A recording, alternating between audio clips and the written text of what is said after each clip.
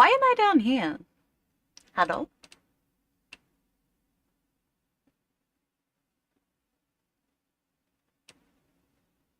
There we go.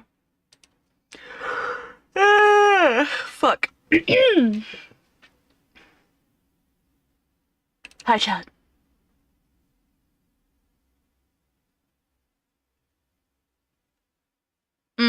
Okay. Let us sound rough. Hey, how you doing?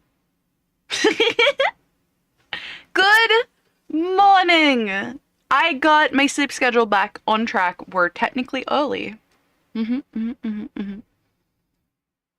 got a couple of things to do, but I do want to check real quick how...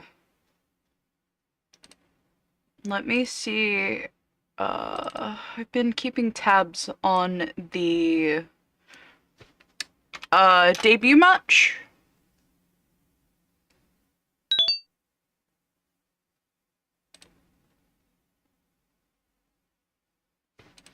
Go to your T junction.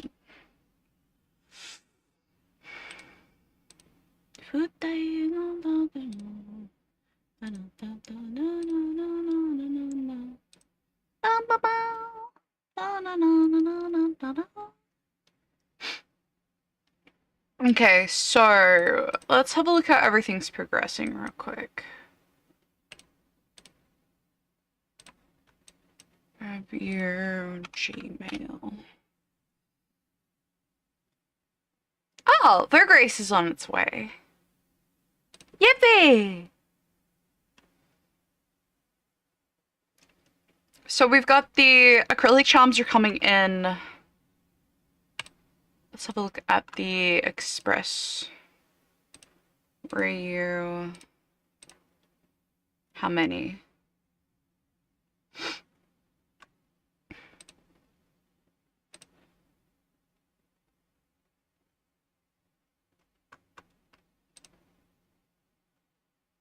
Okay, so that's just been shipped out. That's good. T-shirts are on their way as well. The hoodies, sorry. And just waiting on the mouse mats to come in. Everything looks like it's on schedule, which is really good. Early June was May. Early May is definitely looking good. Latest is June, depending on how the shipping goes. Yeah, it looks good. Everything looks good. Everything looks settled. You were technically, yeah, you were in here before everybody was even in here, Fen. I saw your message and I'm like, well. Renee Gunman says it's time for a sippy gaki. Okay. Hydrate. Let's have a look. I'm just double checking everything's good for the shipping.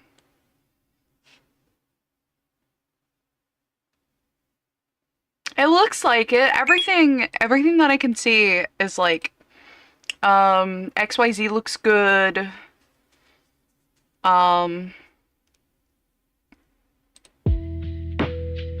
Yeah, looks good. So we do have 2 commissions today. We have Kirk's and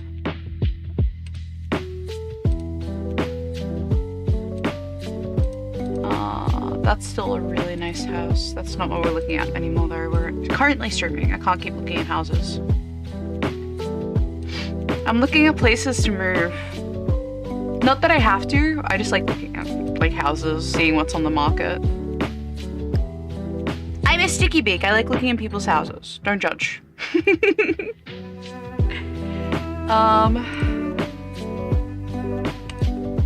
So Velvet confirmed. That's good. We can do Velvet straight up then.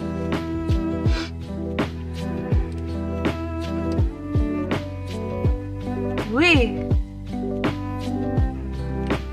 Yippee! It worked! Okay, that's good. Monk.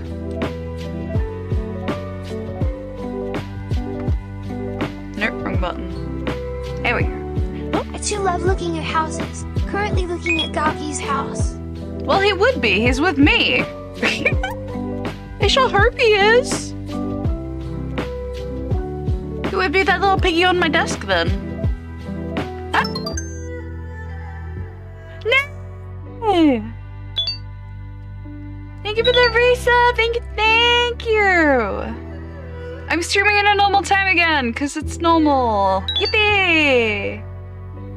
Thank you, Nay. I appreciate it. Thank you for the resubby. Oh, hi, Sunny! Welcome in. Hi, hi. Welcome, welcome. Oh, no. Ah, you're attacking. You're attacking me. I was working on my first Sony. Is anytime really normal? I mean, no. I'm working on a design for my Sony. I don't know what it is about her, but I'm kind of in love with her, really, really hard. Huh?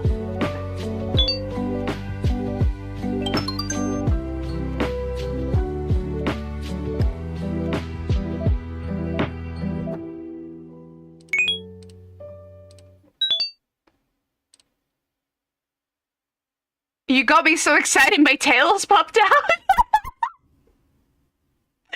You got me so excited my tails popped out. What the fuck? Thank you for becoming a fox troll. I appreciate it, Sonny. Oh my god, a hype train. What the fuck? Oh my god, I just legitimately I just got my sleep schedule back in order and now we're in a fucking hype train. Really? Really? Thank you. I appreciate it. I appreciate it. Thank you. Thank you. I appreciate it so much. Oh my god. Did you see that though? Like it's all like sound alerts and stuff now. So like when I go into a hype train it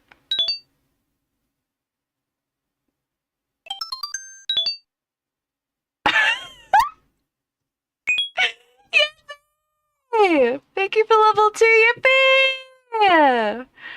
Thank you, gamer! It's so good to see you. Thank you. I saw you lurking, but thank you. I really appreciate it. Oh my god. Do you like it? Do you like the added effects of like, yeah, you sub me? Sometimes my tail pops out if you excite me a lot. Cause, you know, I am a kitsune, so I get a couple of extra tails pop out here and there. Oh my god, thank you. I appreciate it. Oh my goodness. Ah! Burning me twice! Me jump scare. Yippee! Oh my god. No, I appreciate it. Thank you so much. Thank you. I'm being burned everywhere. Oh look, there he is up there. I'm being burned. Fucking come into my stream and you burn me. You like coming into my stream and burning me?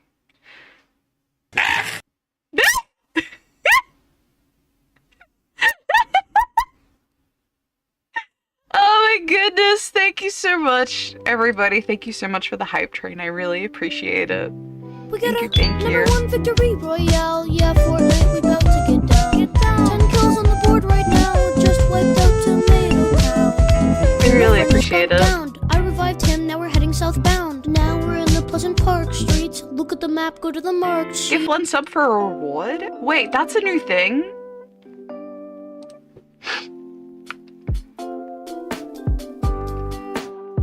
Oh my god.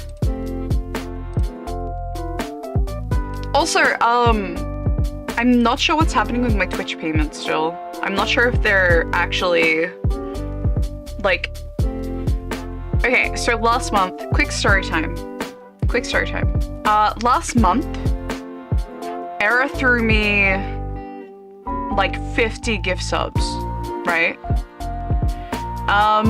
That came up as $12, which is not how much Era paid. I contacted Gaki, why am I not pinned? I was first Raku. Because you Why went cry? first when I started streaming. That's why. Yeah. Error technically was first when I started streaming. Also, you came back in. Very backward drama. Oh, all good. So yeah, they said like, oh, it's an error on our part. You'll be getting it next month, don't worry. So I messaged them like, hey, are you sure it's coming out next month, which is this month? And they're like, yep, you should be good. We'll put the whole total in, blah, blah, blah. And I'm like, it still says that it's not enough to come out. And they're like,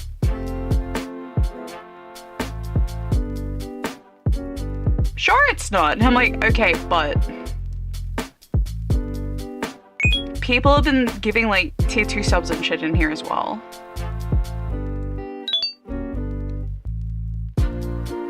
I don't know, man. They're just being fucking finicky about it, and that's like, I'm gonna beat their ass. I'm gonna beat Twitch's ass. I'm gonna kick their ass. I mean, it's fine. Like, why are they doing a little dance? Why were you doing a little dance? That's why they were doing a little dance. Oh my god. Brave, thank you for the subby. I appreciate it. Thank you, thank you. Oh, a prime subby too. 7 months? You've been with me 7 months? That's almost a whole ass baby. How long have we been streaming? Hang on. Follow page VTuber fan era. Nearly 8 months. I've been streaming nearly 8 months.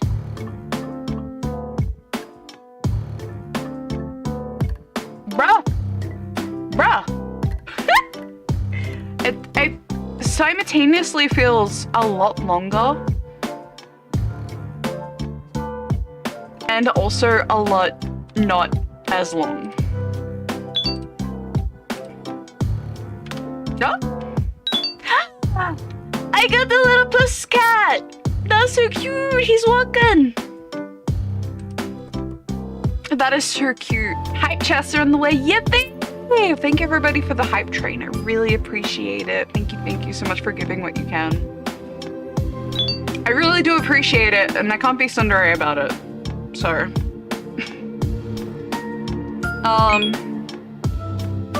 But yeah, thank you. I really appreciate it. I really do. But yeah, so back to the story there. I'm not sure what's gonna be happening. With Twitch. It's just been kind of,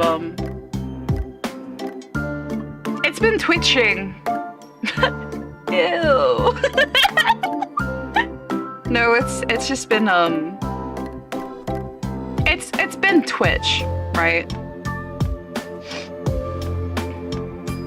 Also, Brave, you're not blue anymore.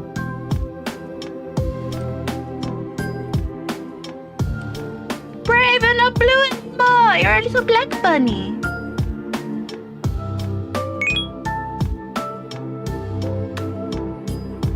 Bloop.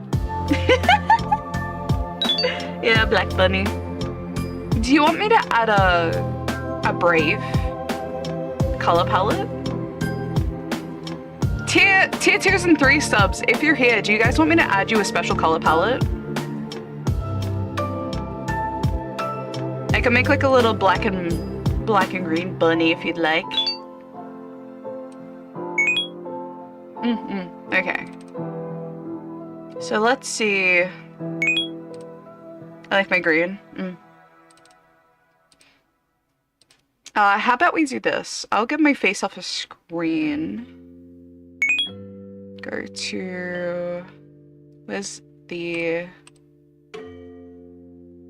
palette editor? That's all over my fucking face. Hang on.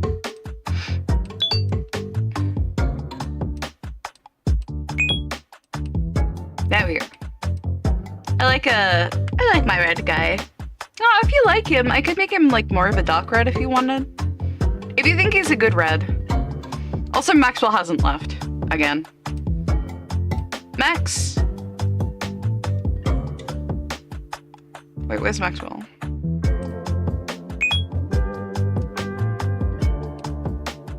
Okay.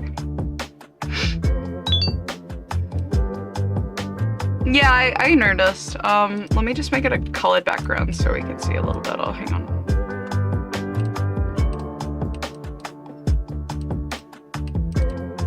There we go. Alright.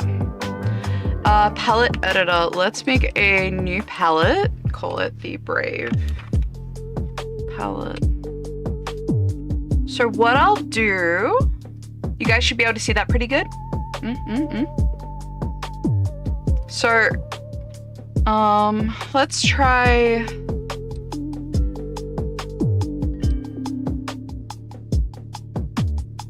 We want the alpha to stay that. That. Maybe with the green? Do you like it with the green outline? Maybe? Do you think the green outline's good? Or we could make this one the green and the black outline. Not much difference, it's just the parts that they have.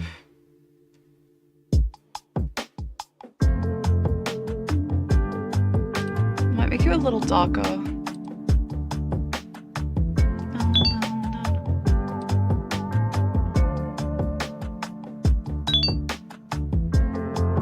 I think Error is currently busy.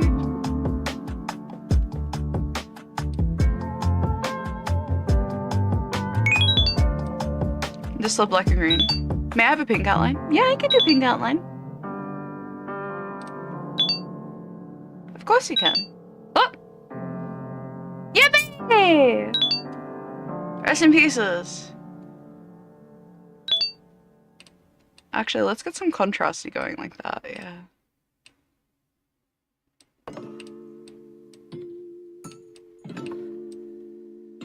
Oh, that's a cute baby.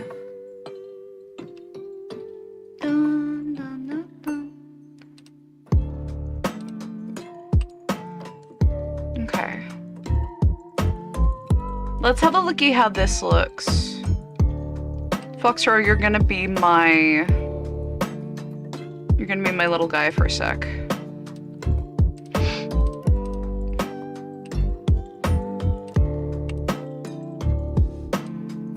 Oh, that's me. Hang on. How does this look? Is this kind of in the realm of what you're looking for, Brave? His little eyes are green too. Very cute. It's like a little shadow monster. Chaos, thank you for the like. Thank you, thank you. I love it. Hell yeah. Looks good. Let me grab Brave.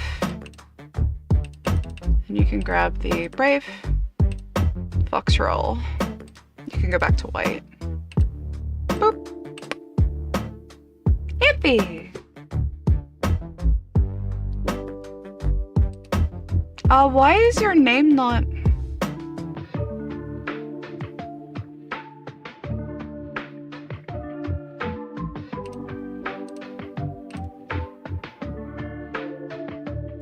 Come on. There you go. I've got the tier... the tier 2s and 3s are supposed to have special names like this. And then mods have the blue names. It wasn't working for some reason. And then there's me, obviously. Yippee! Wait! That bitch got fucking yeeted! Yippee! Okay. Now for Nay. Nay, you wanted a pink outline, right?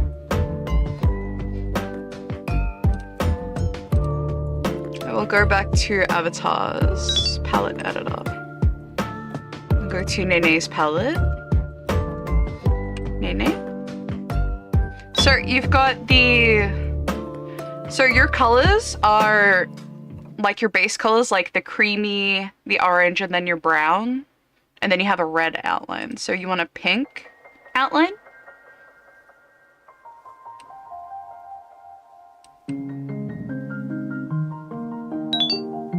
Like a hot pink, a light pink. Like your hair pink, right?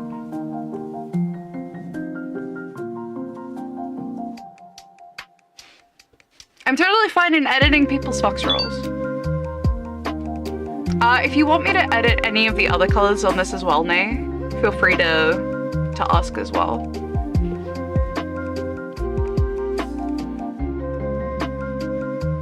Let's see. Do you want to see how this looks? Like in motion? Let's have a looky. Okay. So fox roll, I'm gonna need you again. Can you check the... Oh no, Nisa. Look at it, you did it! Never mind. Is this kind of what you're looking for?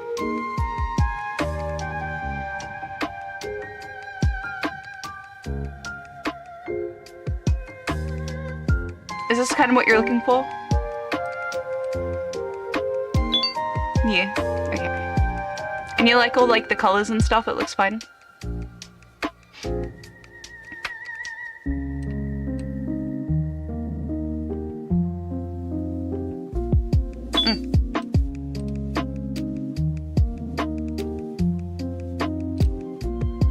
Accessories.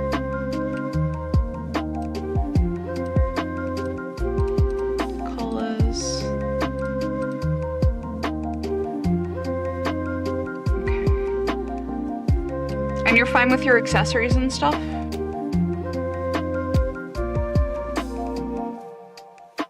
They're just so like floppy, like. Yeah. Okay, cool. Let me go to the shop editor colors.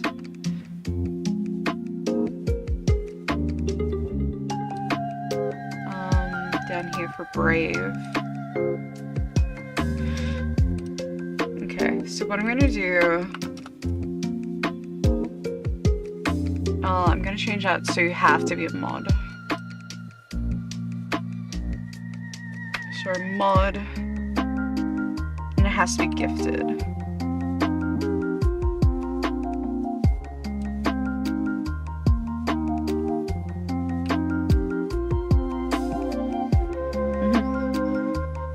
So you can't buy these technically, the special color palettes, because I want them to be like special to the person, you know what I mean?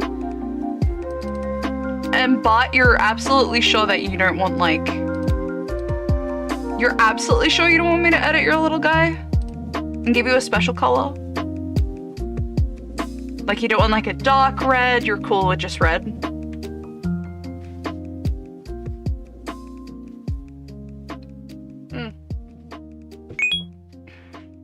I wouldn't say I'm entirely sure. Well, we can have a look at them, at the color palette if you'd like. Like, we can make, like, a mock-up. So, let's just say, let's do... empty part. So, like, with your little dude, right? We've got the... This is the color red, right? It's like a salmon-y, very pastel red. Like, did you want it to be like a darker red from this, or like, do you kind of like this vibe? Because we can make a special palette that's like this, but a little different if you want.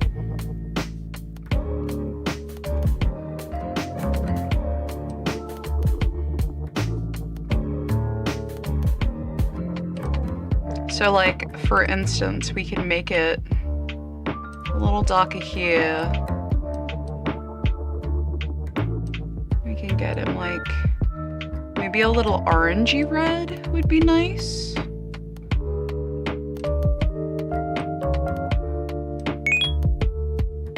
I like the idea of glowing. Oh, I can do like a glowing red if you'd like. Like, we'll make him darker here. You just make this bit lighter. And then lighter and lighter.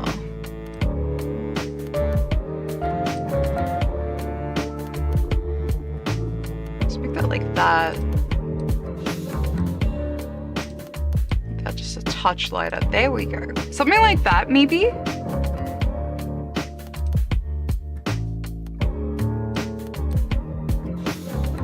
That looks pretty like he's like glowing. We can always double check as well, see how he looks when he's moving. Let's have a look how Foxroll looks in this color. Oop. So we'll get Foxroll, empty bot. Oh yeah, look at that. Is this kind of the glowy vibe that you're looking for?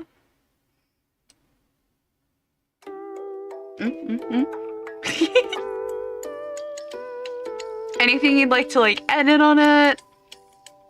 I think he's really cute. Just a little glowing man.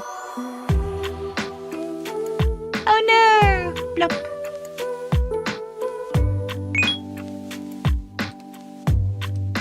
Cool, and we can do this.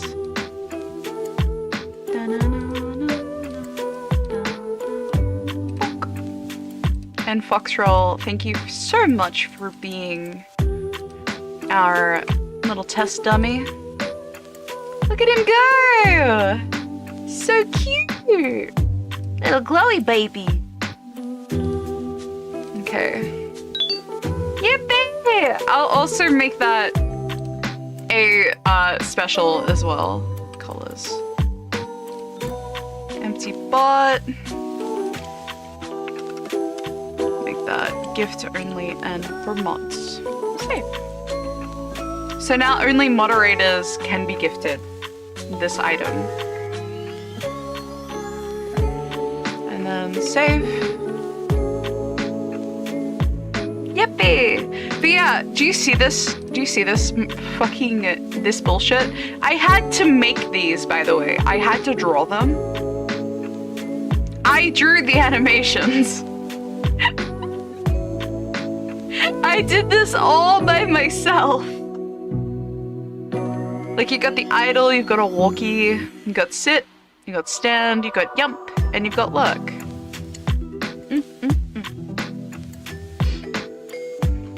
I had to draw all of these, including like,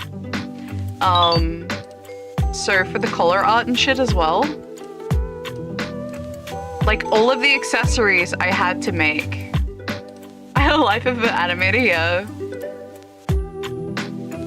Like, the Sakura's is really easy because it's like, they just kind of sit there, but like, for these guys, I had to like change the headband to make it sit on his little fat head.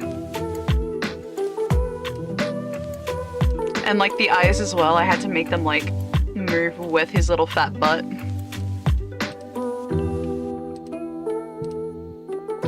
Also, I'm gonna add more tails. I think that would be really fun. Because we got the onigiri, which is like very generic, but it's also like, I might do like maybe a sushi roll. Maybe I'll add like a little tonkatsu. I think that would be really cute. a little tonkatsu. Fucking fried pork. Oh, maybe just like chicken katsu as well. Katsutori. I think that would be really cool. Maybe I'll make a ramen butt?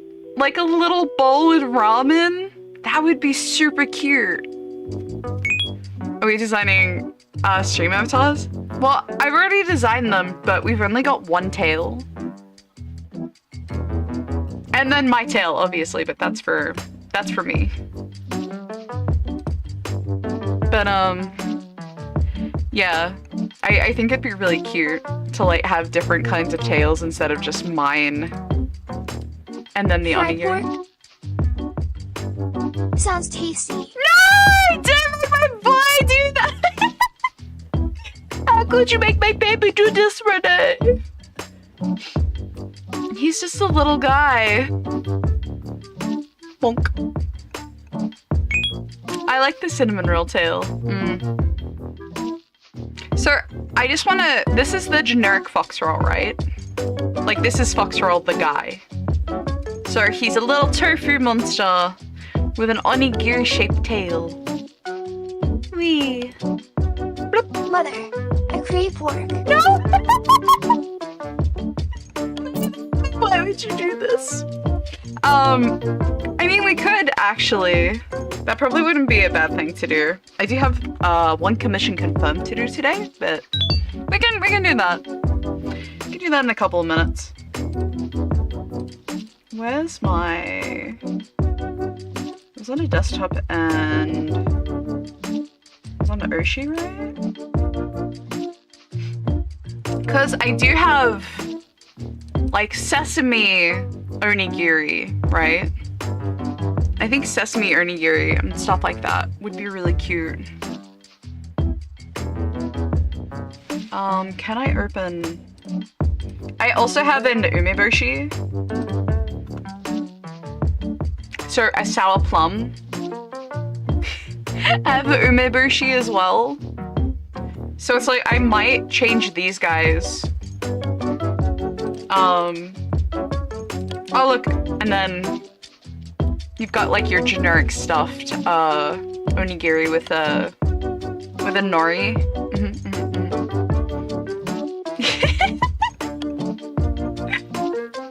I don't know. Maybe we'll do some different shapes. Maybe that might be good. Rainbow roll. Yeah. I don't know. I really like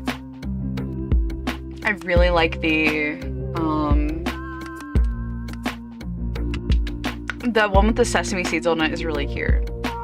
So maybe we'll do something with that. Where's my... Also, I keep having dreams that I become like a... Like, I make like another VTubing account and I keep like, I keep doing like the fake falsetto like VTuber voice and people like keep being like, oh, that's not your real voice. I'm like, yes it is, it totally is my real voice. And everyone's like, no it's not. And I keep being like, no, you caught me. How did you know? And they're like, no one has that as a real voice. Having nightmares, yeah. I'm not joking. I make my VTube models in like a week because I just hyperfixate on them and then just fucking make them go, right? So I'm like, I have nightmares about it because I keep thinking about work stuff all the time, right? And it's really bad. Cause I'll be like sitting here and then be like, I need to do this, I need to do that, I need to do this for debut, I need to do this. And then it's like, I need to be more entertaining as a VTuber. I need to like get more games and I need to play games and I need to do this and I need to do that. And then I'll have like nightmares about it and I'm just there like, bro, it's not that deep. It's not that deep. It really doesn't have to be that deep. But my brain is like, no, it is. It's so deep. It's terrible. Oh my fuck. Well, here's the thing, right? VTubing is my hobby, right? I'm trying to make it into a job. Because if I don't make it into a job, I will have to get a real job. Or go back to school, which means alternatively, I'm not going to be able to stream anymore. And I really don't want to do that. Like, I really don't want to do that. Item does flip, okay. Onigiri.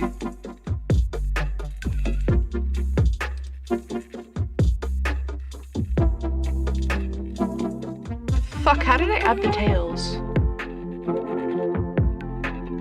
Well, here's the gear sets. I'll add gear. No, that's fine. Oh, there it is. Open folder.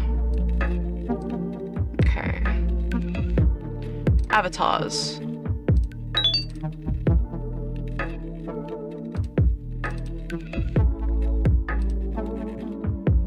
Yeah.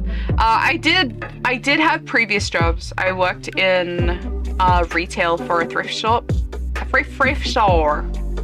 I said thrift shop and store at the same time, came out stop. It's a thrift stop.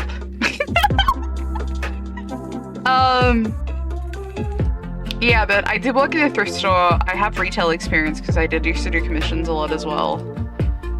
But the problem with that is I have really bad anxiety, specifically when it comes to like driving and shit.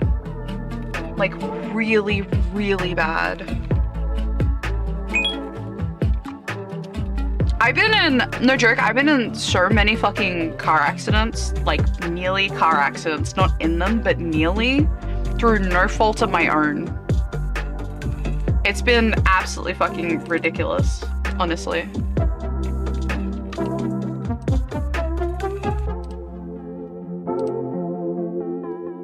That truck's up, but it's also a thrift store. I mean, let's connect real quick, so you can just put that on the screen. There we go. Get those guys running around. Yeah, I have really bad car anxiety. Like, really bad car anxiety.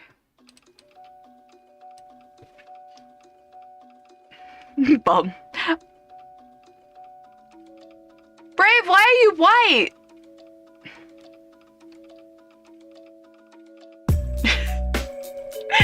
Oh my god, Gaki, can't just ask people why they're white.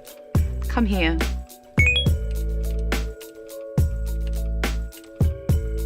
Boop. Come on. Come on.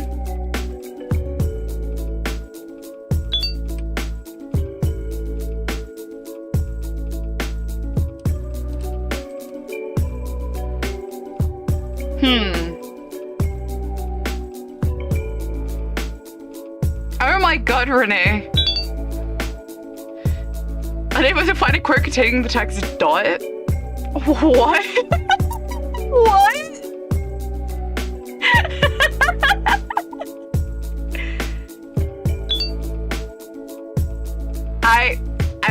I don't remember saying that one.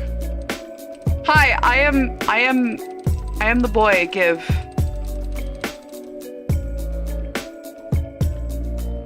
Okay, I think I see the problem. Hang on. I am the mod. I should be able to, but I don't think that's what that's gonna be like. You.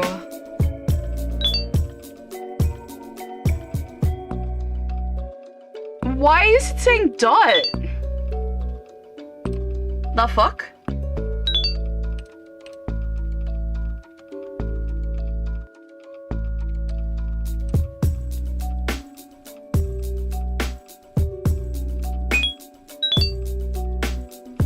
It's a broken emote. I'm legitimately only seeing at quote.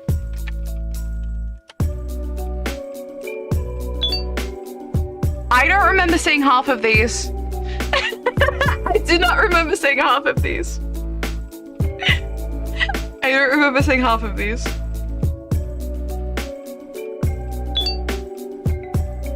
Muff one uppies.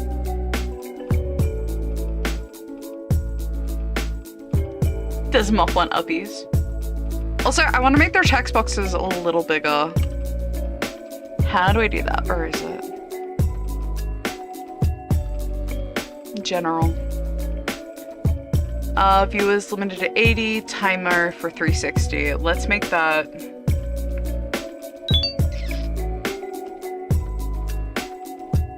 $360, what? That's like a minute? So we'll make that 500.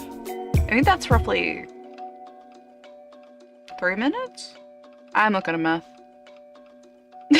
Nah, I want uppies, give. Uppies, give Nene uppies. Here we are. All right. Window settings, that's fine. Extensions. Avatar settings, all right. Some bloom. Slaying maximum power, chanting cooldown. I'm at 10 seconds, that seems fine.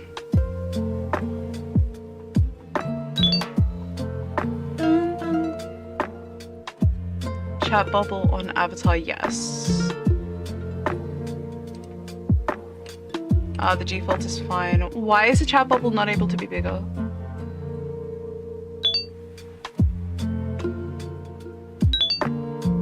Explode, fuse, freeze image.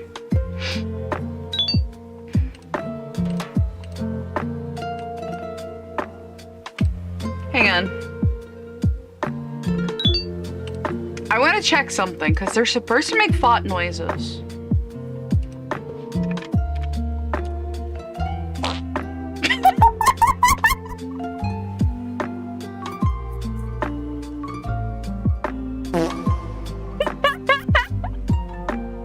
That's not as funny.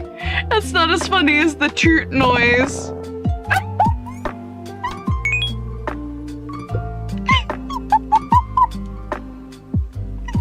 Oh my god. That is actually so fucking funny. The different kinds of farts. Hi Shadow, welcome in. The little guys are farting everywhere.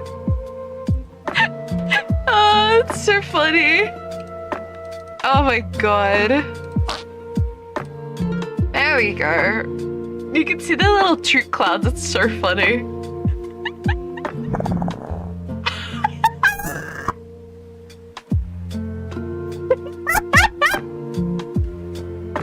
Oh my god, that's disgusting. I'm gonna lag for a bit. Oh, good. Oh my fucking god. Goodbye. What's going on? Yeah. Yeah. Oh, I'm good. Oh. Oh my goodness. All right.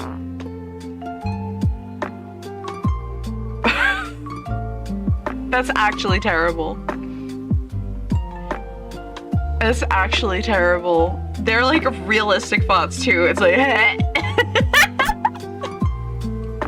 oh my god.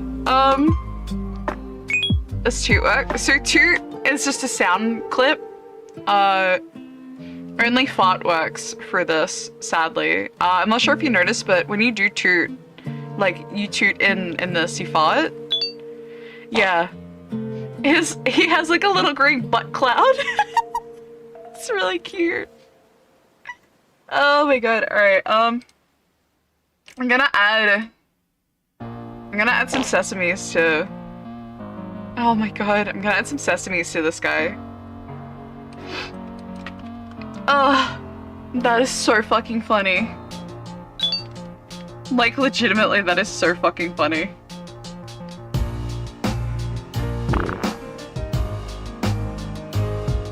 That is so gross.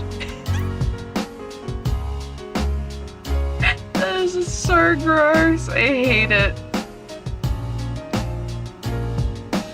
Oh my god.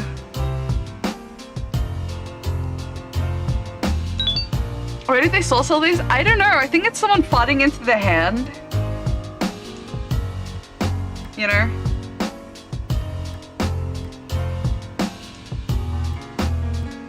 I think it's just someone farting into their hand.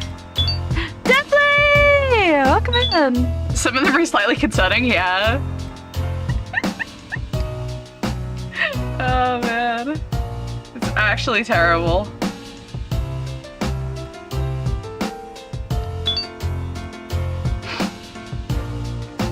I'm just gonna add some little sesames.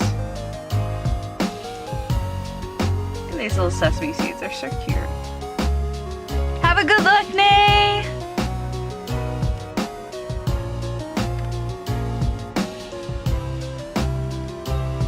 Sesame bun buns, there we go.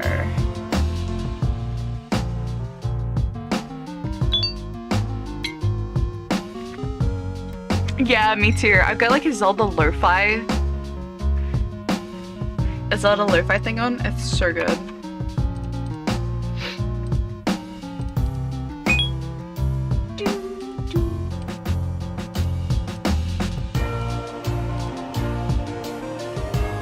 Oracle is good. I really like the Oracle of Ages, actually. Because I know people like Oracle of Seasons. It's like, eh.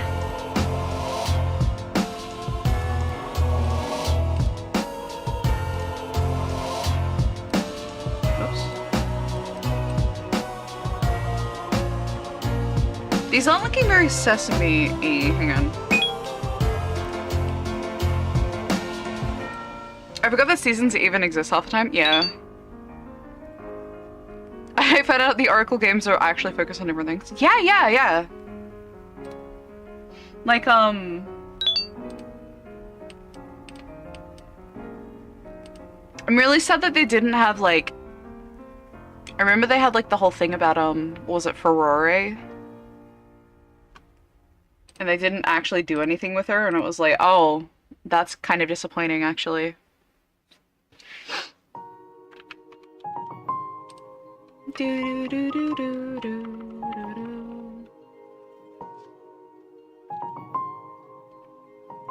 Now for the fun part. Gonna have to copy paste all these guys. Actually, wouldn't it just be easier to...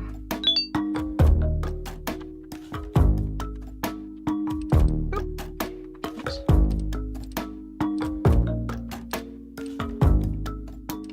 Can I just grab him and then overlay them?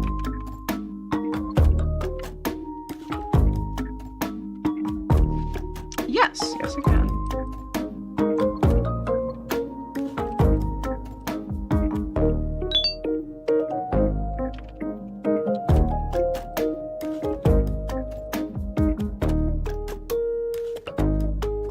About the tree having a cute anime face, so yeah.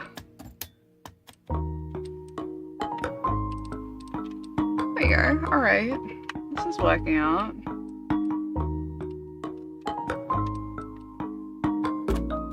Oh, see, this guy's gonna clip into that guy's butt. So we're actually gonna have to move him down just a scoot.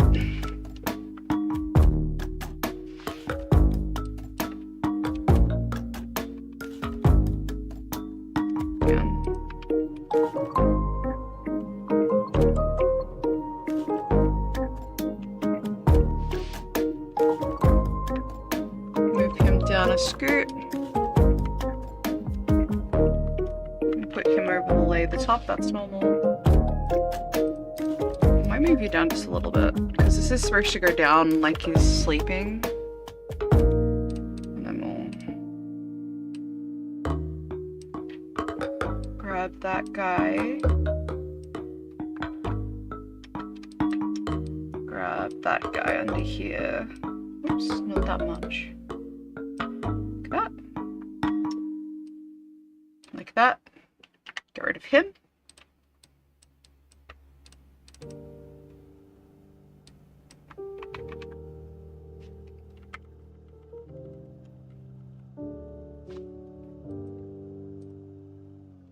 Oh, this is Ganon's castle.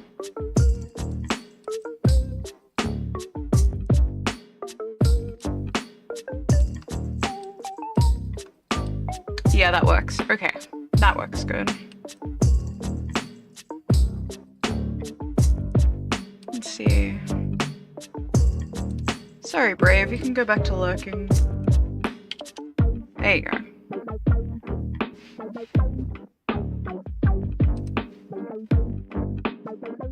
Also, do you like that?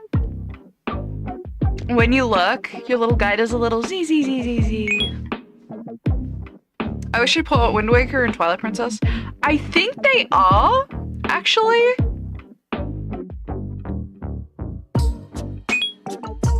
I actually think they are doing that. Because I remember the... Which one was it? The most recent Nintendo Direct was like, yeah, we're gonna be doing Wind Waker. And everyone's like, Twilight Princess!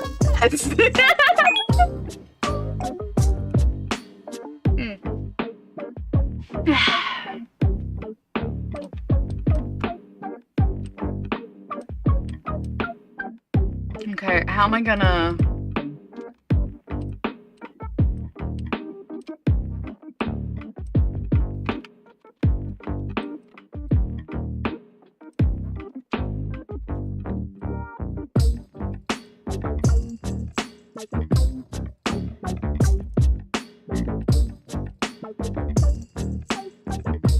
Okay, we'll do that for now. I'll grab you guys. Because you're the same as this guy here.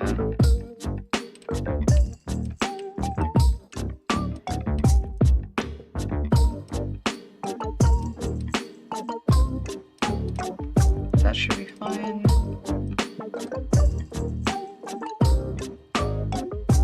Okay.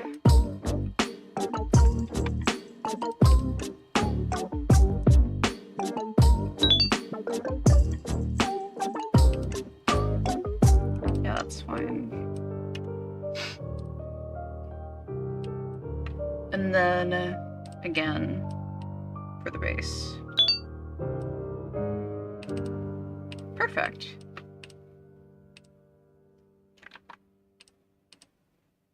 Okay, so we will grab this, save as PNG. Can someone douse me in kerosene? Oh, why? Also, hi, Cox! Hi, yo!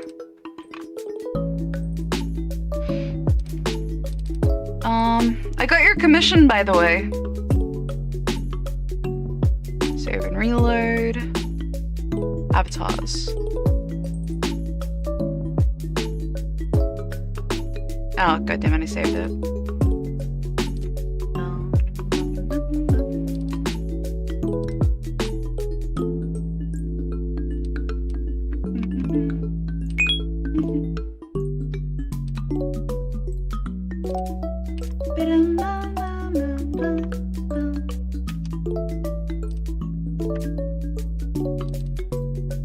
Tails as Ernie. Fuck. Doing payment for it now. Yippee! We're doing lots of Fox Tales. Yeah, we're editing the Fox rolls. We're making a couple more tales so people can buy stuff.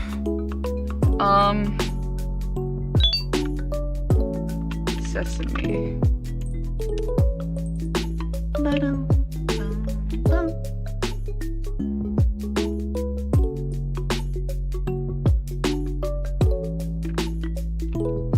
Okay.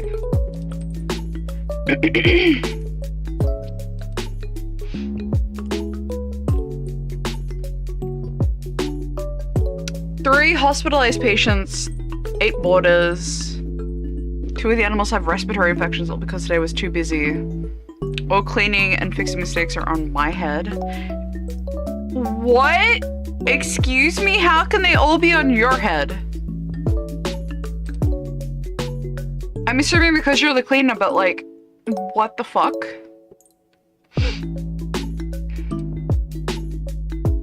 That's not cool. That's not cool at all. What the fuck? That's actually not cool. Sesame. You have frame animation. 70, what was it? 9170.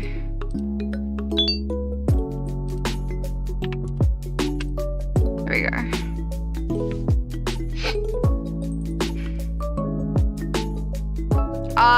Day shift, did have the time, but since I don't have a plus, I don't get everything done by myself.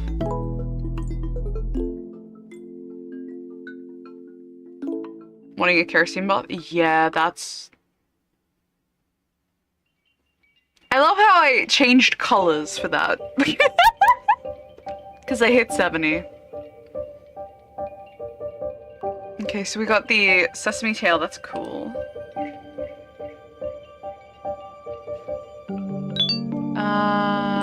Shop, tails, gear, tail.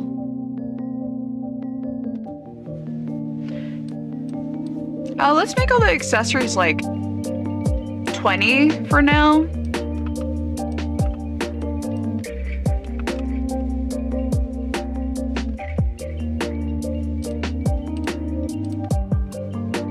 definitely get the Gakus collar.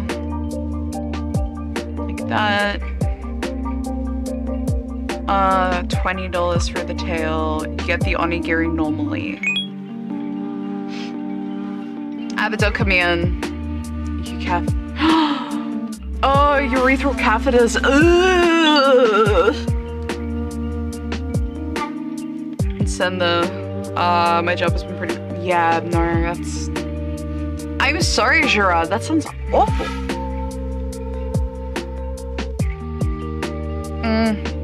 I'm really lucky that this might be my job. I'm gonna be real.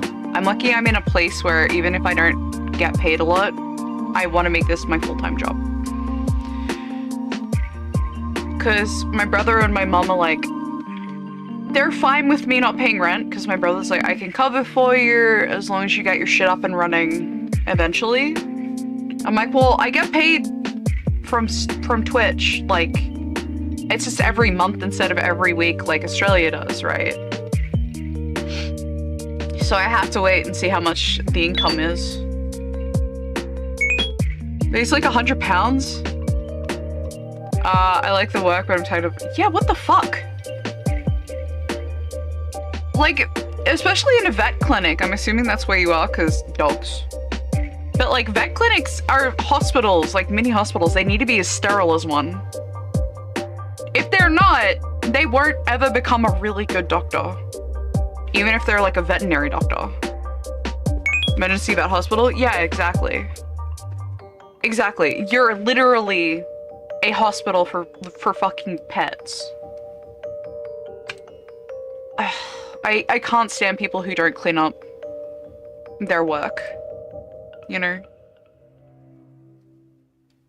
We'll change that to 50.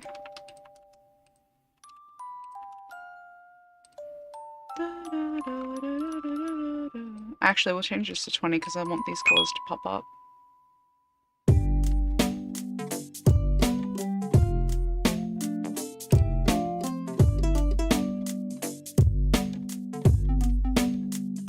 Gakus has to be mod. Save that. That looks good. If it's messy, pets will get sick. Yeah, exactly. How about some square-shaped tails, by the way? You can go square dudes. Colors, gears, 20 is good.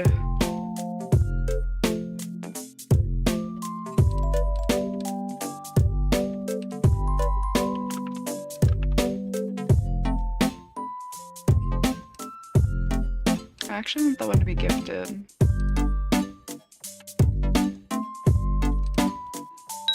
Yeah, that's good.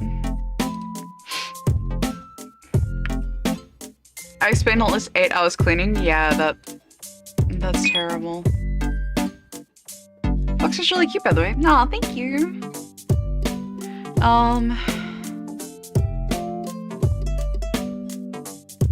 Why are you so big?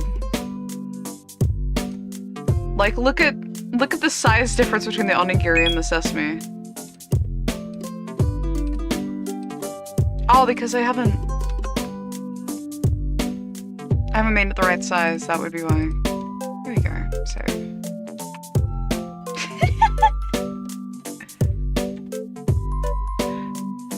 All right, let's have a look. Foxroll, you're my tails. You are my. So cute. Oh, I didn't put you to the color. I didn't assign you the color palettes yet. Hang on. That's so cute though. Avatar. Onigiri Sesame. Use palette swap. Save. It's a decent hospital? Yeah, I can imagine. It's terrible. I'm so sorry.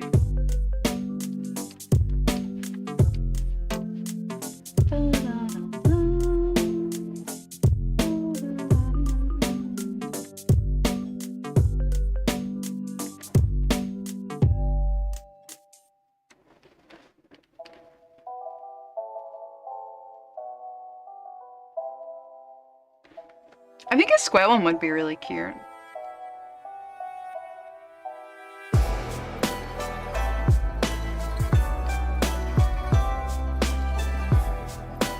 Like that.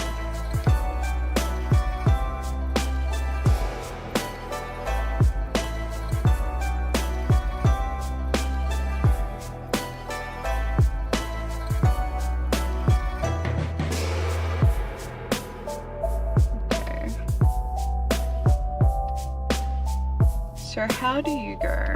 Grab you.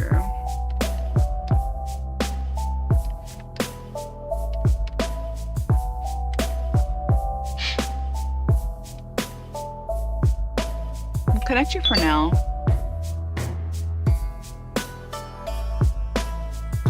Yeah. I can't imagine being a hospital cleaner without like a really good salary, honestly. I honestly don't think it would like, it would work out if otherwise.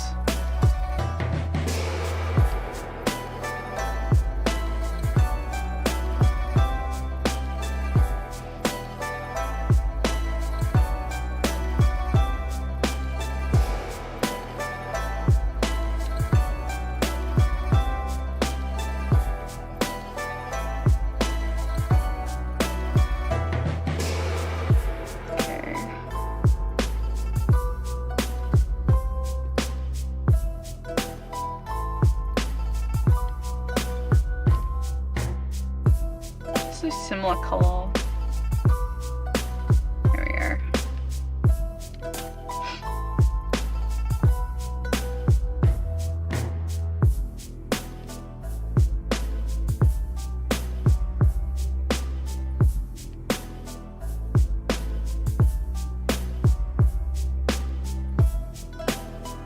Like that. You're a vet assistant and you're the one who has to clean up? That's ridiculous. Is it like an unpaid internship where they're like, looks like a cinema roll tail. It's like, hi, Everton. Hi, gamer. Yeah, they're onigiri with a little spiral in them. What, like, Gerard, are you a fucking like unpaid intern or something? Like, could they just, like, make you do that shit? Because holy fuck. That's terrible. It's a legit job. I have to claim because... make as much as you with it. Yeah. I just would have assumed they would have hired, like, actual cleaners, though. Because, like, I know hospitals have to have, like, cleaners who, like... actually know how to like sterilize shit, right?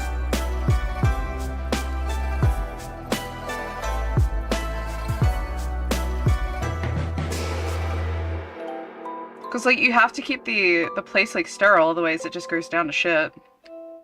Like staph infections, fucking like I think they're called like MSRs or whatever it is, like a really bad, essentially a staph infection, but I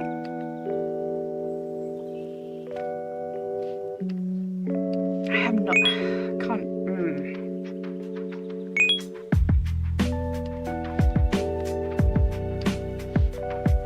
Yeah, like the really bad infections that like can get into your bone density and like make you lose legs and shit.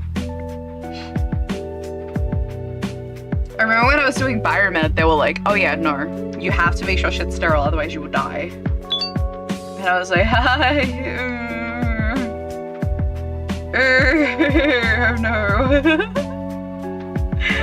Oh god.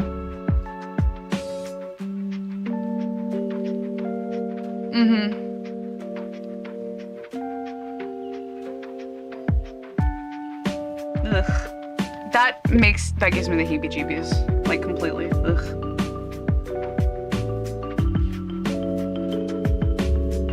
Also, I love the Hateno music, like the Hateno village music. So nice.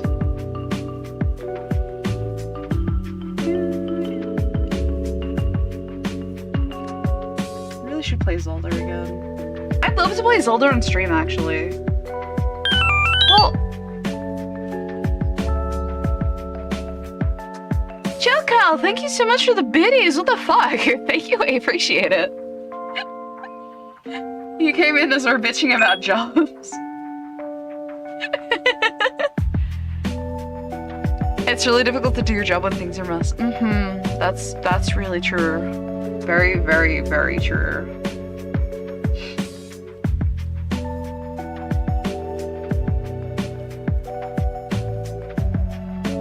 It's very, very true.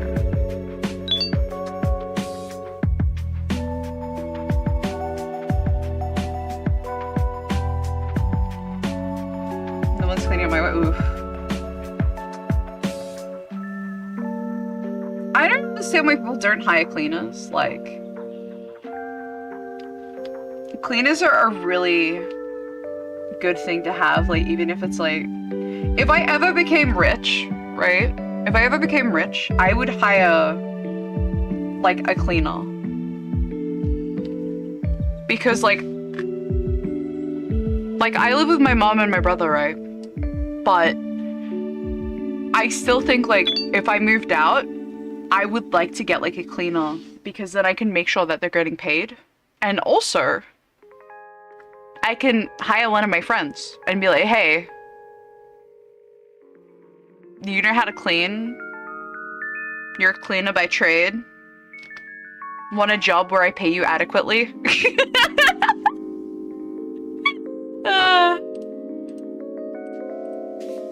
Honestly, I don't think it would be a bad thing. I do think it might be a bit awkward though. Sure, just hire someone here. Yeah. Thank you for the 100 biddies. The fuck, I appreciate it. Thank you. I would love to hire like, I have like my best friend is a cleaner. I'd love to just be like, hey, you want to clean up? I'm not a very messy person. I'm gonna put that out there. I'm not a very messy person, but I have really bad ADHD. So much so that like I will forget about like cups in my bedroom and shit. Like completely forget that they're even there, find them, and then they're like moldy, and I'm like, they've only been here for like a week. How are they moldy? And then I remember, and it's like, oh no, I had them like 2 months ago. Whoops. I've gotten better about it. I'm trying to be more conscious, right? But it's still like, there's some slip-ups eventually. So I think it would be good for like me mentally to have like, well, one, it'd make my best friend around a lot more, but having some help, cause like, I don't like my mom coming in my room, right? Like, not like, oh my god, how dare she, but more like, I don't want her coming in and seeing like my clothing all over the floor and I haven't vacuumed for like 3 months. Thank you for, thank you for the fire. Oh my god.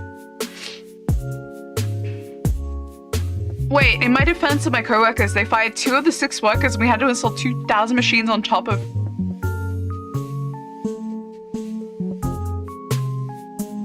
If we would be firing people, if people...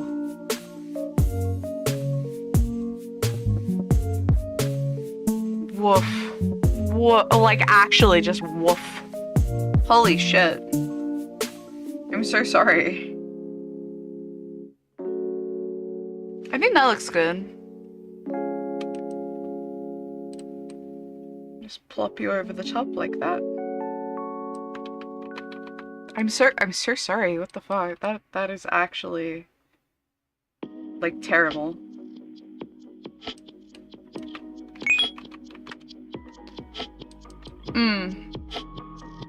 Well, that's the thing about working in emergency services, right? Like, you don't really have too much of a choice.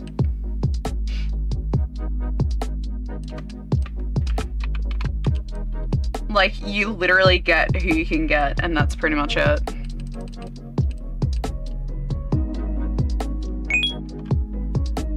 Yeah, if you ever wonder why vet hospitals can be super hectic, it's the only thing Yeah. No, I totally get that. That sucks. So sorry. I did like, so I worked in a thrift store, right? And there was literally like 3 people there. And this is one of the bigger thrift stores from where I live. And like legitimately, it was one of the most ass places I think I've ever worked. Just because it was like, oh, you have to be like on staff, you have to be on register, and then you also have to be like, you also have to be like, just straight up like doing shit constantly, like packing shit away, cleaning, putting stuff in like the washing machine, making sure it's in the dryers, but make sure that it's like in the dryers and okay. It sucks. It sucks. It sucks. I have to quit my job if I wasn't trying to immigrate my fiance to the US and being diagnosed with cancer. Yeah, that's really bad. I'm sorry for that, Kurt. You have time to lean, you have time to clean. Yeah, yeah. Legitimately how my fucking, how my boss used to, like, talk to us. We had, like, a bitchy old Karen, as, like one of my bosses. We had a bitchy old Karen, and then we also had,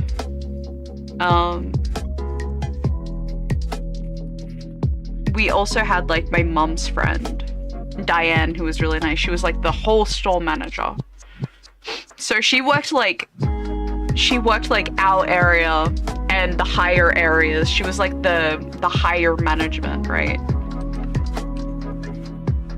So she would like come in and talk to us about shit and like be like, okay guys, you're doing good. Like, make sure you did this, blah, blah, blah, blah, blah. She's super nice. And then like the Karen would be like, oh no, you're unregistered today. It's like, oh, well, Diane just said that, like, I'm in the back today. And it's like, but I don't want you to be in the back today. And it's like, oh, okay. It's like, yeah, you're gonna be on register. It's like, but who's gonna be doing the back stuff then? It's like, oh, I'm gonna be doing the back stuff. And it's like, oops. It's like, but Diane, who's higher than you just said, it's like, doesn't matter what she says. And then I would get in trouble, right? And be like, oh, Karen asked me to do register. She went at the back. And then it would be like, Karen, did you say this? And they're like, of course not. And I was like, I literally was like, I don't know if you know this, but I actually work in business. I have a business administrations and also a business certificate. I went to business school. So I went to Diane and was like, Diane, I was forced to work register because Karen said, like, that she wanted to work in the back today. And she is higher than me, so I technically had to do as she said. Otherwise, like, I would get in trouble here while you're not here. And she was like, oh, okay, no, that makes sense. Like, that's okay. You're not getting in trouble for this, by the way. It's just like, I was just telling you what to do. I'm like, yeah, I know, but if in the future you come in and I'm not doing as you told me to do, but like something completely different, please know it was Karen telling me to do it. She is my immediate manager.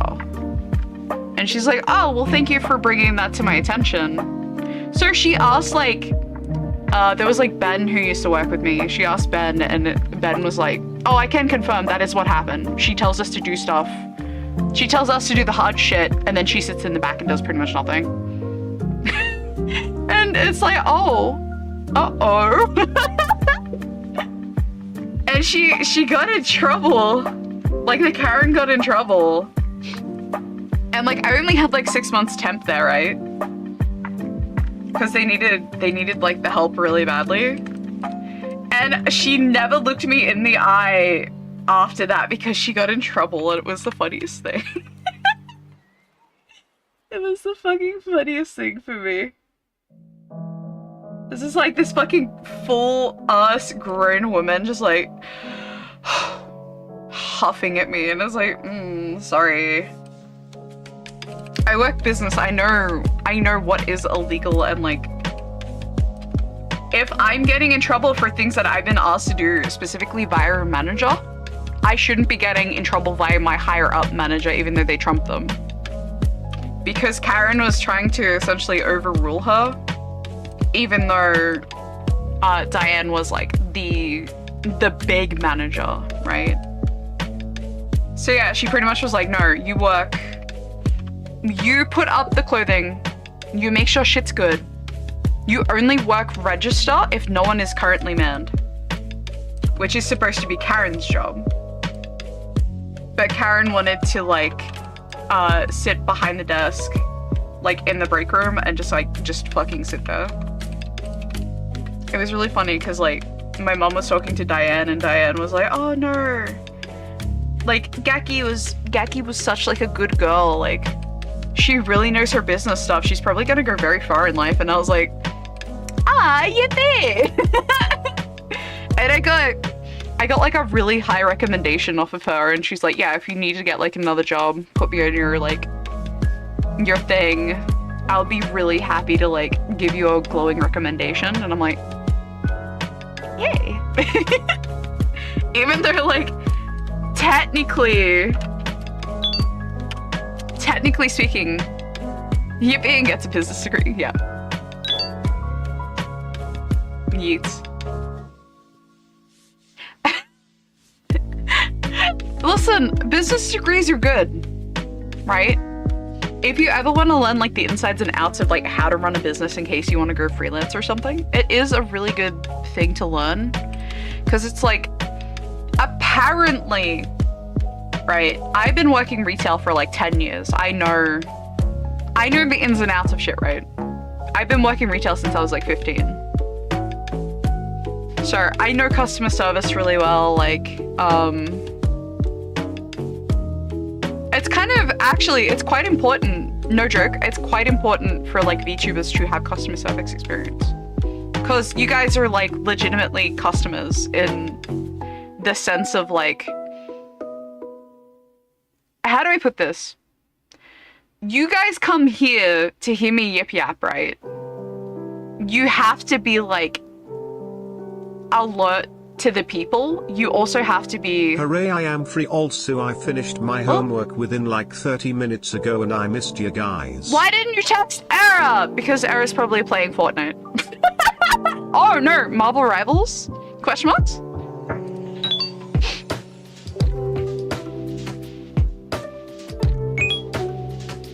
Nope, Fortnite.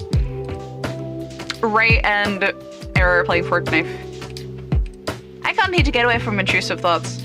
To be fair, intrusive thoughts are normal and you shouldn't feel bad for them. A lot of people don't realize how normal they are. Gotta marvel those rebels. It's probably Fortnite. Yeah, I just checked. Era's playing Fortnite with Ray. But yeah. If you need help with like customer servicing and talking to people, I definitely recommend going in for a business degree. As weird as that sounds, they teach you how to have like a rapport with people. I don't feel bad just how tempted I am to follow through with them. That means you're incredibly stressed out. If you're tempted to be like, oh man, just like fucking pour kerosene all over the floor and light it on fire, it probably is more about your mental state than like you actually wanting to do that, if that makes sense. Like, you don't actually want to throw a baby at the wall. You're just so stressed you think you could. Does that make sense? Oh, you don't actually want to stab your coworker. You're just so stressed you could. That's how you should think about intrusive thoughts. It's like shit you could do because your brain is so stressed at the moment that you need like a break, to put it bluntly. I hope that makes sense. But yeah, a square. Frame animation. 9170. And 0.75. So cute. I don't know if I've stopped stressing in the last 7 years. No, that's completely fair. Completely fair. Honestly, completely fair.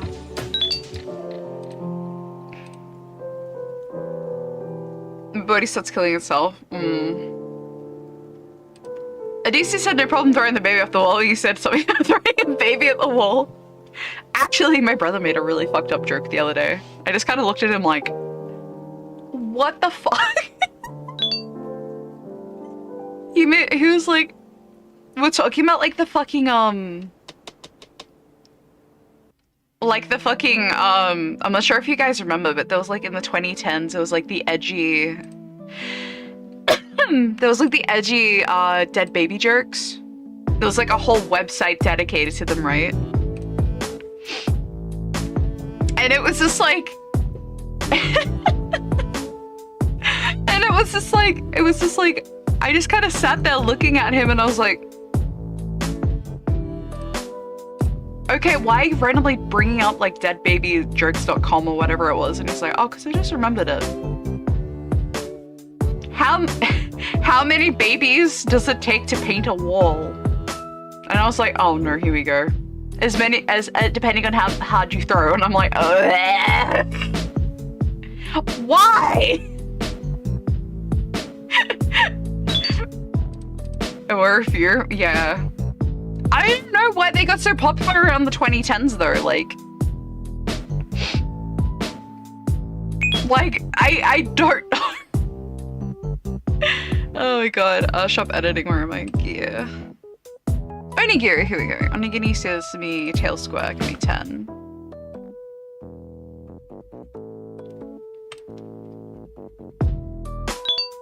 That joke came up with my friends last night. Oh no.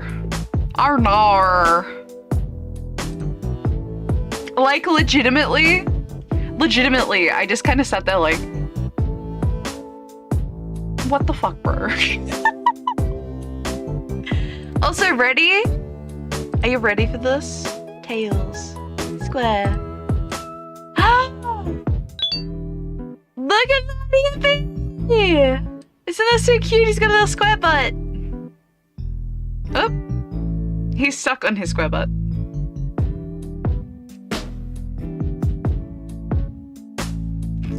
There's like some really dark humor. Oh wait, he's a little jiggy jaggy. Why is that? What frame is that?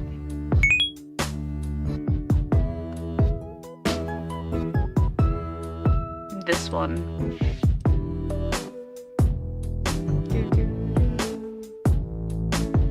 Square booty.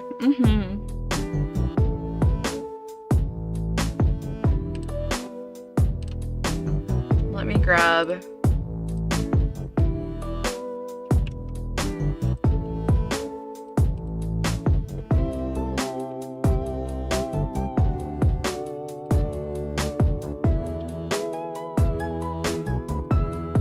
Let me grab this really quickly.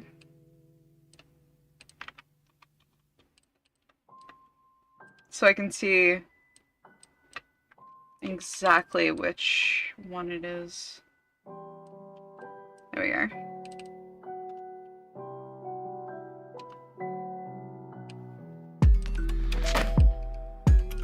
Okay, I found her.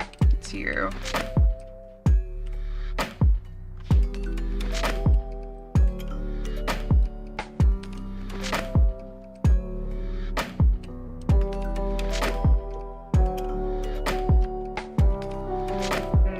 Wait a minute. Did I do that the wrong?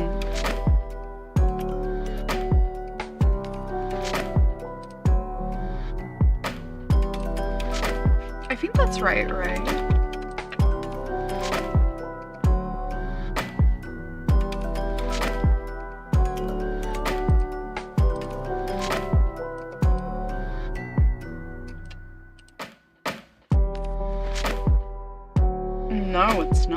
okay.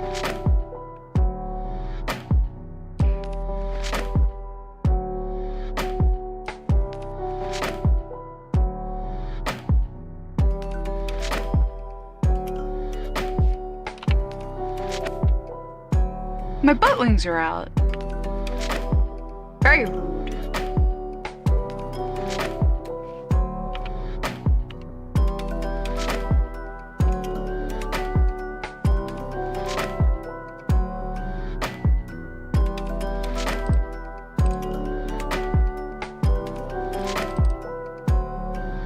Hang on.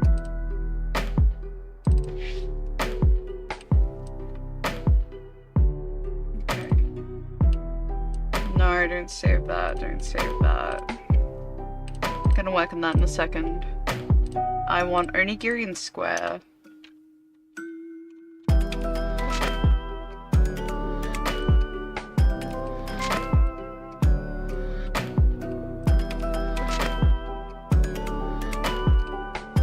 It looks good.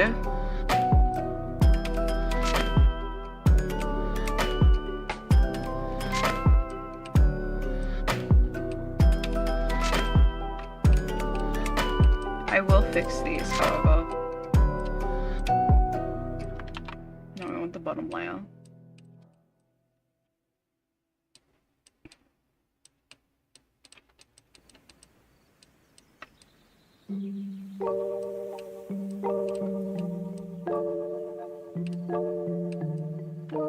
Let's try that.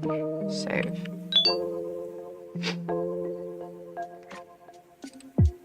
Let's see if that looks better. Oh yeah, look, that's much better. Can you just idle for me?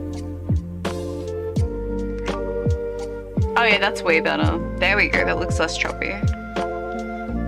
Okay, let's go right. Right again.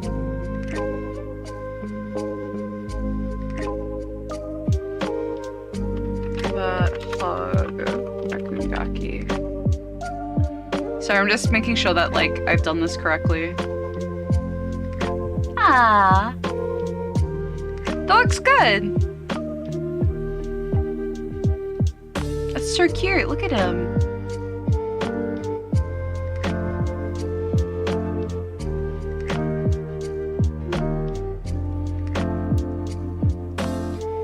Okay, so now he's got a square butt tail. That's good.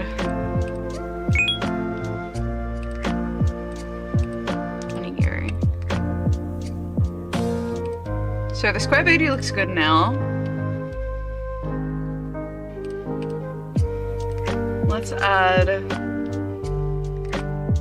What should we add? I could add the umeboshi. Gaki, why there's so many squares on the screen? Because I made a square tail. Look. See? I made a little square tail.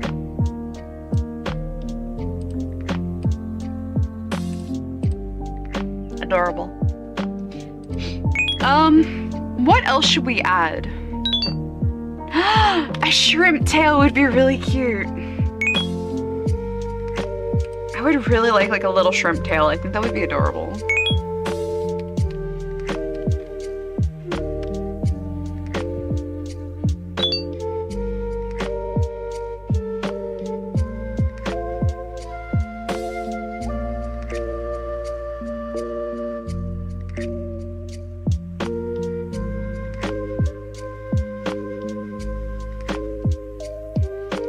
Let's get this like a little bit more shrimpy. Show me a sphere tail. We don't need a sphere tail. Or it's gonna be like Minecraft where it's like, this is obviously a cube. It's a fucking... It's like, it's a cube. It's like, no!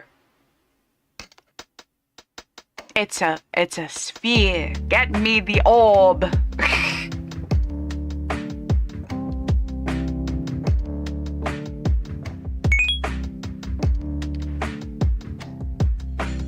The Minecraft movie was really fun. Are you making a shrimp tail like shrimp tempura? Mm-hmm. I am indeed. It is indeed shrimp tempura. They are food-based, so I need to have it. Shrimp tempura. I must ponder my own.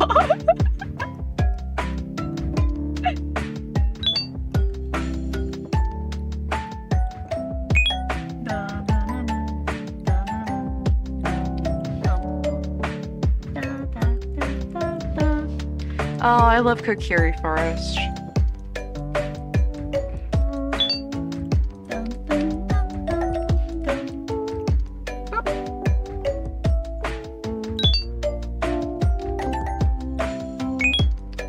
I watched the Minecraft movie with my bestie and another one of my friends.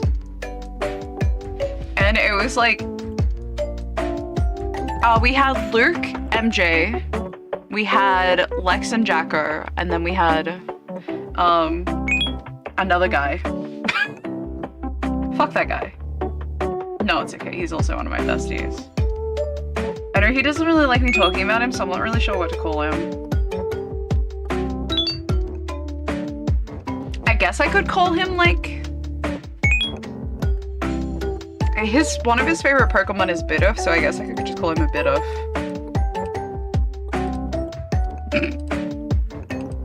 Sorry, you have been assigned Bidoof at birth.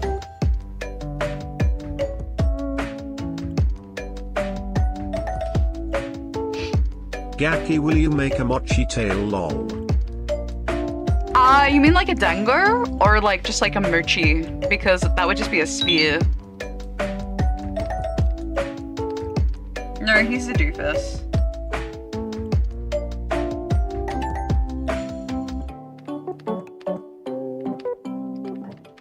He's cute though.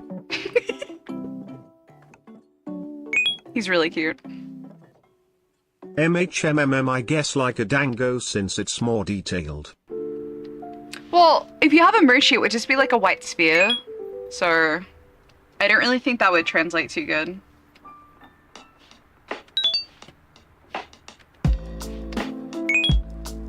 Dango? Yeah, dango. Eri, you came out from fork knifing. You having a good yip yap with Ring? Rin? Ray.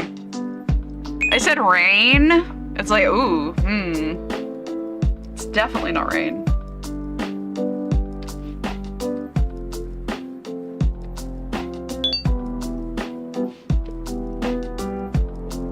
I don't know. He's a doofus.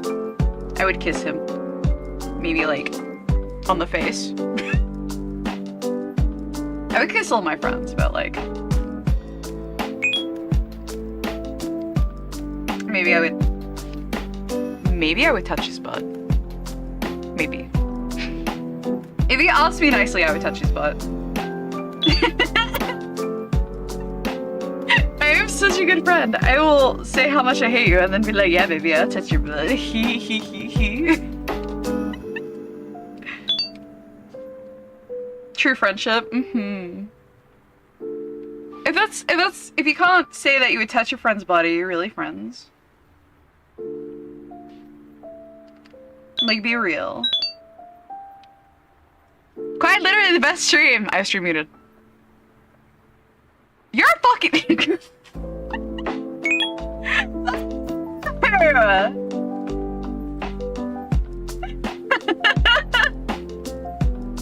Fuck you!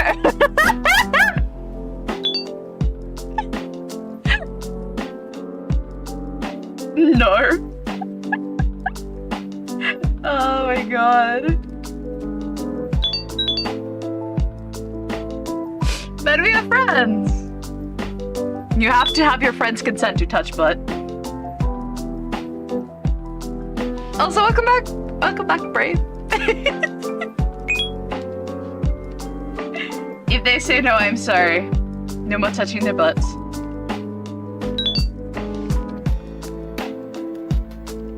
Brave is back. I gotta go. What? You are a bastard. Oh my god.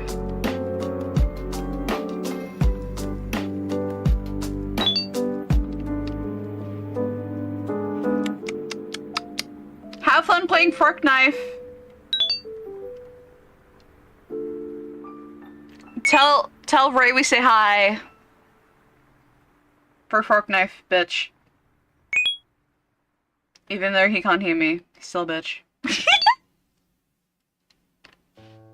Can someone tell him to tell Ray hi? Mm-hmm. For me.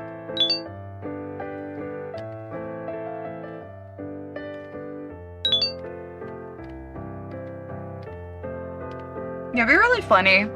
We get Fortnite just to fucking annoy them. Because Era and fucking Ray have been asking me for like, no jerk, like, legitimately since I started streaming. And they're like, do Fortnite, and it's like, I'm not into FPSs though. It'd be so funny if I was just like, hi, I got this FPS, so then I could annoy you guys on it. I don't like FPS games. They have like a survival mode? Yeah, that is true.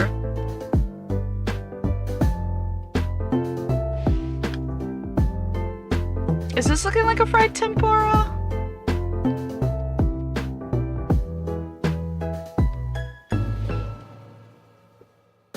He looks more like a fuzzy wuzzy to me.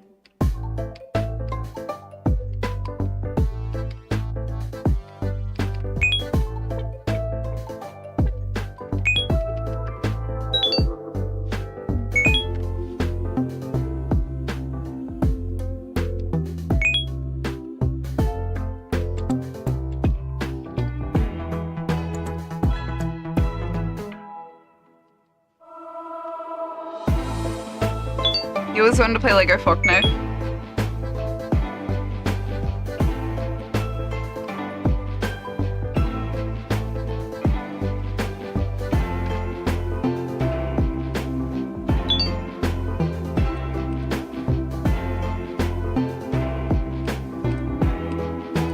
I'm gonna assume that looks like a tempura shrimp. I'm gonna Google it real quick though.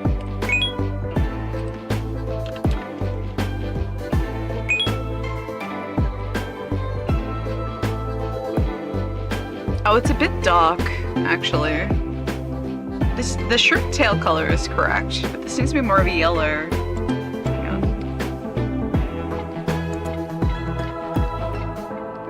We'll just do this. Check this shit out.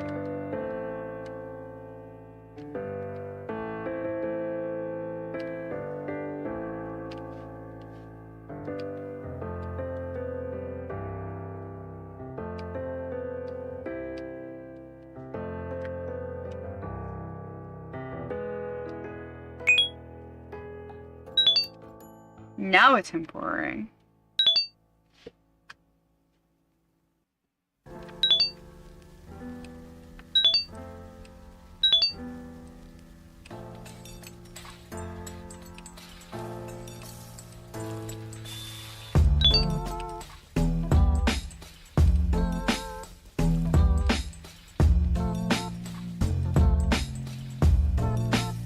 More of a gold. There we go.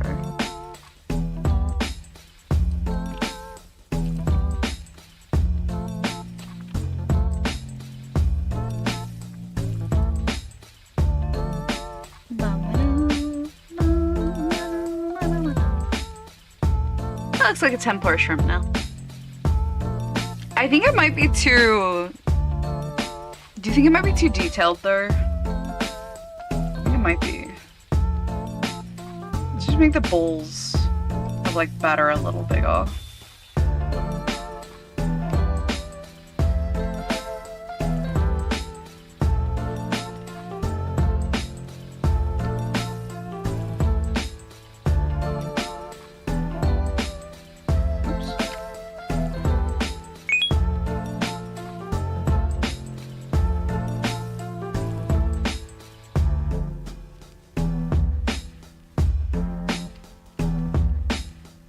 Yeah, it's a bit better. I want it more cartoony than like realistic. Try tossing it on the puck to see if it gets money. The only problem is I have to animate it to actually put it on him. What? Lindsay! Thank you, thank you, thank you. Welcome, welcome in. Welcome, welcome, welcome, welcome. Thank you for the follow. I really appreciate it. I hope you're having the best day ever. Say tell her fingy. Tell her fingy? What the fuck? Bastards.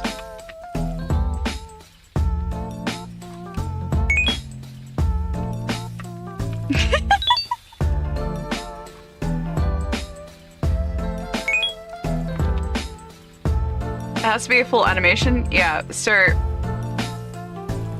Here's the thing, right? You can't have, like, just one thing because I'm the one who animates it to move. So you see how, like, when they move around, their butts go up and down? I'm the one who has to animate that. Sir, I can't... I'm the one who has to do this. I can't just, like, add one piece and then, like, it works. It doesn't work like that, sadly.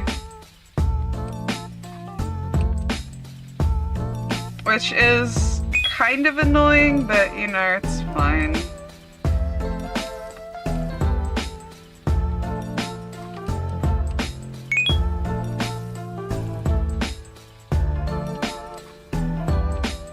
Yeah, I can't test it because if it's just adding one, it'll be like one frame of the tail and then nothing for like 5. That's all. Yeah.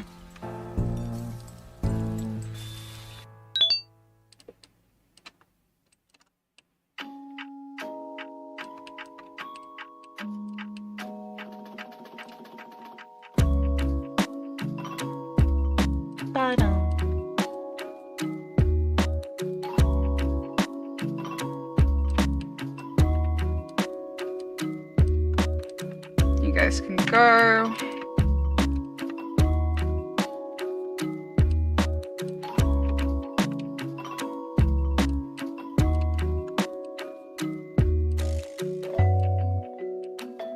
You guys should be the same. No, you're not.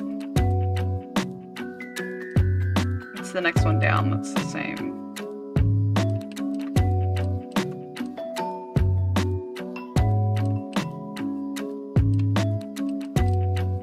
Okay, so you have to go all the way to the bottom. There we are.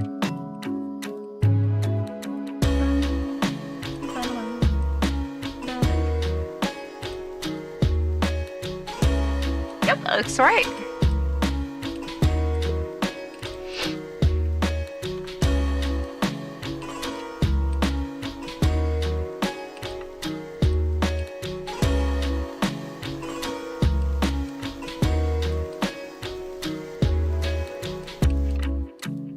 That guy. Okay, now we can save this as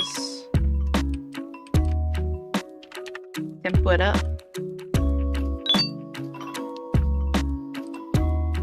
We can go here, go to avatars, save and reload.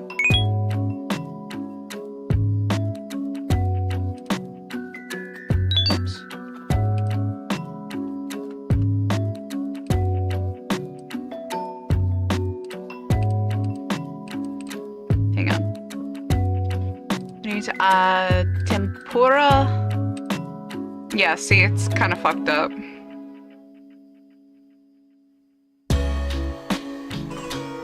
Oh, I didn't animate the seats to hop. They're just kind of like sitting there, which is fine. Like, I like the fact that they're just kind of sitting on top of it, you know? It's good. So I need that to be 75 scale. Frame animation for 90, 71. Was 90, 71, right?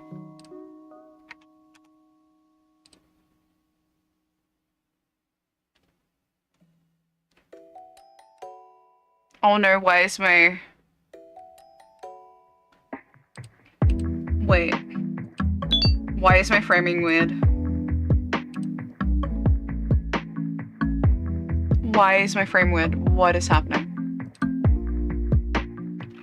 Was it 9170? Oh, there we go. I did it backwards, silly me. That's weird. Is your announcer I want to see? Still good. We want that to save. That looks good. We don't want palette swap for it because there's no point, there's no palette for it. 75, save. There we go. Alright. Shop. Gear. Tail. Tempura. We'll make that 30 because that is a better one. Oh! Why am I in my Christmas outfit? Merry Christmas. Merry Christmas.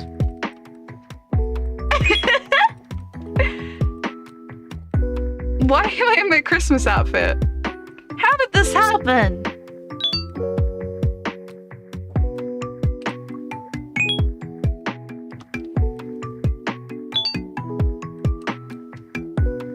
Yeah, I had a Christmas outfit. Mistakes are made on my username. Why?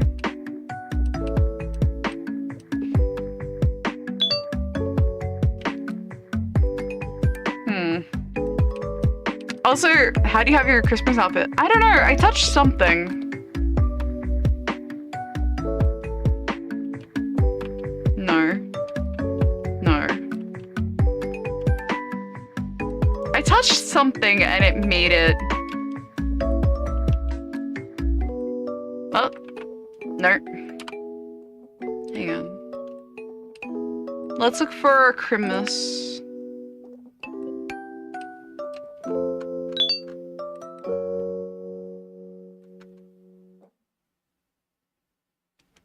Oh, yeah. I keep saying her name in the French way. Like Gerard. Is it just like Gerard?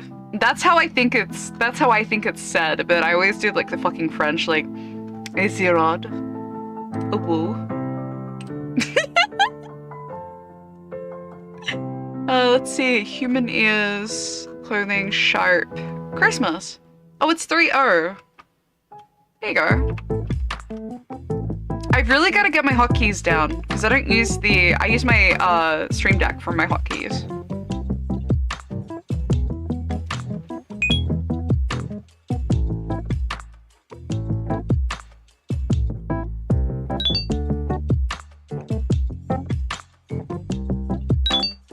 And it's Norwegian, so the gear is pronounced like gur and gur. Oh, and Gerald, like so Ger.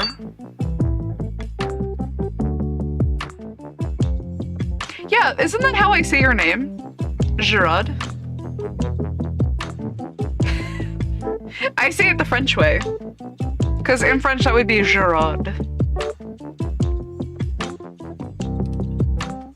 How good the odds? Oh, good. Check it out. We made tempura. Some variation depending on mood. That's valid. Let's see. Boop. Let's see the babies. I see shrimp. Yeah, check this out. Ready? Got the baby. Now to test. We made some new tails. Yippee! We've got the sesame. The square. And tempura.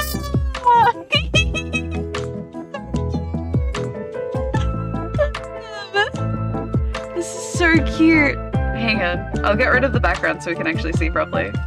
There you go. Look at him. He's got a little tempura butt.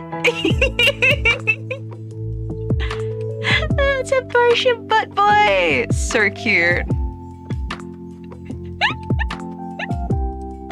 Oh my god. Oh, I forgot to put your collar back on. Sorry. There you go. Oh my god, that tempura shrimp is so cute. Nate, do you want a special tail? Oh, big stretch. Eee. Oh, crunch. Oh my fucking god. I'm just stretching my back out, sorry. Ugh. Ugh. Do you want your tail?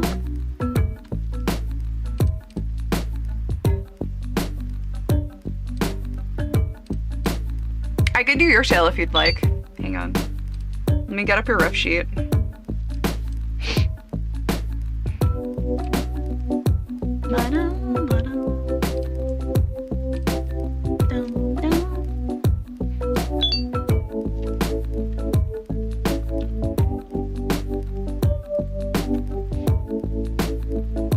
Yeah, you're allowed to choose. It's in a Sona's tail? Yeah, I'll make your Sona's tail if you want. It's up to you there. I can do like a, I can do like a rainbow roll or something, but...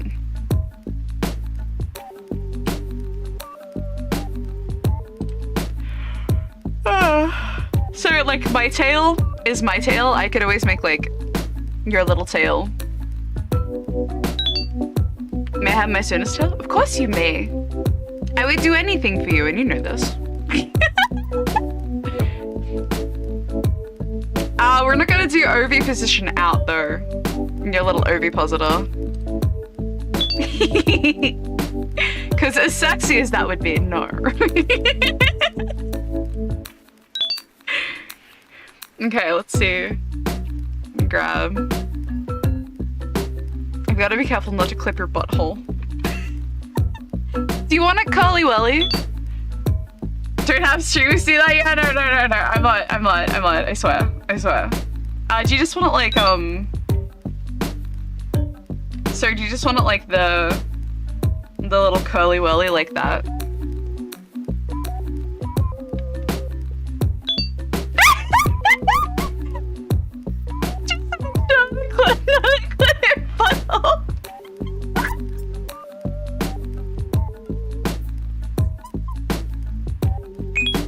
No reason at all. Do it however you feel. Well, how do you like your tail, like, sitting at a comfortable position? Like, do you like it the curly welly? Do you like little curly welly? Or do you like it kind of like, just kind of relaxed out? Like this.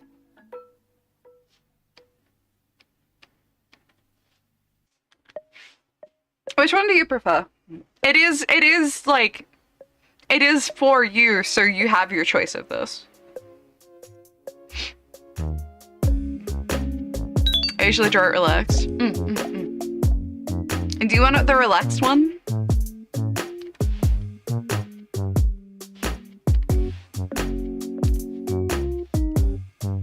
I can do relaxed, that's not a problem.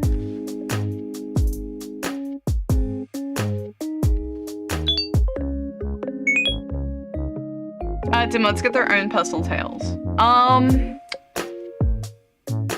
Maybe, mayhaps. I am tempted.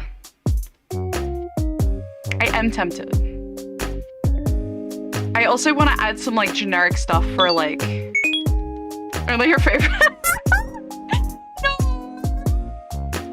No, it's for people who have like specific characters, right?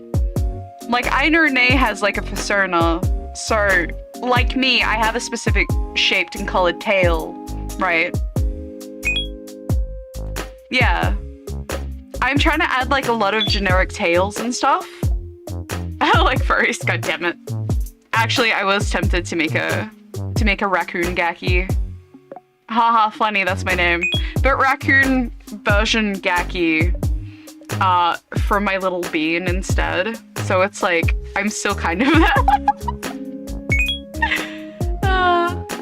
Let me have a lookie. Where's the baby?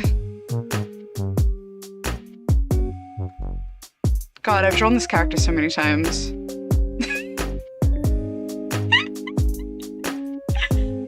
The baby. So cute. I like adding, yeah, so I'm gonna be adding like, let's make it a little fat tail. I think that would be really cute. I think that's too fat. Oh no! That's too fat. There we go. No, if you guys do have like for mods in tier 2s and 3s, I think that's better. I think that's really cute. It still gives it like the bug shape. But for tier 2s and 3s and mods and stuff, if you have like a specific thing you want for a baby tail, I'm happy to do it. That's not a problem.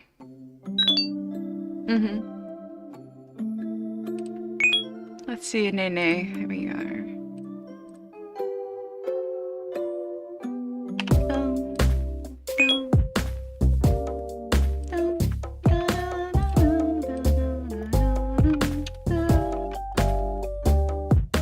Perfect clipping. Just Nay's tail. Nothing suspicious about this tail at all. Look at it. It's just pretty. And a little bean. Giggles and blushes. Oh my god. Oh my goodness. Alright. Grab from you. Grab that really pretty dark brown. That's the wrong way. There we go. Giggles and blushes. Giggles and blushes.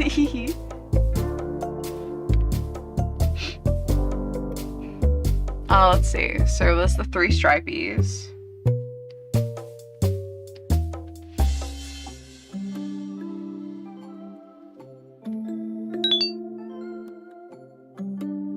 Don't be suspicious. Don't be suspicious. Don't be suspicious. Don't be suspicious.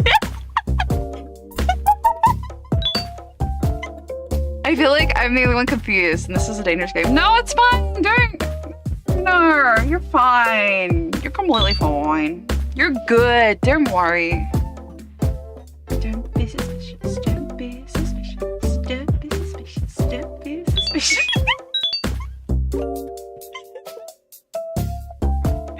Oh my god. Me fucking be all squeaky.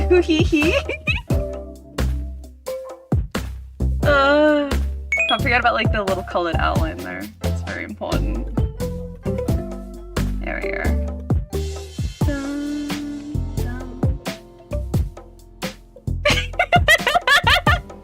It's fine, Brave. Don't worry. Oh my god. I'm good. Whoop! You jumped on my head! So rude. Don't worry, sweetie, it's a furry thing.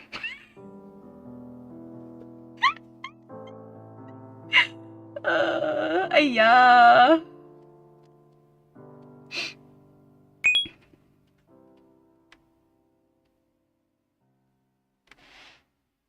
That's why I wouldn't get it. Yeah, it's okay. Eventually you'll be assigned a bunny at furry. Don't worry. You've already been assigned bunny at buff.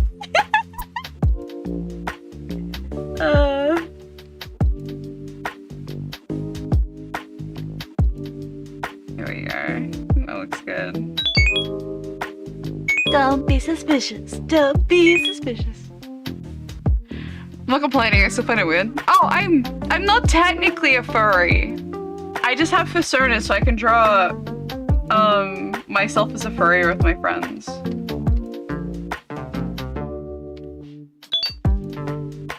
My friends are furries though. I'm not a furry! I will take that to my grave.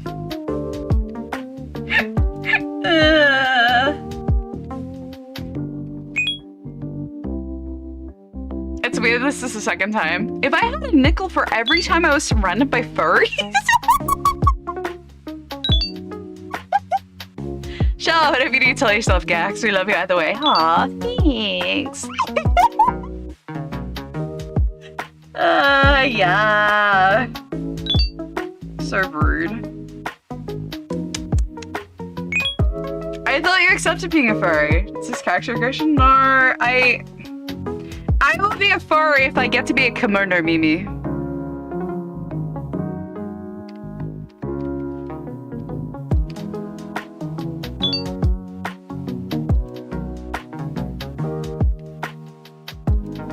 If I get to be a kimono Mimi, then I would be happy.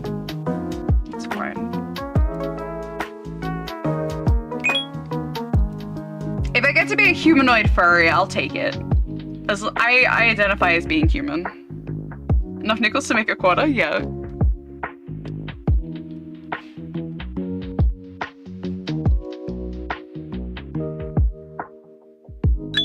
Okay, but I like furry characters, right?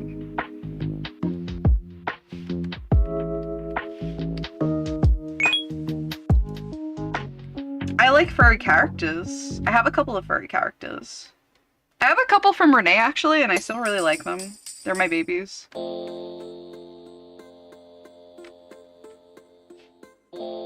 Nate designed some really cool characters, and I bought them. Just straight off though, I was like, please make them, give them to me. Give me! I want them! Give!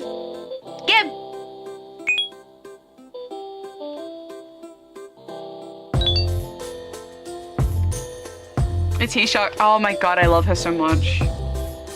My little lemon. Lemon.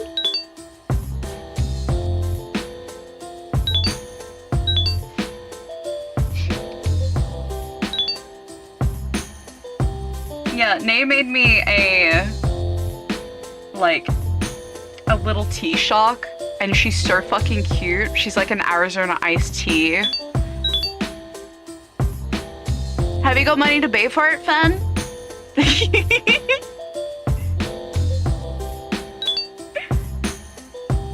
Yeah, Nay makes like adopts and stuff sometimes, and then I'm sitting here going, I will buy, give. I want them. Give me the baby.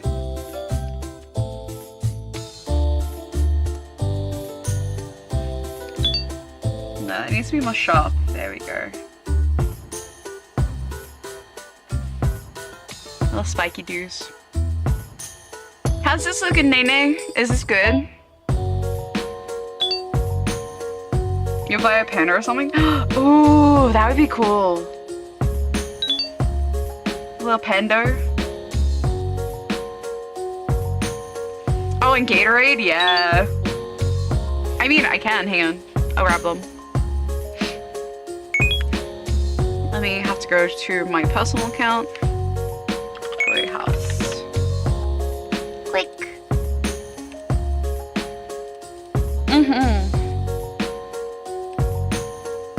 Wait. My bunny has been getting lots of attention lately. Not Bonald. There she is, Lemon.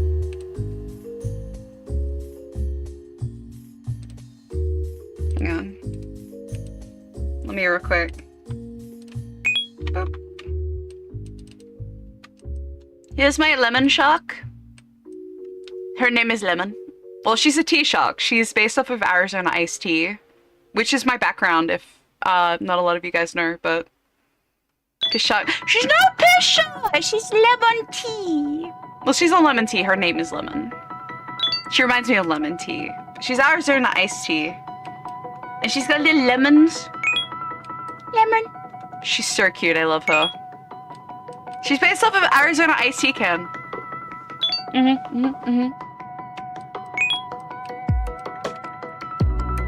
And then I have... That was 7 months ago that I bought her. Wow, whack. And then I have Juicy and I have Hello. Let me grab Juicy real quick. She's not pissed. She's not pissed. Lemon. Lemon. Look, Lemon. No, she's cute. I love her. So then we have Juicy, who is a Gatorade bunny. She's all the colors of Gatorade. All the diff Gatorade colors. And she's really cute. She's an android. Android banani. Super cute.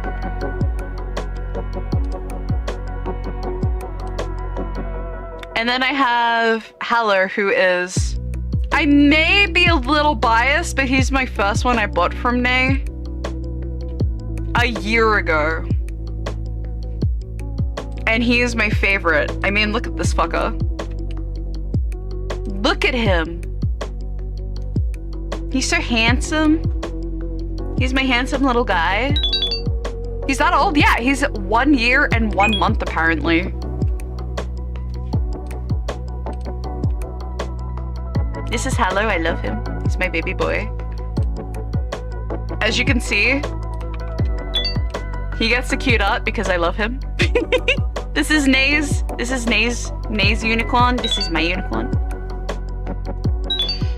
You glow in the dark? Mm-hmm. No baby face. Precious boy. Baby man's.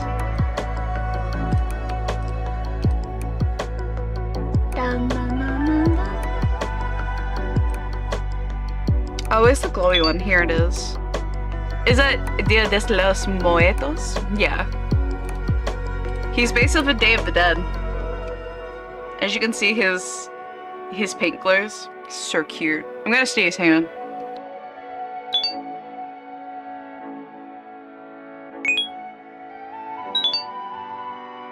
Ugh! Yeah, his paint glows! He's a little spirit boy. I love him. I love all of Renee's designs. Unironically. One of my favorite designers. It's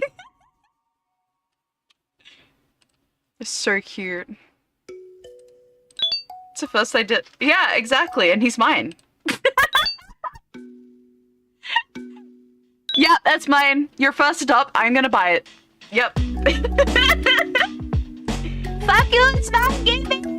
Mine.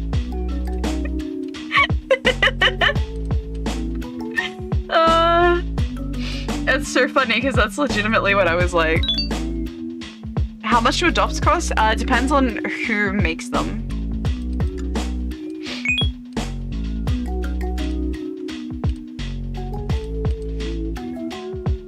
Playing adopts like Pokemon. No, it's really funny. Like, I have a couple of characters, right? Oops. I have a couple of characters, but like, I just really like the ones from Nay. Super good. Okay, now to animate these little fuckies.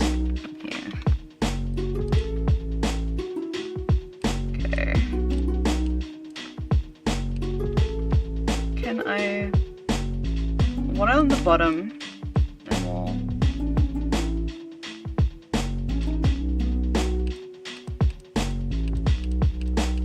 Okay, so it's the same as the back one. Okay, got it.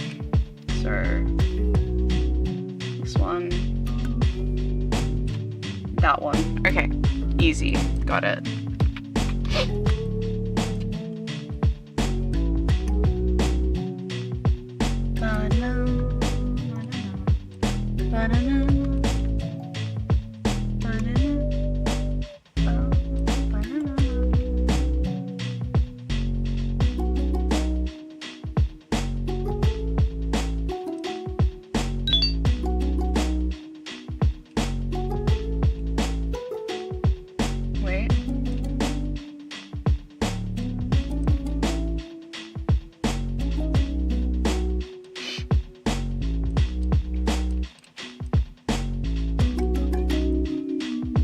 Sup y'all beautiful dingus.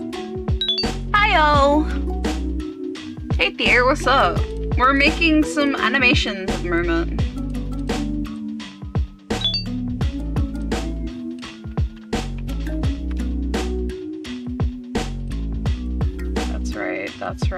That's right. We're doing some animations, yippee! Animation oi. I think that's good. Whoops, grab here together. these cute little bucktails. Yippee.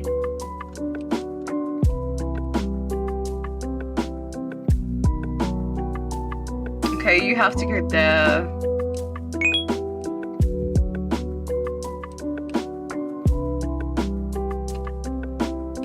You have to go down one. You can go down to the base. That's good.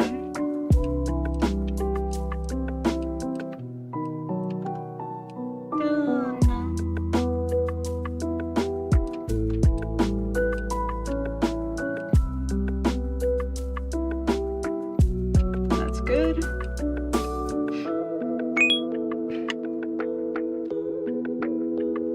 I always want to make more cool character designs. I just need time for it. No, that's valid. Not a lot of people have like a lot of time to do shit, and I understand that. Cause honestly, same. Like I'm always fucking working. It's like, oh yeah, be a content creator. It's really easy. You just stream and then it's over, and it's like, no, that's not how that works. I have to like get buds ready. I have to make sure I've got like stuff prepped for next week and this week. What I'm gonna do for like games night, stuff like that. It sucks. Like it sucks. It actually sucks. It is so hard, and people are like, oh yeah, but all you have to do is like sit at home, and it's like it's really not that easy once you like, if you want to be a full-time content creator, it legitimately is not that easy. Yeah.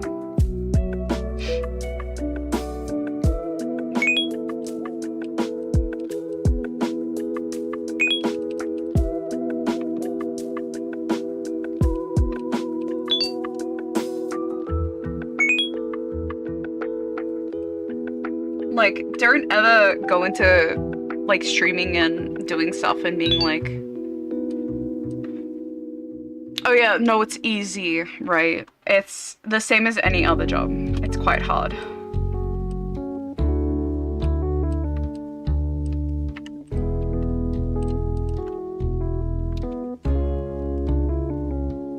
I did not mean to hit save. There we go.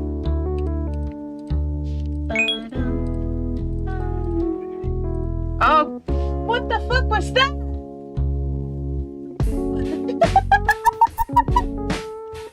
I couldn't imagine being 100. Yeah. I usually have weekends off, but I've started doing stuff for the tier 3s and 2s for weekends, which I'm okay with. I've done it specifically on my Saturday, so I have time off. My tracking is breaking? Yeah, I know. I turned around because Poo-Poo was like, meow. He was like, hello. Oh, fucking Poobs. So cute. Yeah, so Poobs likes to say hello to people. So like, he likes to yell hello. So you'll be like, we'll call this one Renee. Gaxler, she's possessed. What do you mean I'm possessed? I'm the kitsune. I am the spirit. I'm possessing myself.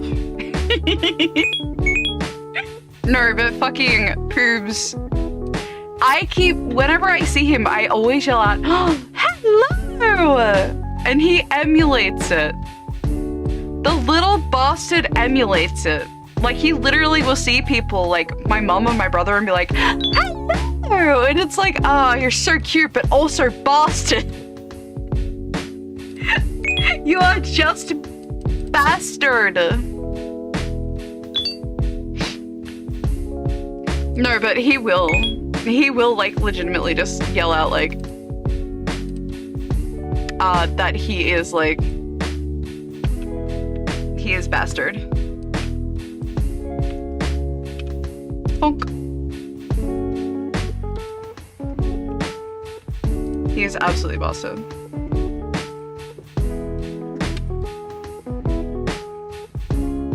Don't want to apply palette. Go to shop.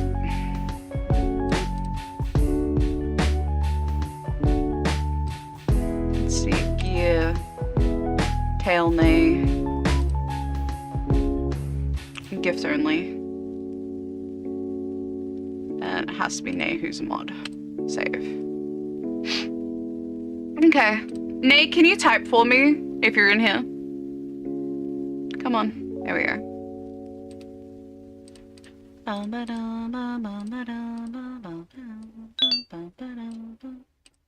Egg. Perfect. Come here. Tail. Nay. The baby! Oh. Look at this baby. Oh, there's a spot. Wait.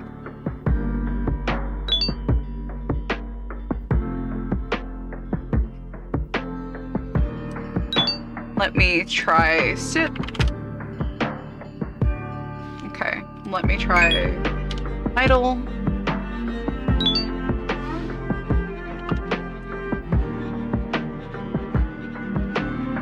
I might move your bum out a little bit so you can see more of your like creamy color near your butt cheeks.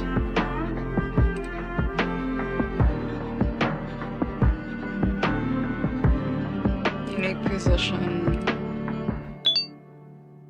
I think that should be good, actually. Gotta go to work. Oh, good! If you're driving to work, make sure that you drive safe.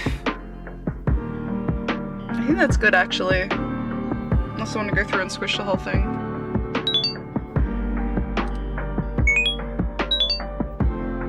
Also, look at the baby!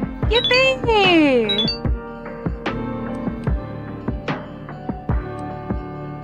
Plop. It's the baby.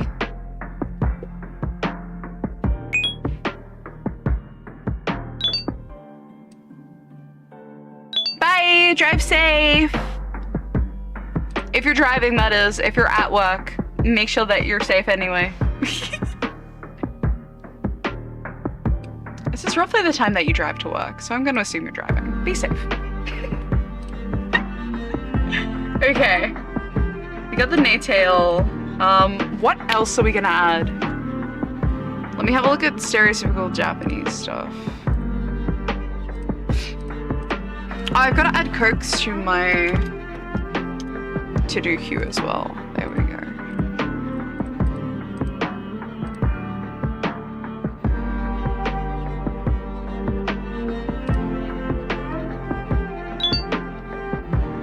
Okay.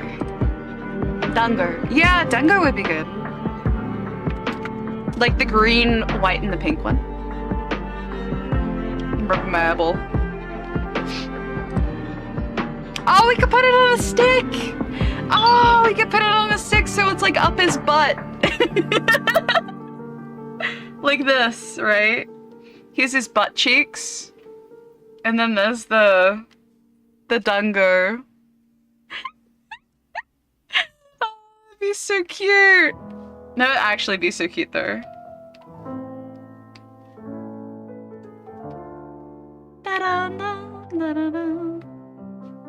Let's squish them.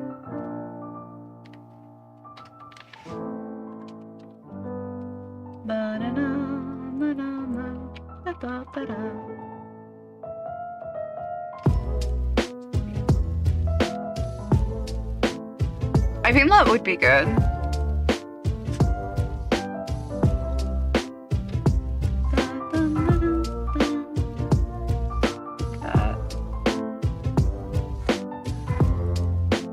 And then we'll put it on like a little stick.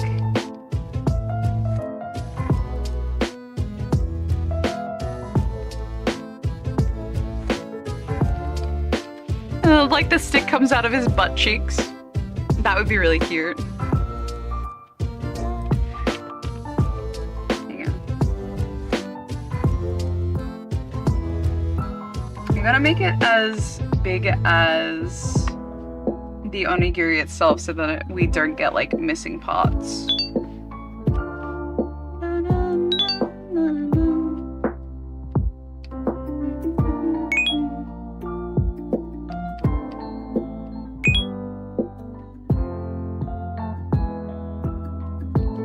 That's the wrong angle. There we go.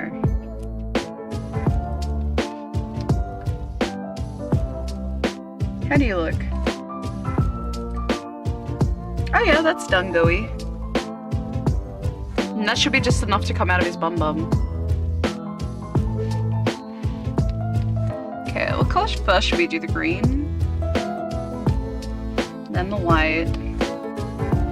Then the pink. I think that'll be good.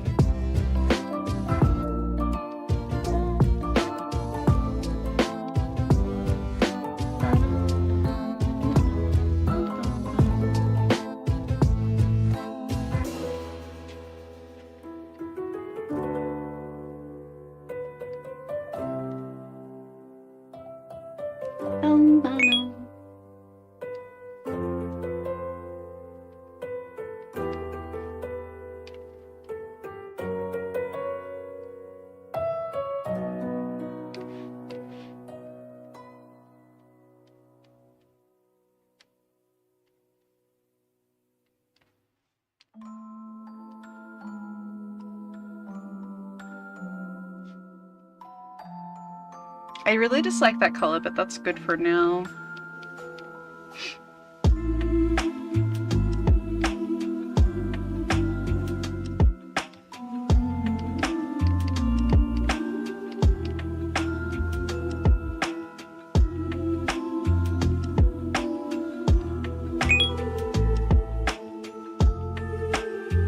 What?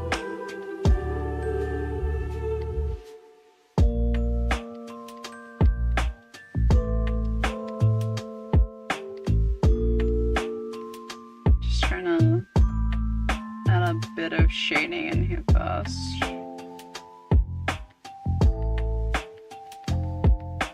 Also, thank you so much everybody for coming today.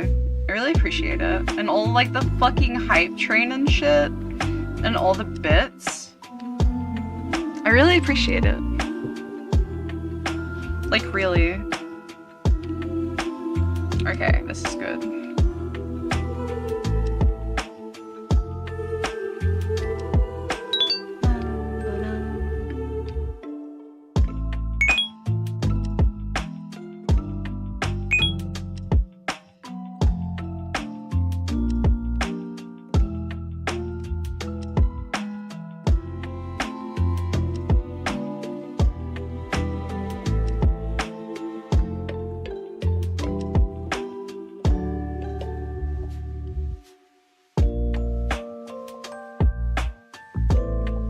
I'm still mud in spirit, it's my job. Yeah, fair enough.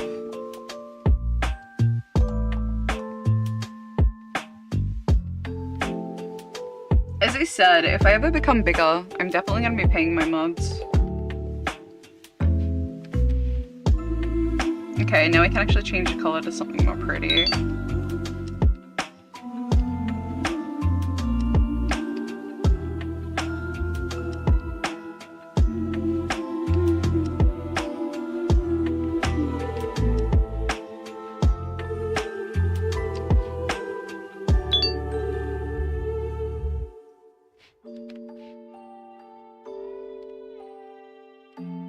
That's good. You don't mind? Well, it's if people, like, need the money. You know what I mean? Because, like, I would like to help people with stuff. That's, like, probably my ultimate goal. Is being, like, the really cool streamer who, like, pays for mods and just makes people happy.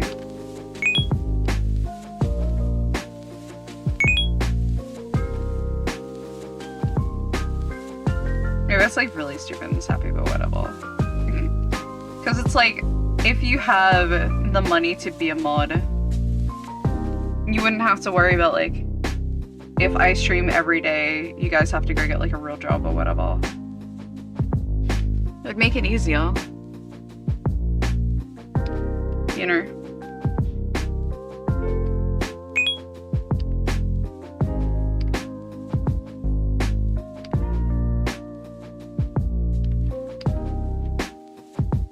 Is that too poppy? Like, I want you guys to get like a real job and shit, but like, you know. I also want to help out.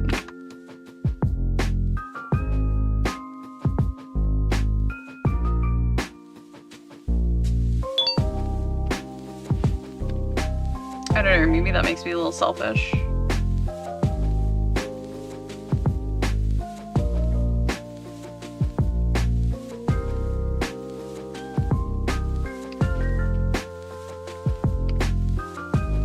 I like helping as of right now. I don't pay attention to it when you become big. What you mean?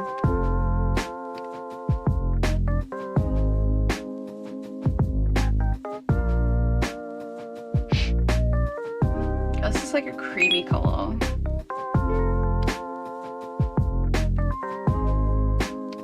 It feels nice to pay people for their work, I think. Yeah. Well, that's ultimately like what I think, right? It would be nice for me to help pay people, especially my mods.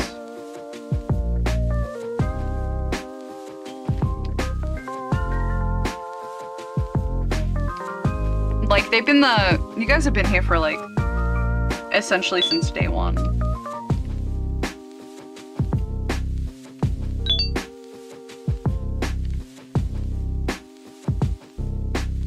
So I don't really want to take advantage of that.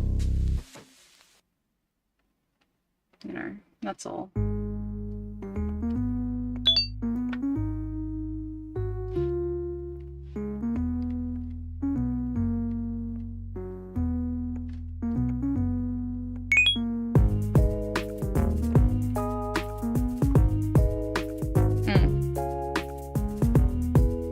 I would feel really guilty if I didn't get to help out in some way. That's all, I think. How does that look? Does that look very dango-y?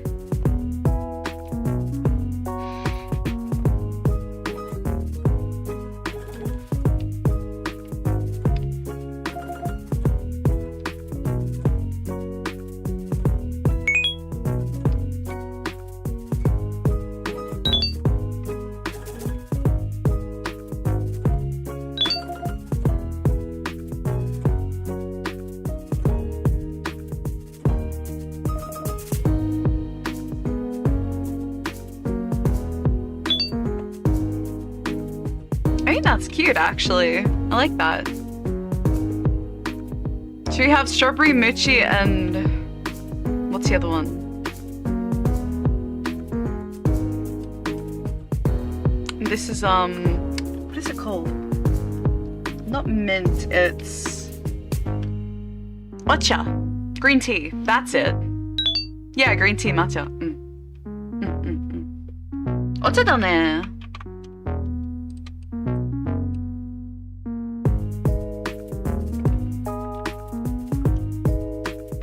Might be too tall.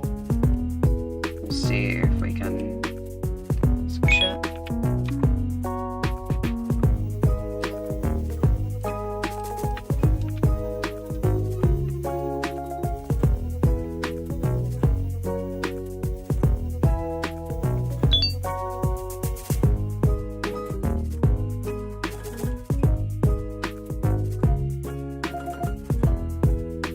Well, matcha is green tea, it's the powder, right? So, they're technically different kinds of tea. So one's a powder, which is matcha. Ocha is loose leaf green tea, but they're both green tea.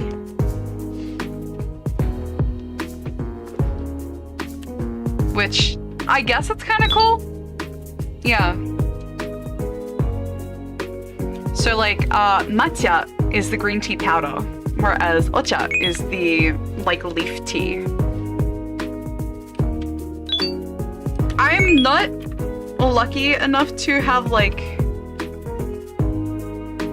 it's a difference between, yeah, so if you have green tea is baby leaves, black tea is old leaves.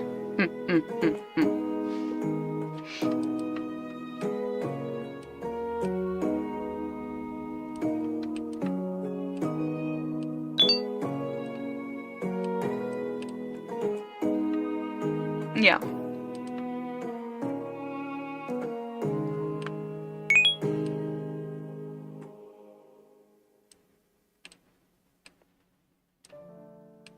Makes sense. Mm-hmm. Tea is cool, actually. I really like tea.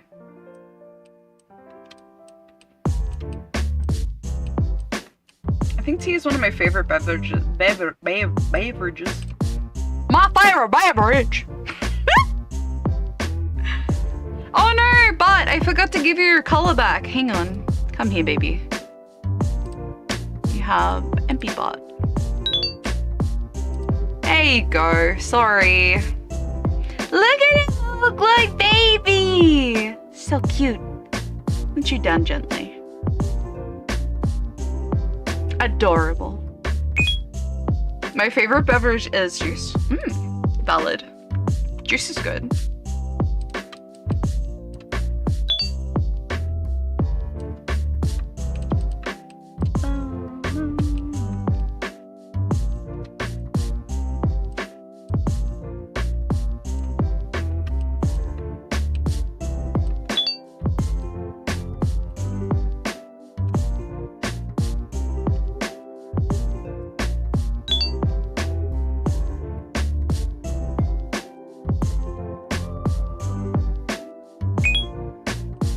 The tea bag.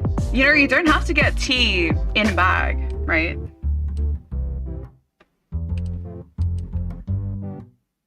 Like, you can get loose leaf, which is just a bunch of like leaves. If you don't like tea fen, try Arizona iced tea. It just tastes like honey. It's very obnoxiously sweet. It's like honey water with a little bit of actual tea flavor, not the tea bag flavor. Yeah.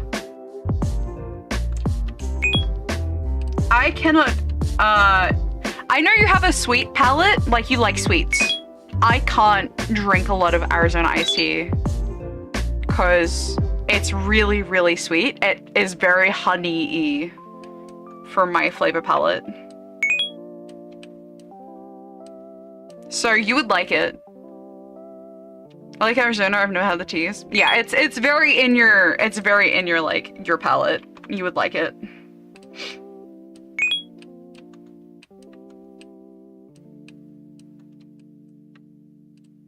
And very, very sweet.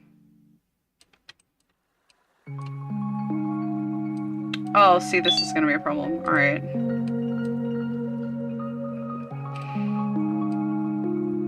Can I just scoot you down? Oh, you know what I'll do? I'll line these guys up first, and then I'll scoot it down. That probably works better.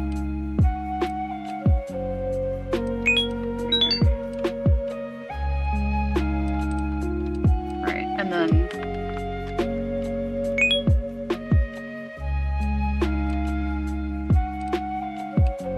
Perfect.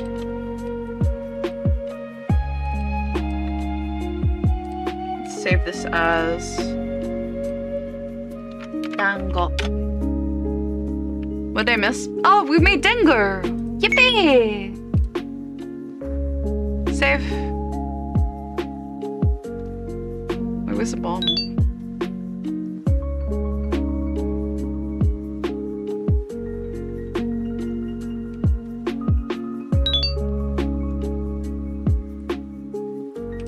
Avatar. Here we go. Dango.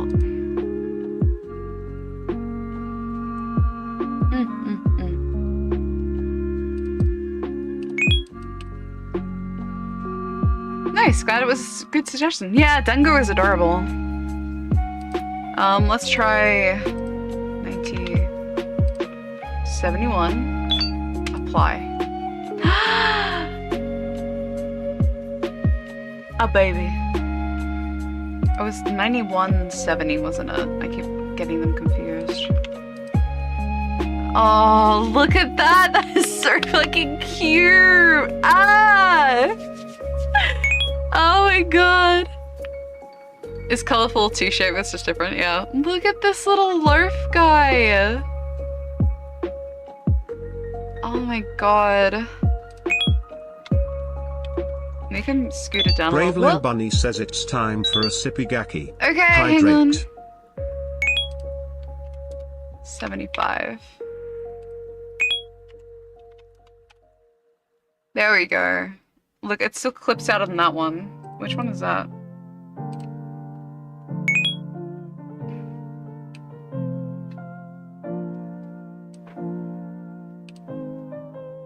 It's these guys, right? No. Yes, no. Which ones are they clipping out on? The jump? Yump.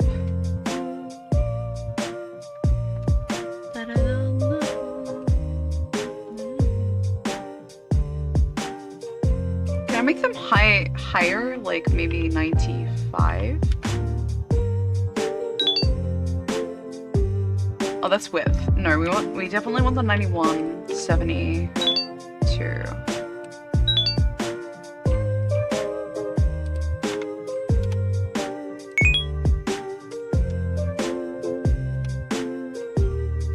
That's so big. They're so big. Wait, why is he idle?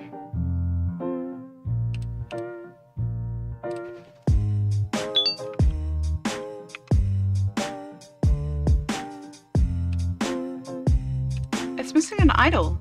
Eh?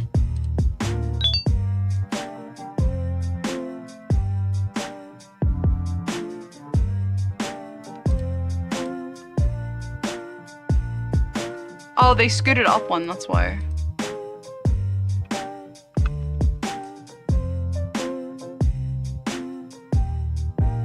Okay, that makes it look like it's got a little dick. We don't really want that. Check it.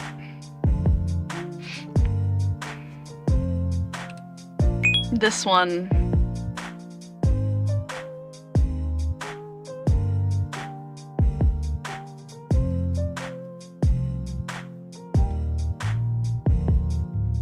So the loaves are fine. The jumping animation ones are kind of a little broken.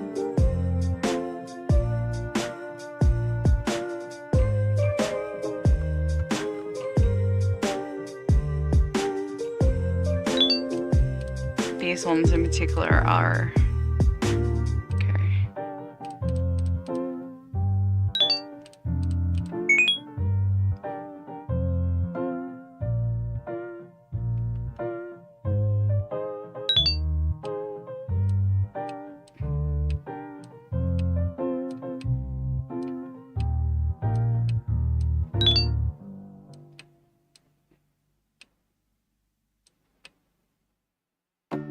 Okay, well, let's put it to the back for starters.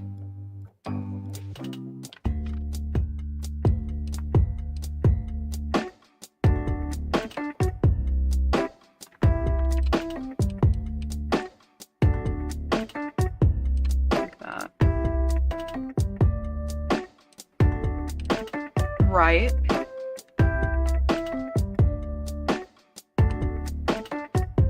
Because these ones are fine for the... These guys are fine. But it's the running animation is a little skewed.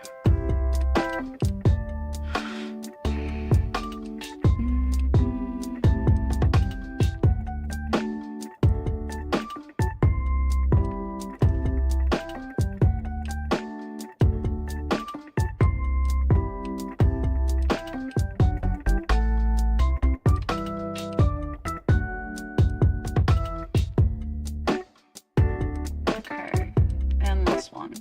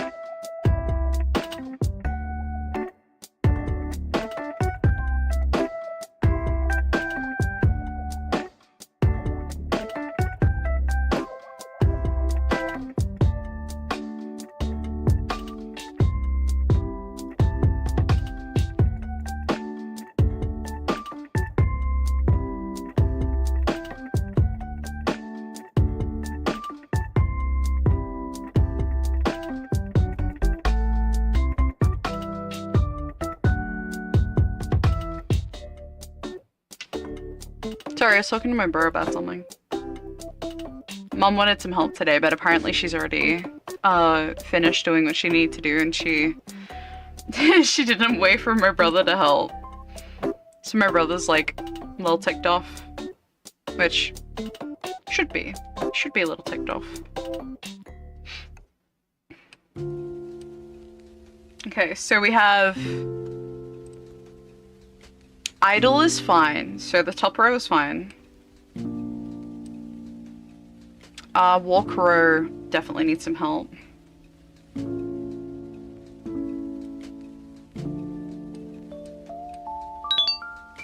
relate to that a bit, yeah. Well, our mom's not a spring chicken, right? And she asked him today to help, but she just kind of did it and went, oh, it's okay, I just finished it. And he's like, well, that's not cool, you asked me to help, like, the fuck? Which, yeah.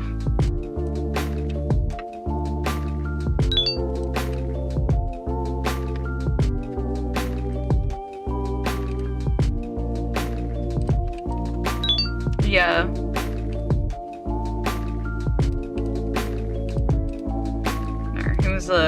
He came in like, after like going out to go help mom, and mom was like, oh no, I've already done it, it's all good. And it's like, oh,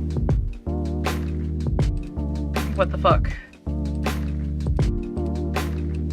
And she's like, no, it's all good. You don't have to help, I've already done it. And he's like, but you asked. Sorry.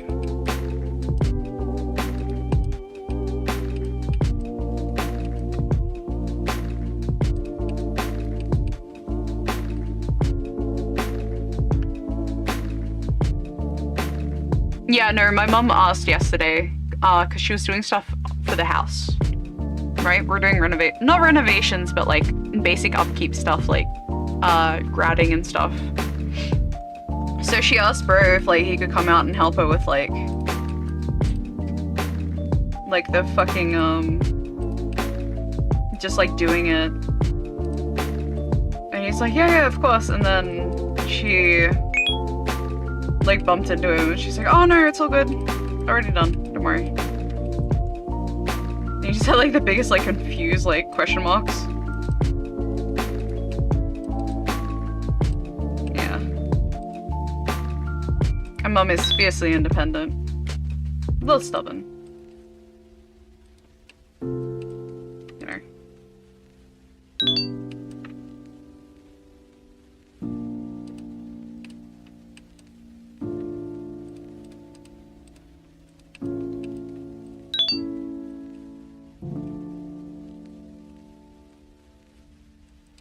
If I can just make this one might be better.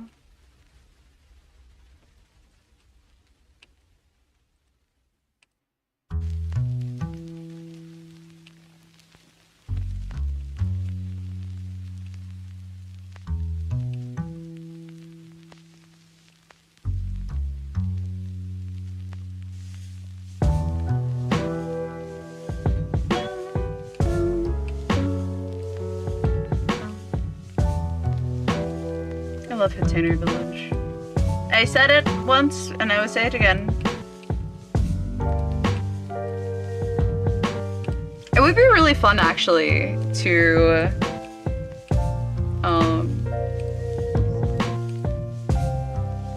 like maybe play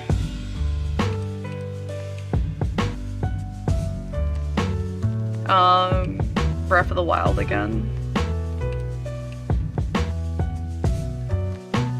I think it'd be really fun.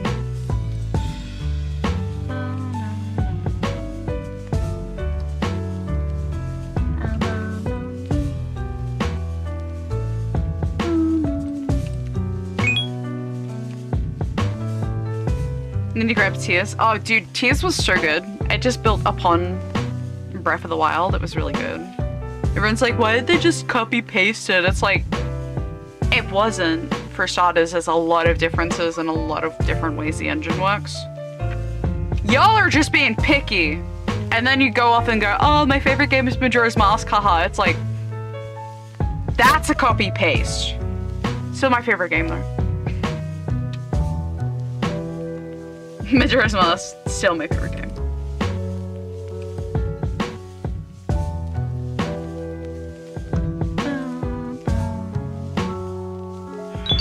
Why this monster? Yeah, but that's the thing, right? You know it's copy-paste because it's like the same engine, like the same physics, just like adding on. But no one's complaining about that being a copy-paste of Ocarina. So why are they complaining about Tears? The fuck? People are too picky and they deserve to not be picky. They are bastards. Stop being bastard. If you don't like it, make your own game. Let people who enjoy things enjoy the game in peace. That's all I have to say about that. Are you talking about Zelda? Yeah. I am indeed talking about Zeldor.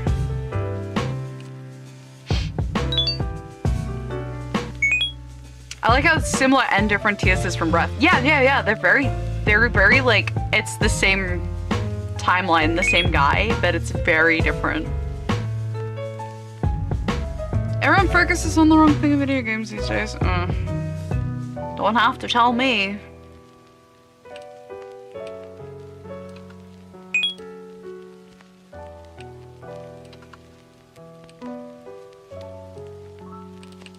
Actually, this might work just by itself.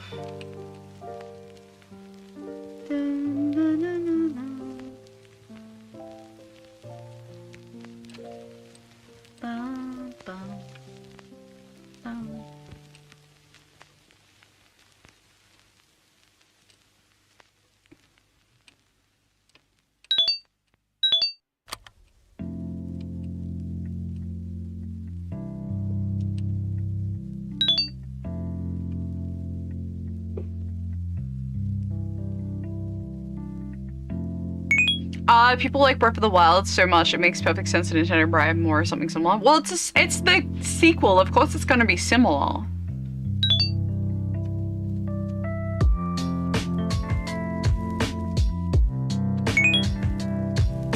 Dengar. Hi, Nay! Get to work safe. Has there ever been a video game character with the name Link in the title? Or isn't? No, because it's The Legend of Zelda, that's the princess. There's Link to the Past, but like, it's her legend. Yeah.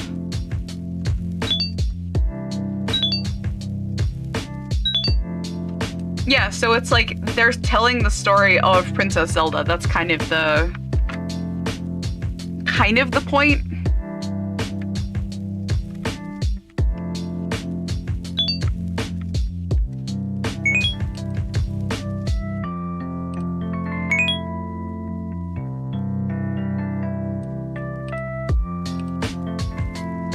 Play Zelda? No, that's not what I'm saying. It's her legend. The only one that we've actually played as Zelda was Echoes of Wisdom. Yeah. It's her story of how she gets kidnapped and shit, and Link has to go save her. It's Zelda's legend.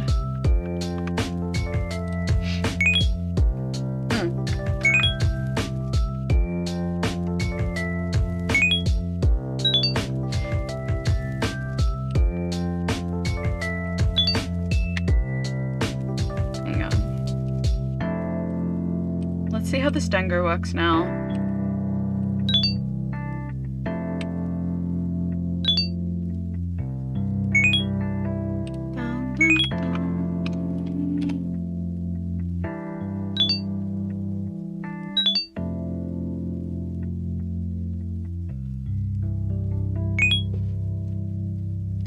Yeah.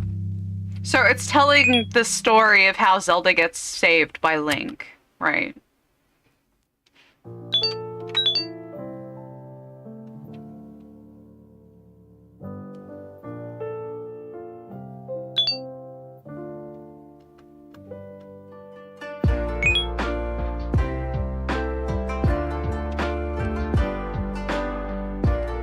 Yeah, that's why it's called Legend of Zelda and not like Legend of Link.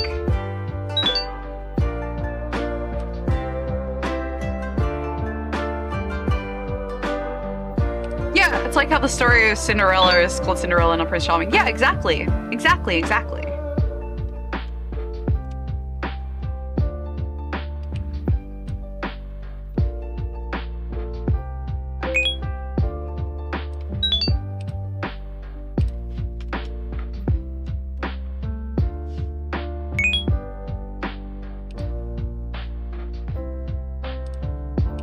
Yeah, and most of the times you actually get to play as Zelda is like, she's just an assist or something there. Like Phantom Tracks? Phantom Hourglass? Spirit Tracks? Yeah. So it tells how you save Zelda. Yeah, it's like, oh, this Princess Zelda in Ocarina of Time had Ganondorf be a fucking douchebag. So Link had to go save her. Oh, good, Anya. Take your time. Yeah.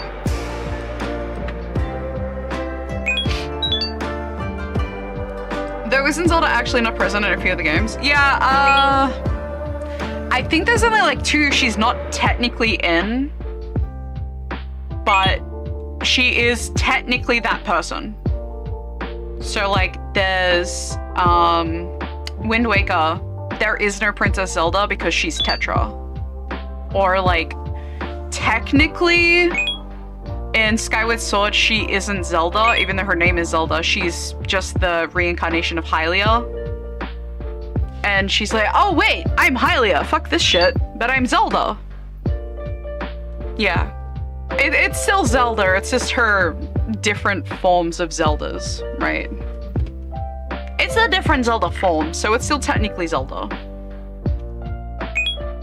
It's like the lore of the land kind of deal.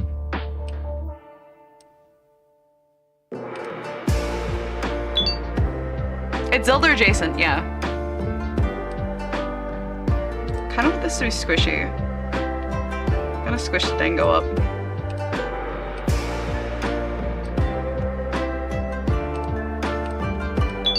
See how this looks. Oh, Gax. Yes! Hello, I'm Gax. What's up? I gotta tell you something. Yeah, sure. Need DM.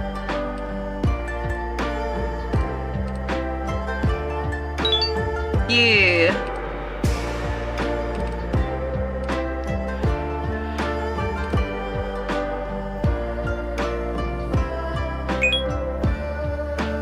I do like that you can play both Zelda in... Oh yeah, you can play Zelda in the Warrior games. They're Zelda adjacent though, so...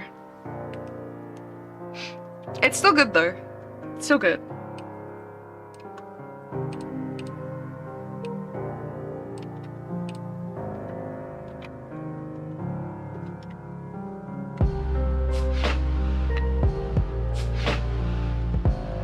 Legend of Zelda is probably my favorite franchise. Hang on, I'll check this DM real quick.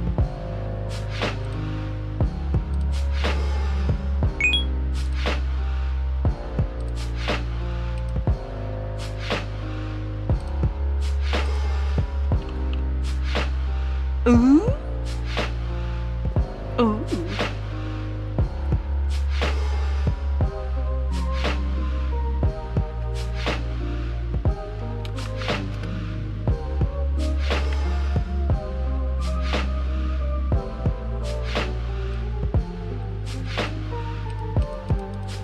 Whoops.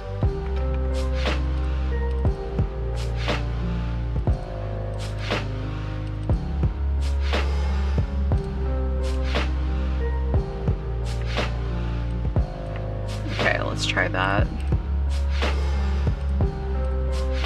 Dude, I could go for a Whopper right now.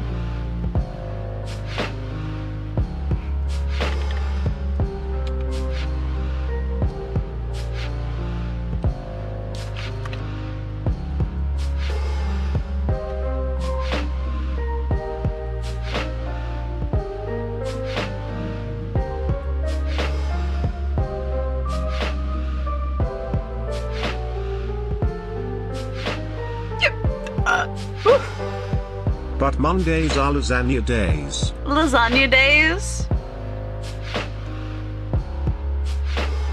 Lasagna.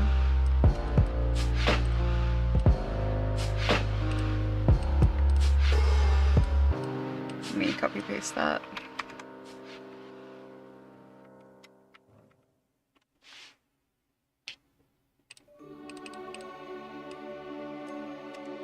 Okay.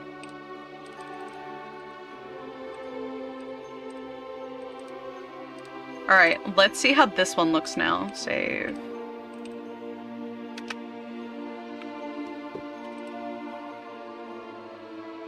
Ah! Bald! My head! Okay, how does this look?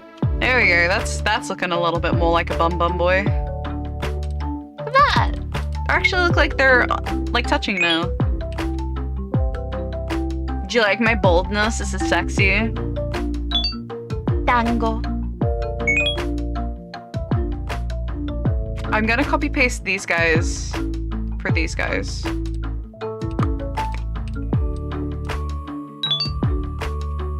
Bold is nice. Blech.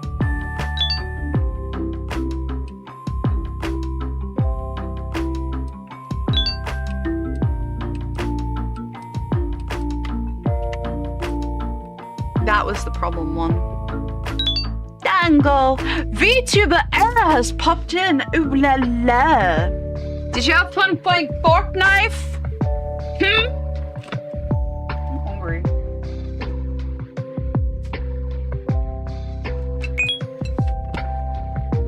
Did you have fun Fortnite-ing? Ew. Fortnite. God damn it. Whoa. What? Yippee! Fart knife player. And people want me to fart knife. People want me to fart. To fart. Fart knife.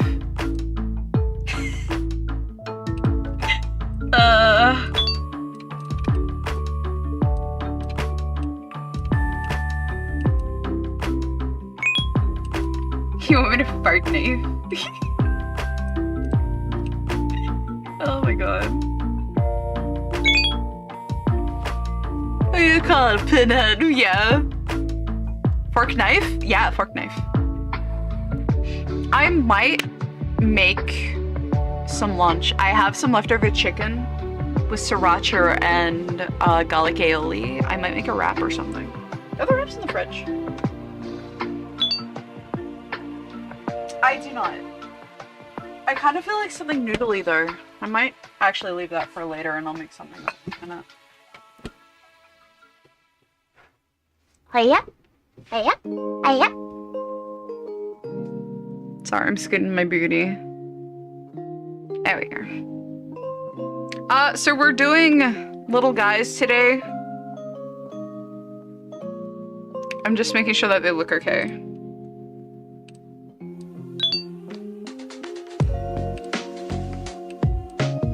You too.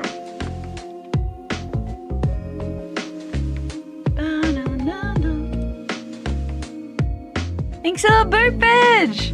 I can't hear her. What's she yapping about in 20 words or less? Fuck you. That's what I'm yapping about. Fuck you.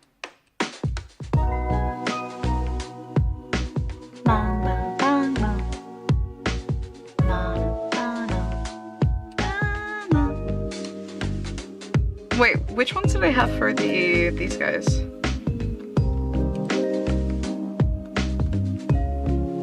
So jumping small, touch is big. Okay. So jumping small.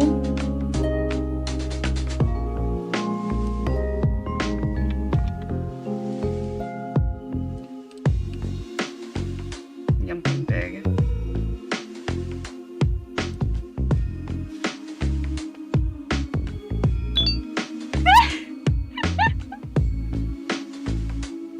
God, the fuck. Okay, so we have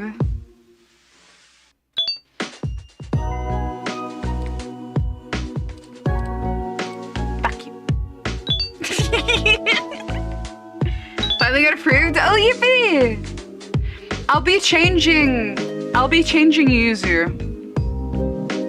As much as I love him, I'll be changing him to probably just Foxroll, to be honest. I'll just be repainting him white. I had to name it weird. Oh yeah. I just named mine Faku and they were just like, yeah, okay. They did not give a shit for some reason with mine. No bothers given, apparently.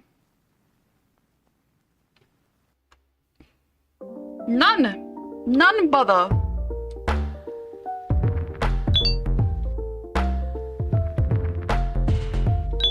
Mine's Pakichu.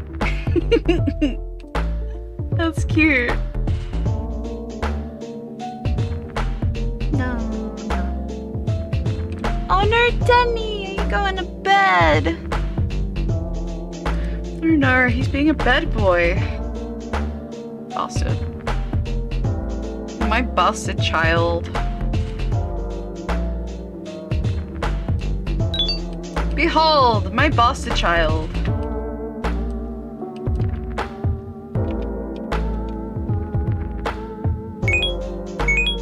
Okay, so there's 2 jumping. No, 3 jumping.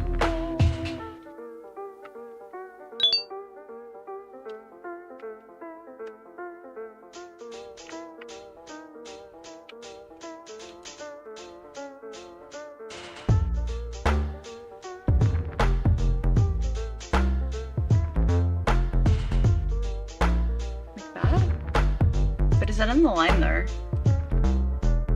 Yeah, it's in the line, okay. Okay, well, let's try this one. Split as Dango.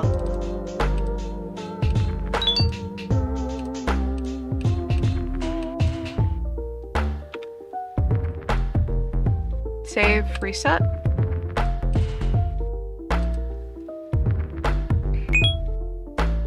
How would it be to take Richard Dennis and replace him for Maxwell? Probably very. Because that's not a picture, that's a 3D model. Who's bastard?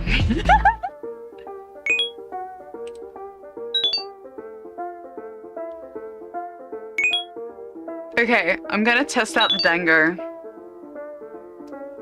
No, it's not real. It's a 3D model. I thought it was a real cat. It is a real cat, it's just put on a 3D model. Foxroll. Dango.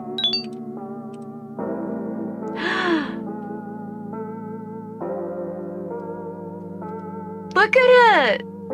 Look at him go! Like,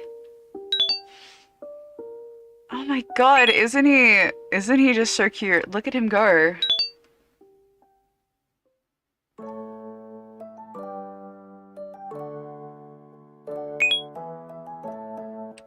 Look. Wee. Ugh, this is so hard making these things, seriously. So cute, yeah. Here you go, Gerard, and put you over here.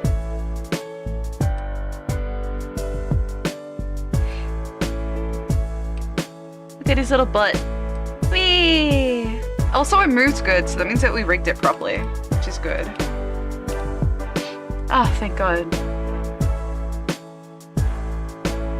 You know, it'd be really cute. What other one should we add? What else? I really like the ramen bowl. I think the ramen bowl would be cute. Yeah. Onigiri. 30. Save.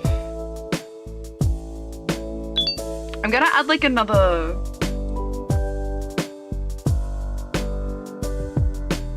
Actually, you know what I'm gonna do? I wanna add like very simple, basic... I want to add very simple basic things, right? So why not do an upside down triangle tail? Because I want as many normal shaped tails as I can to unlock. Maybe I'll make the normal tails.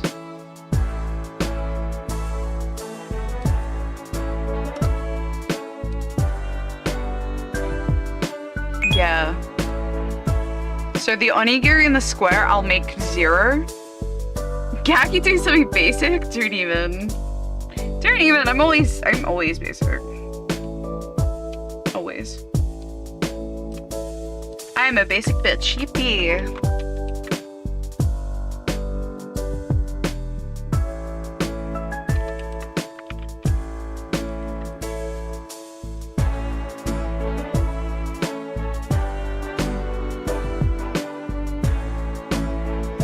Okay, so I'm gonna do thumb.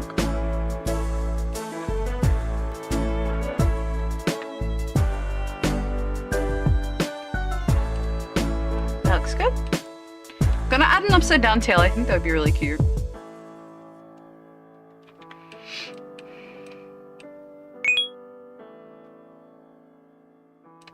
Bum, bum, bum, bum, bum, bum, bum. HCl? I'm as basic as hydrochloric acid? Really?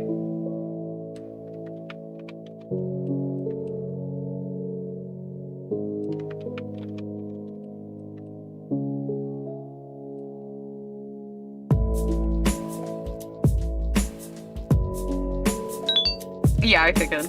You think I'm acidy? That's true. I don't have a gallbladder. I'm pretty acid tummy. I haven't got a lot of bile. So yeah, that's technically correct.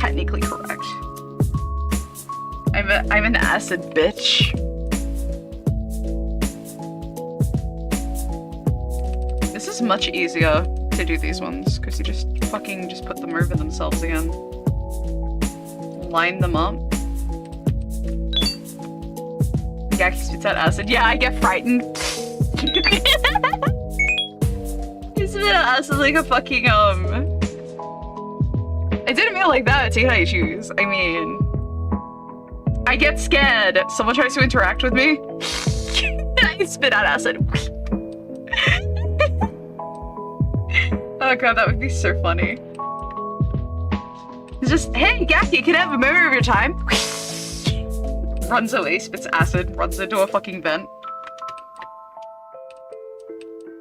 Totally valid, totally real.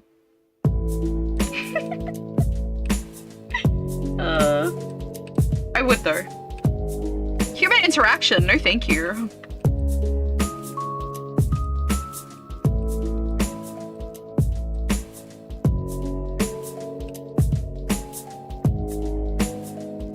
Oops.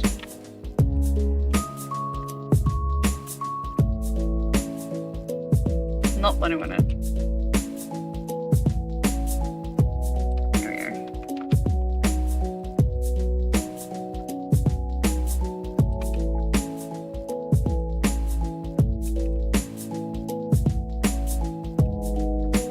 Okay, we'll call this reverse. Go to avatars and gears, say quit.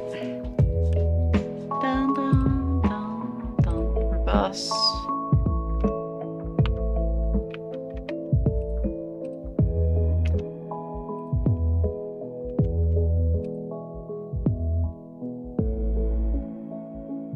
Wow, that was easy.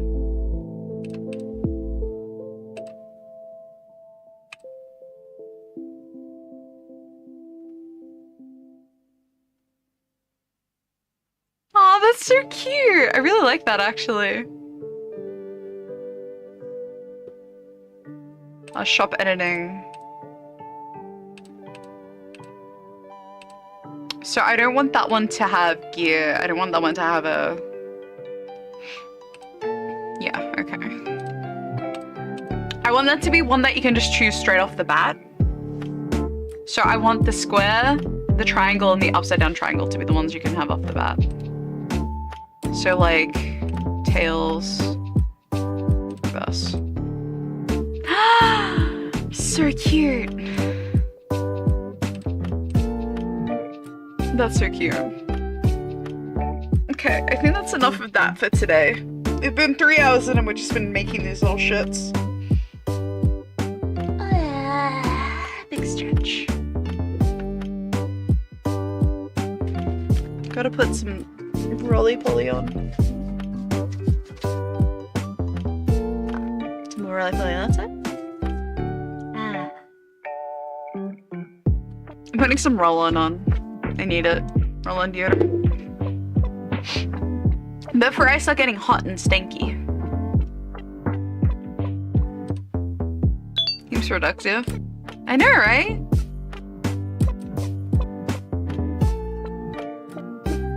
Should we add some basic...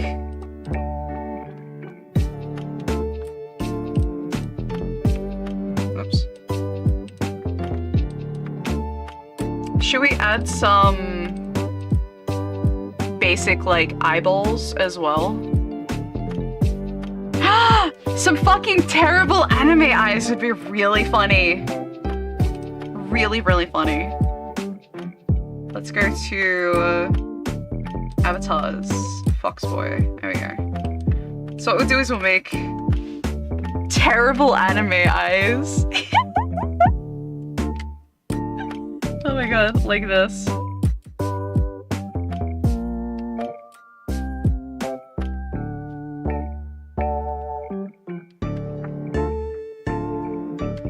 How about it? Terrible anime girl eyes?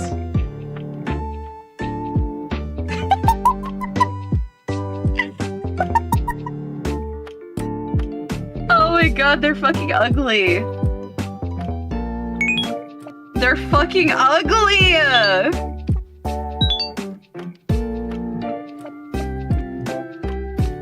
They're actually ugly.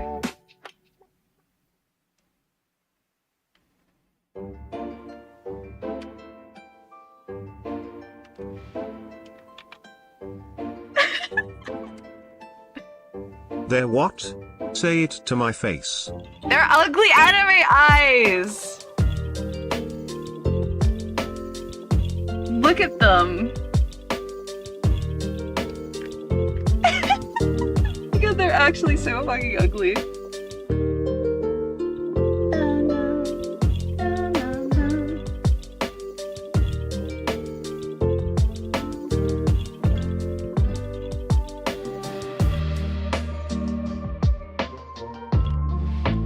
Okay, how do you not love these?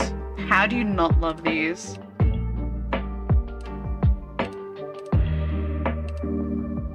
Oh, I knew it. Here. How do you not love these stupid anime eyes?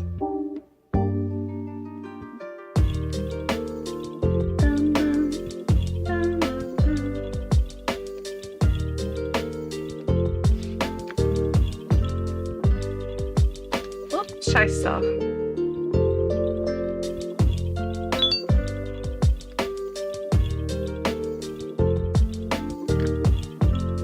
Yeah, they're cute, right? Gags.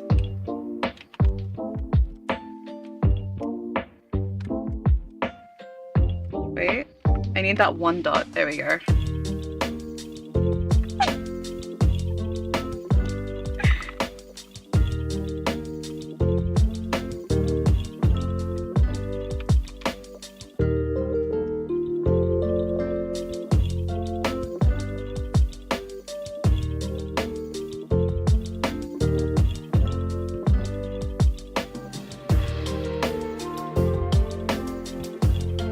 Let's make a blink animation real quick too.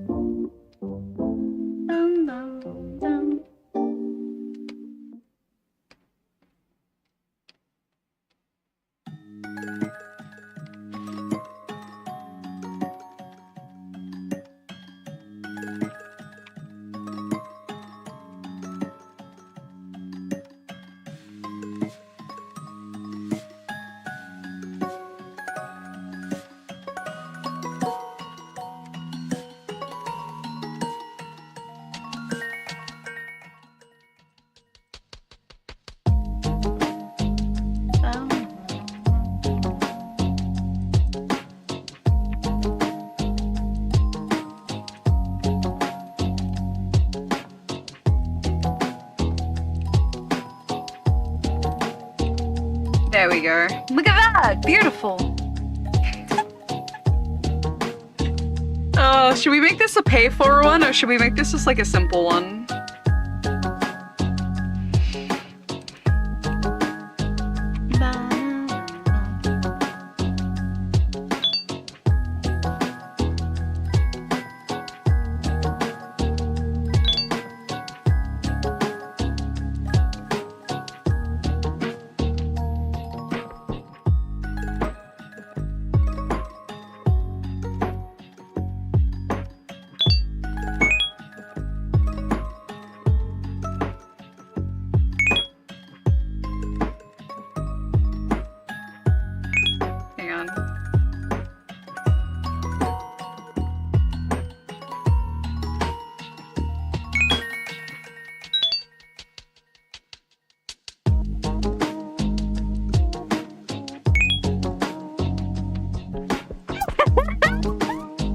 I set up at work and I see you working on Weeaboo. Yeah.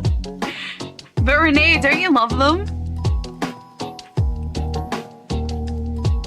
You don't love them? You're not in love with them? Okay, so we need loaf.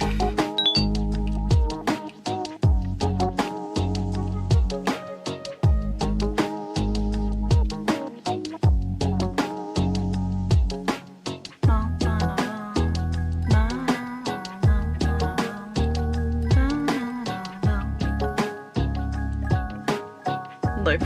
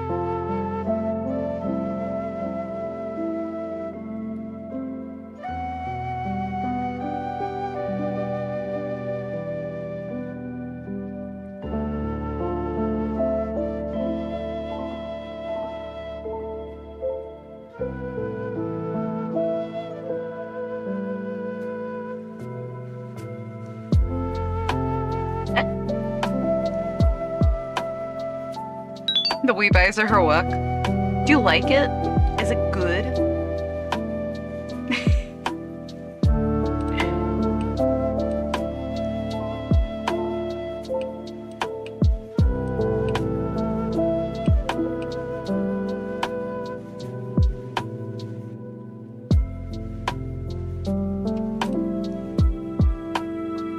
Okay,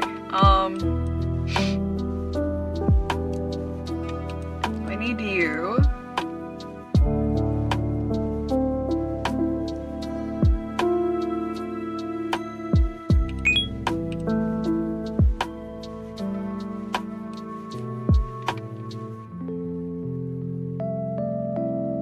That goes in the book. Oh no.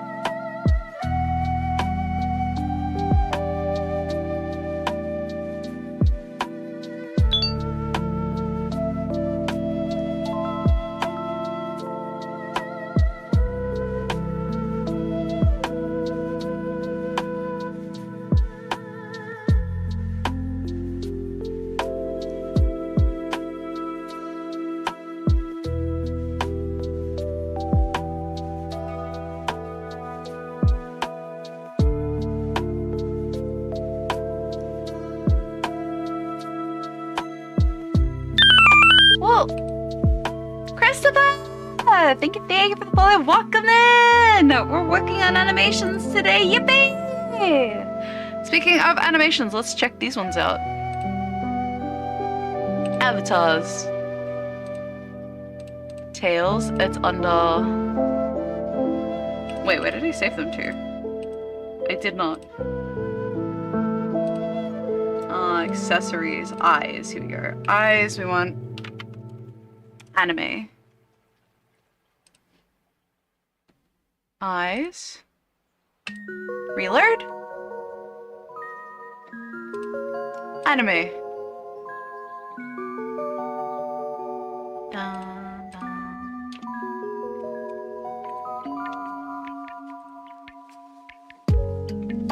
Another Christopher? Another Christopher. They're ugly. Oh boy, they're really ugly. I have to test them. I have to test them out. Oh, here we go.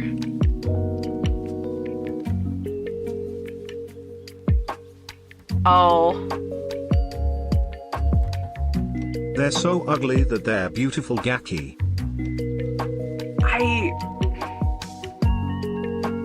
I don't like them blinking so much. That's kind of creepy, actually.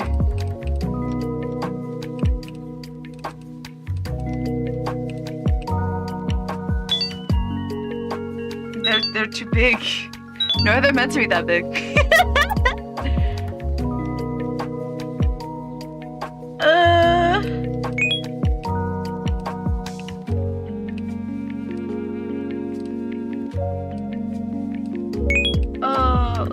Let's try this. This might look a little better. Oh.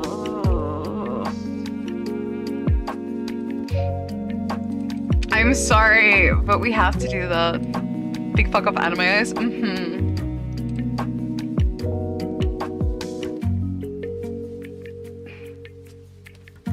Also, they should change with your color. So let's try Vaporwave.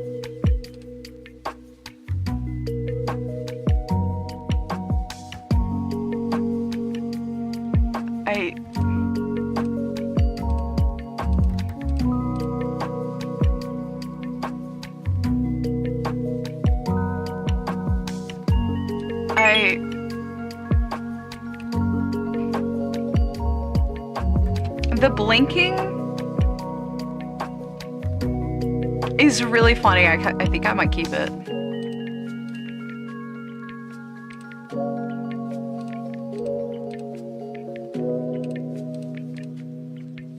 Oh my god.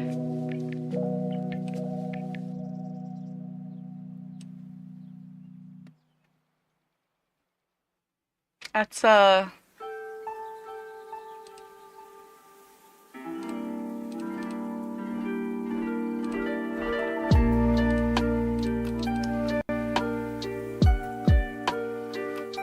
I'm keeping it. I'm sorry, I'm keeping it. I'm sorry, I have to keep it. They're just so ugly. Look at them. Okay, let's try sleeping. So look.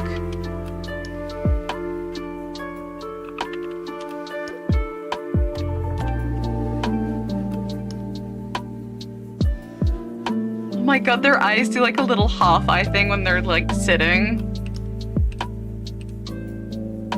That's really cute. I'm gonna keep that. I'm gonna keep that.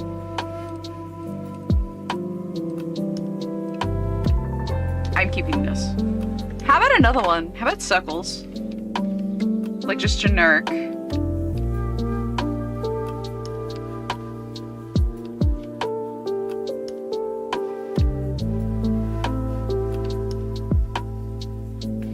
Like that. Little beady eyes, they're really cute.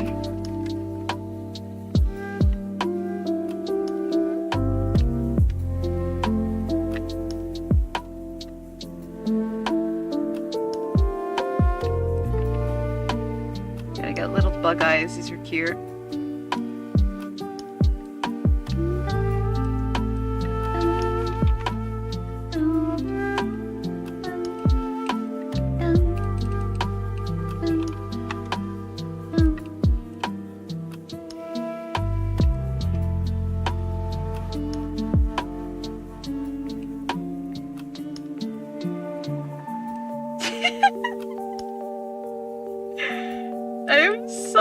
these guys are so fucked up. Oh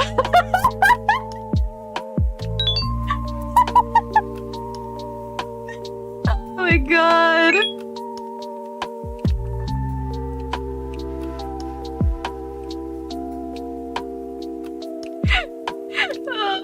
Just little guys.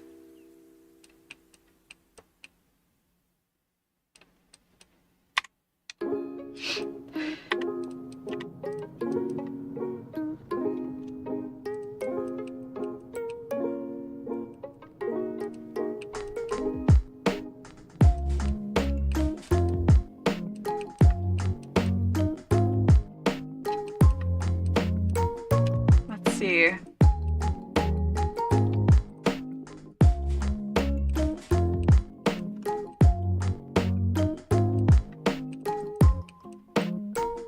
They remind me of Peeps. Like these eyes specifically remind me of Peeps for some reason.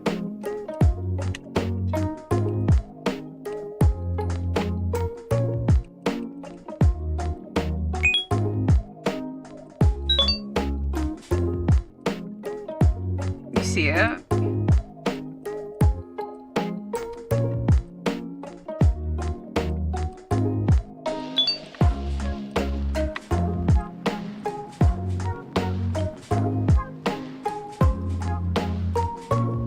Try these ASAP.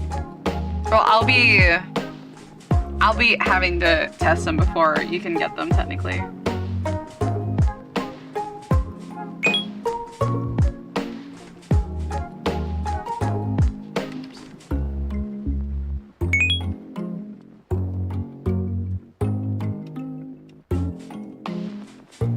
Have a good luck. Thank you for the luggage.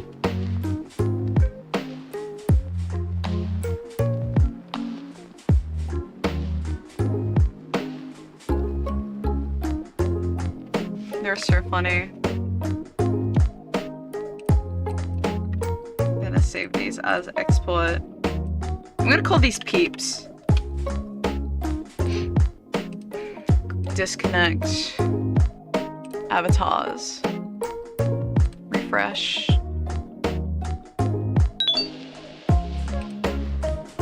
Peeps.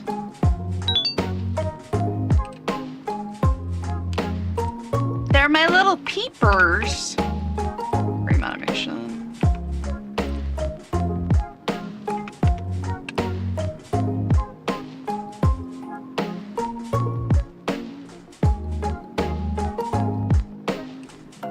No palette swap for that one. There's nothing to palette swap. Oh fuck, they're so ugly. They're so ugly. Hang on, let's test them. Ready? Foxtrot, come here, darling. Peeps. Oh no! Oh no!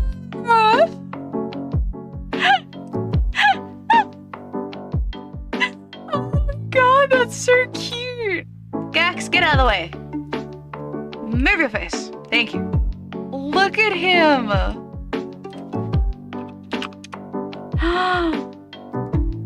Oh my god! Oh my god. He's so fucking cute. Well, they work! Now to save. And shop. I want these ones, the eyes. I want them all to be free. Oh my god. Alright, oh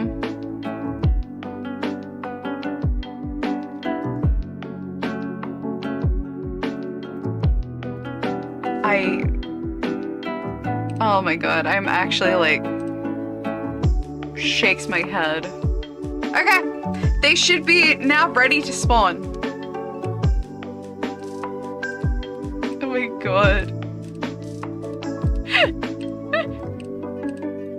Oh, they're so ugly. They're so ugly. Look at them.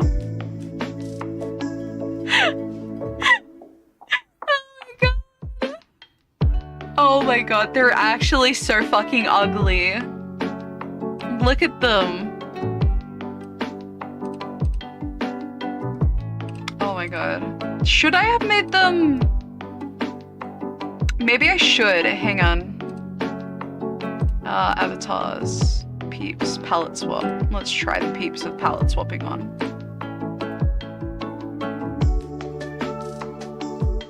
There we go. Now you got little yellow eyes. It's so cute. Look at them.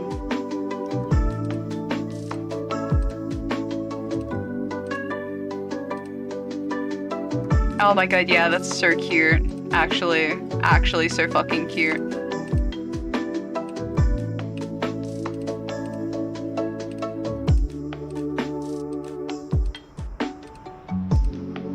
That's actually so cute.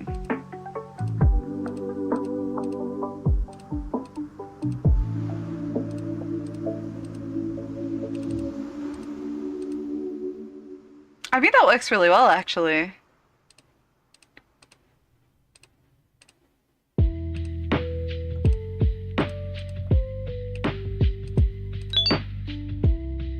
Okay, go back to Gakus.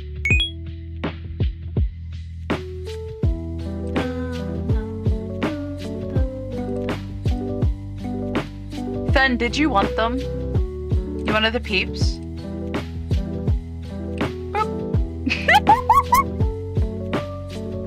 Oh my god, there you go. I gave you the peeps. Oh my god.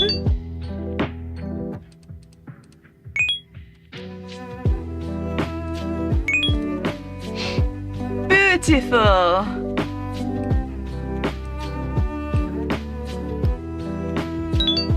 My god. I might actually change their color real quick. I want to see what they look like. I want to see what they look like with the Las Cola. Hang on.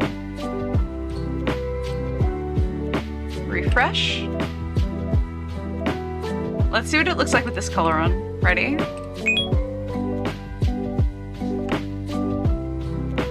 Alright.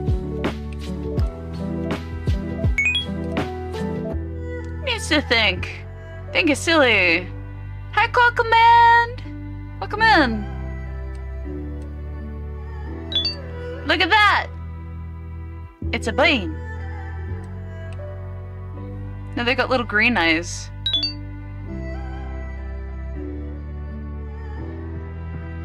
Do we like that?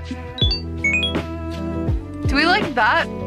Or do we like with the black? I'm using it as a...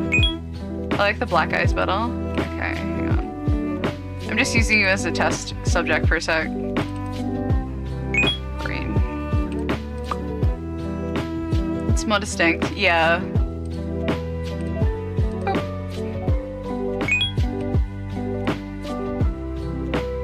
God. How do they look at the vaporwave though? Yeah, definitely better with the black, I think.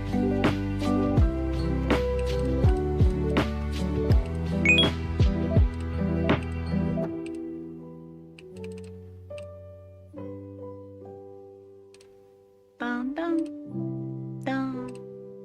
Give it a sec. Refresh.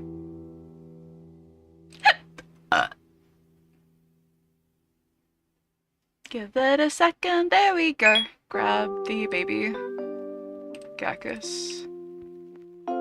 Cute. There you go.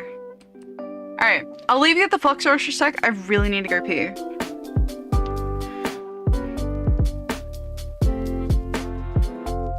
Alright, I'm gonna go pee. Enjoy your flux rolls.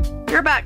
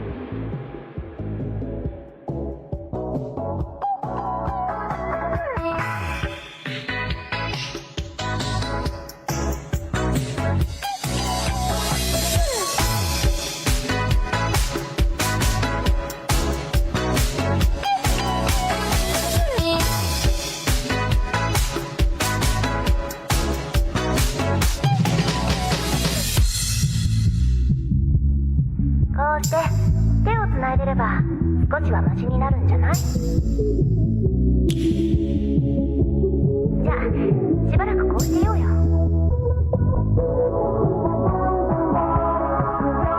いいわよ別に。気まずいことが起こっても私を諦めない。あなたは素敵な感情を不要のふりしている。気まずいことが起こっても私を諦めないでね。あなたは素敵な感情を不要のふりしている。気まずいことが起こっても私を諦めないでね。ああもうどんどん振り振りしていて気まずいことのああもうどんどん振り振りしていてああもう振り振り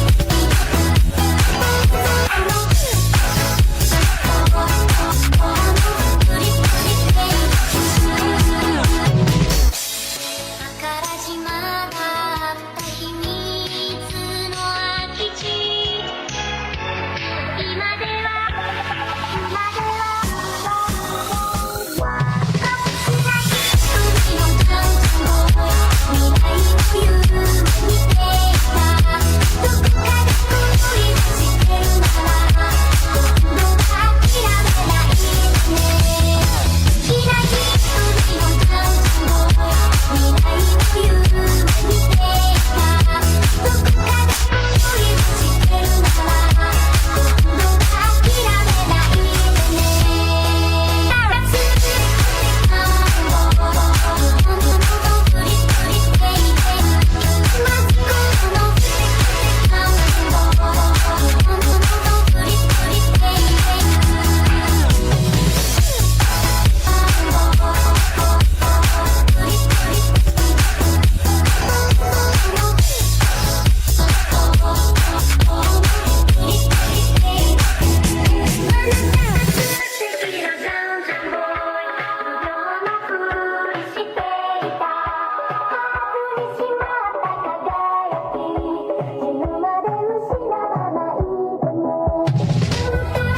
てああも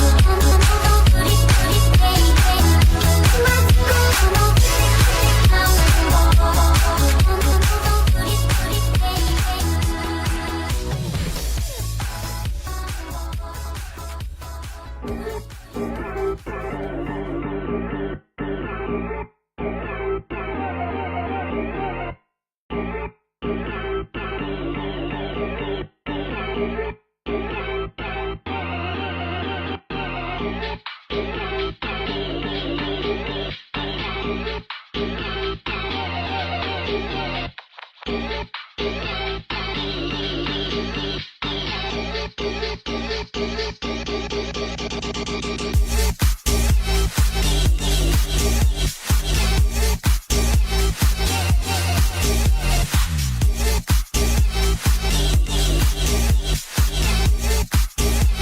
り振り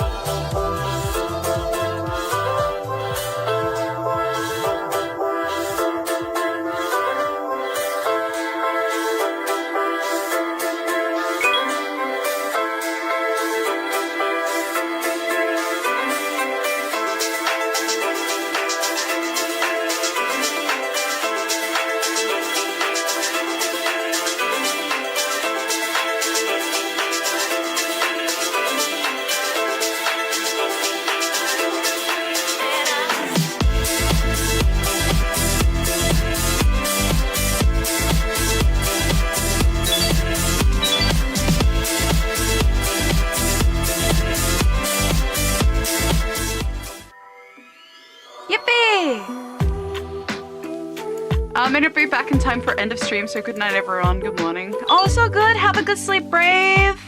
I appreciate coming in and saying bye-bye. I appreciate it. Welcome back, Aki, thank you! Alright.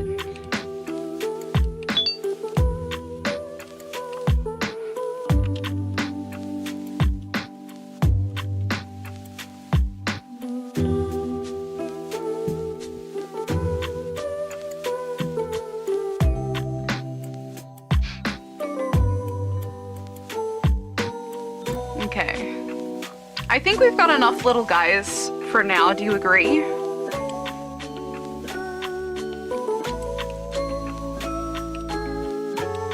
Now I can work on some of my own stuff. Yippee. For now. When we think of something else, we'll definitely get something else.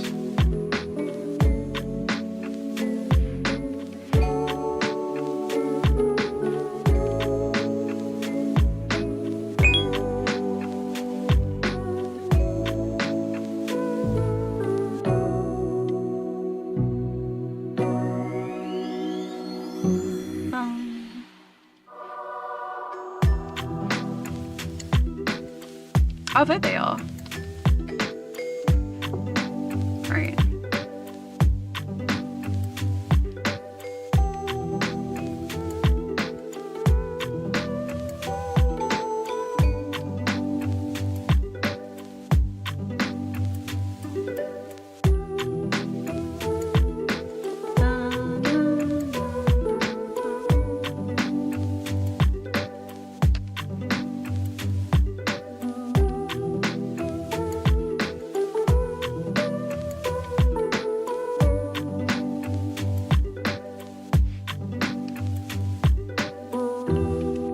include the eyeballs from this outfit onto this one. I would love to make, actually, a chibi model out of this. I think that would be really pretty. What do you guys think?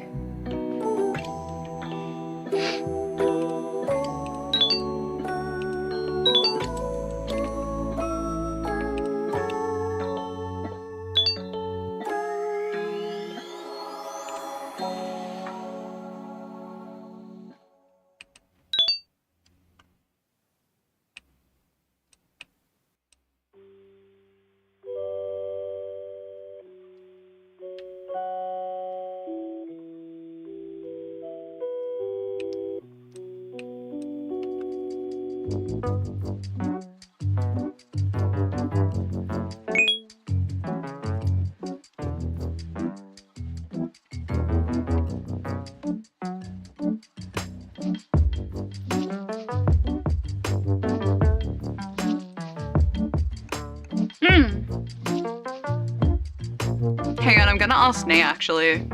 Real quick.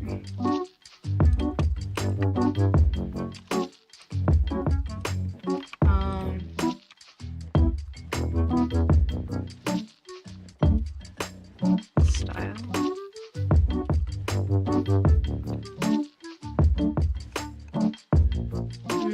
Nice and toasty. I've got food cooking. I put in noodles. It's not cooking. It's just the hot water's cooking them. But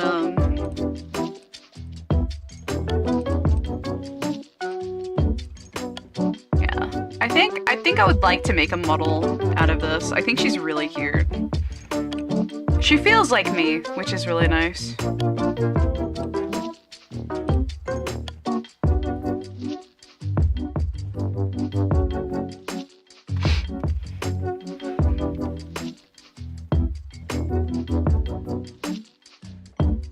I love raccoon girls.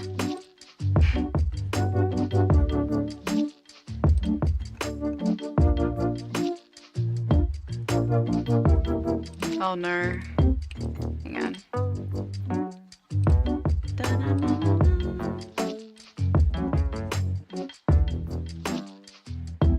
Huh? Food to check? Why is food to check popping up?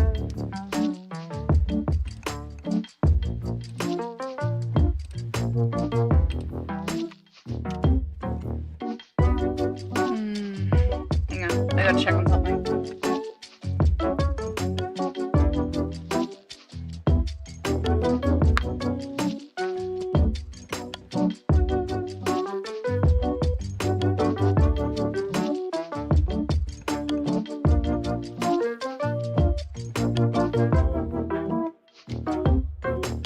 They're half frozen.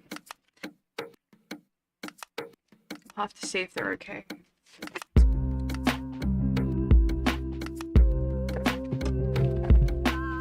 Alright, let's get to work. Yippee!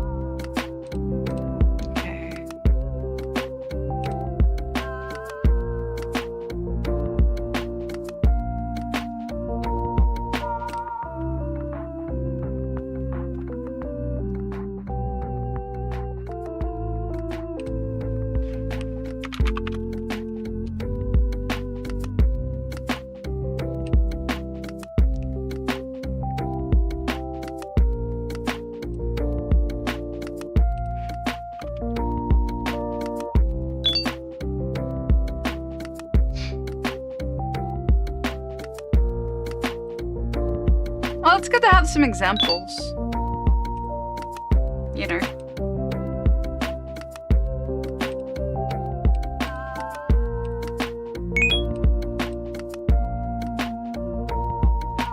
Because I'm gonna open up for live 2D commissions again eventually.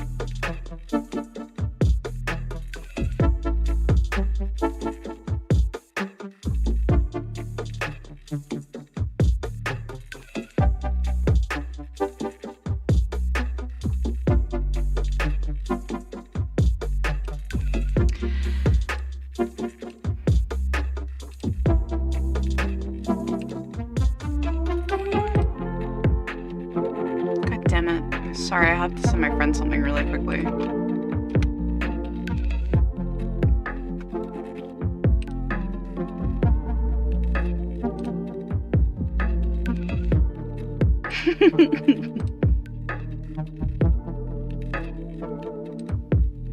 Okay, let's get back to work. Let's go!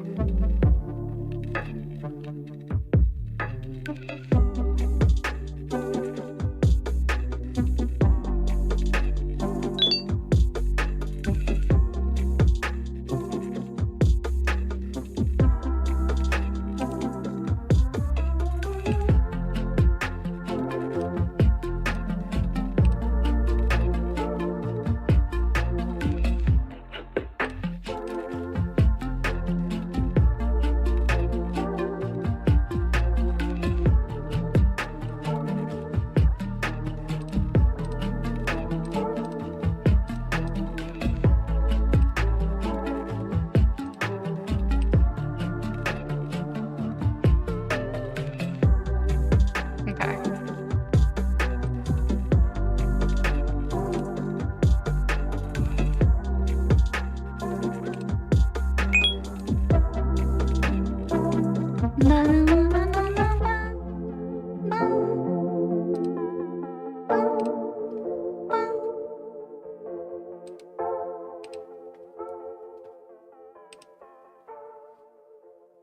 Oh my god, the Russian Badger actually popped up on my feed for once.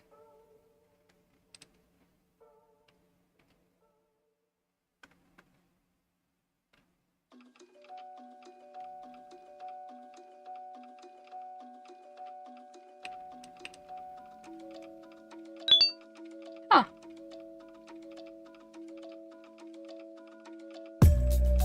I haven't seen a lot of Russian Badger stuff.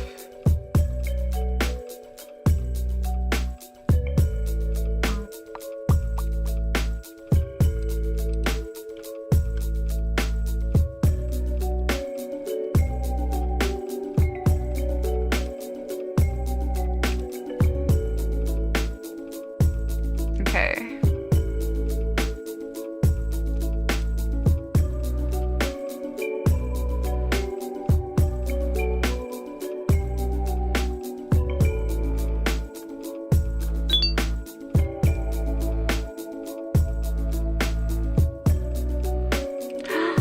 You did it! Nay, you got it! Good job! Yippee! Alright. Ah! You tooted!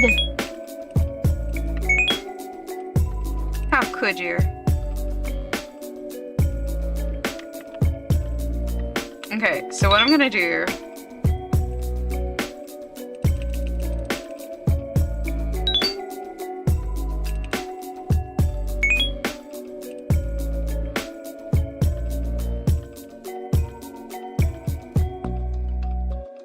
Gotta make this a chibi model, I think.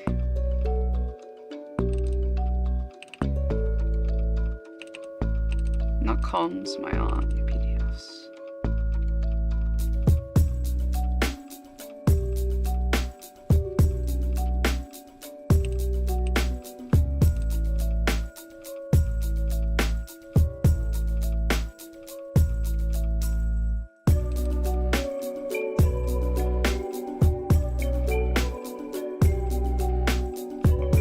Okay, there you go.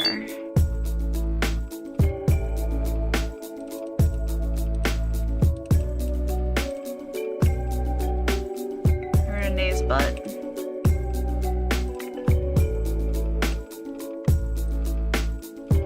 Right.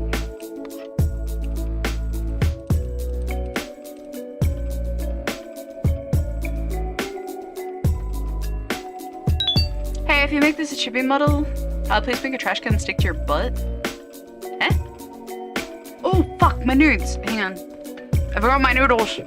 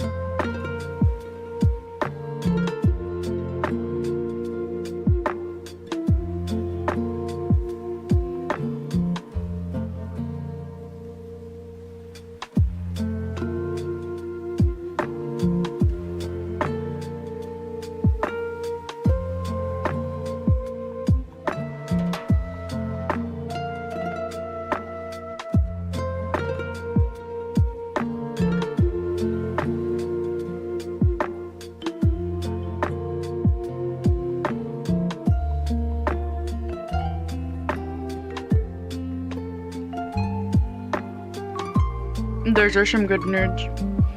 Wait, what? Did you clip me fucking just screaming my nudes and running off? So I made rice noodles with a couple of mixed veggies. And then I have leftover chicken from last night, so I put that in with it.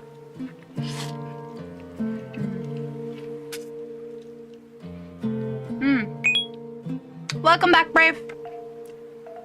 That's really good. If you hear me weird, I'm sorry, but I don't want to give you guys mouth sounds.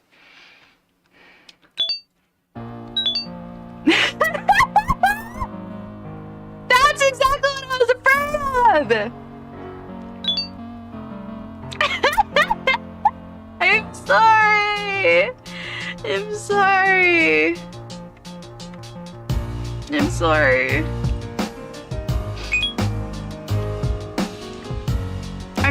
The Gakis is eating the nudes. That is true. Sorry, I had a stutter. I was swallowing. I made some rice noodles, which is just rice flour and nudes. Rice flour nudes plus some sriracha. It's so good. Vegetable.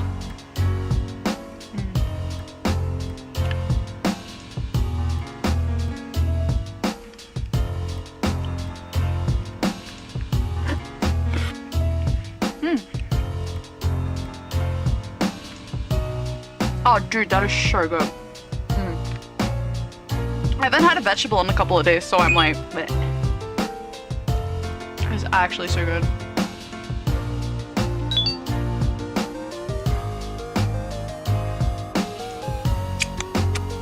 So it's chicken breast fen, rice noodles, sriracha. We don't eat a veggie recently? Yeah, I haven't been sleeping well, so I haven't been being able to cook or anything.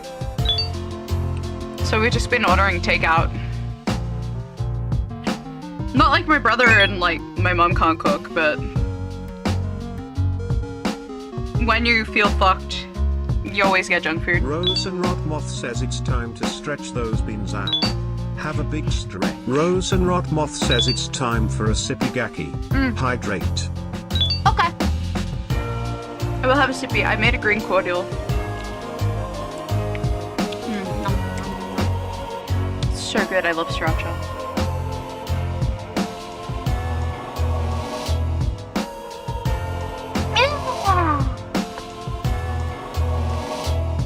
Yum.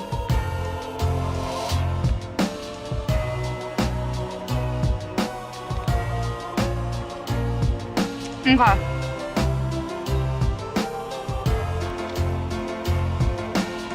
So what we have to do is we have to separate this, right? So we need to make it into head, folder, body folder, arms, legs.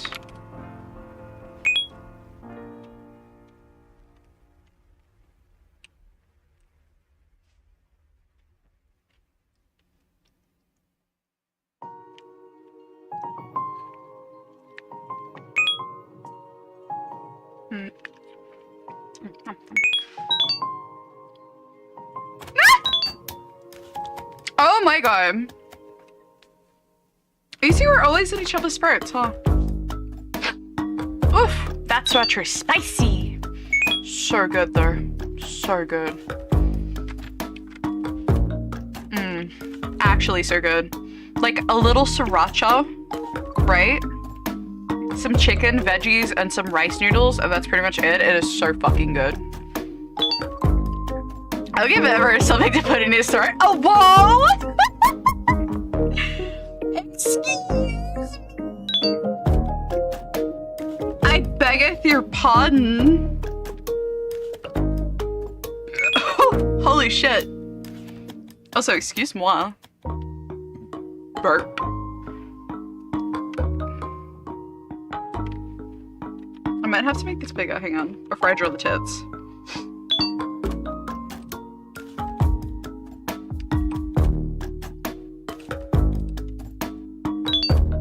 Wait, where's the tail? Oh, right. No, sweetie, you can go out there. Just line you back up.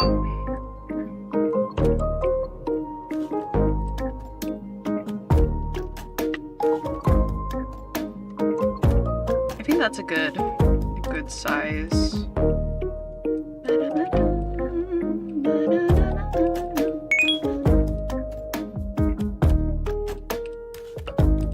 Should I make a furry raccoon toggle for this? I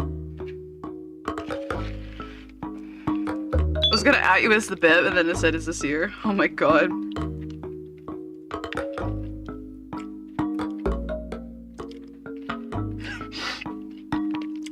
If you guys are gonna fuck, can you like fucking DMs, please?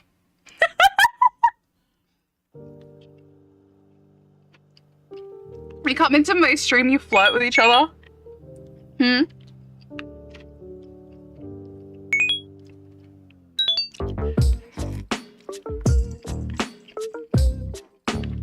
Band. That's really good.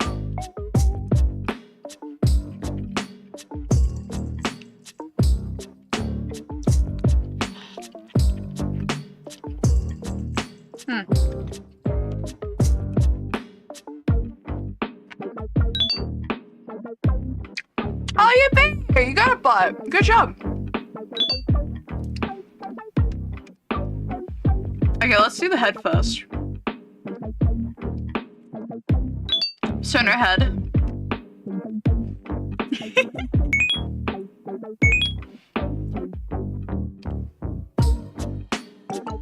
Oops. Already, that's bad. Already, that's bad. Why is my stabilizing not stabilizing?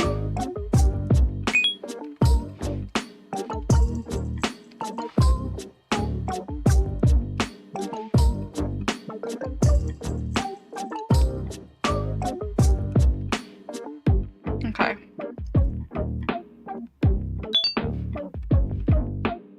Body.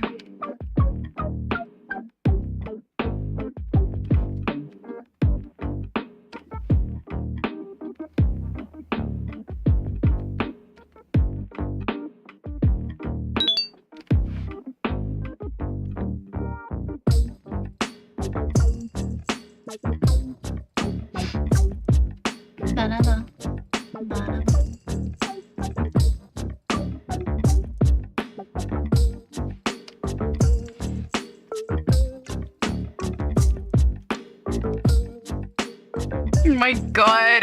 You guys are such goobers, seriously. You fucking goobs. You make Galgura proud with how much you goob.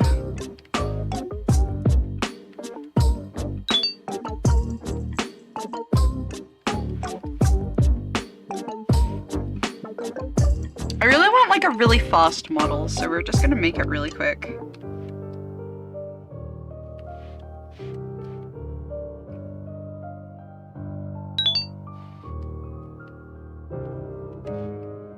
I've lost count. I hope you find them. Oh my god.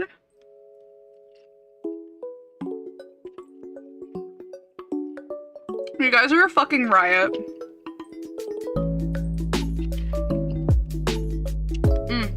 Okay. That's really good. I can't stand not eating vegetables every night.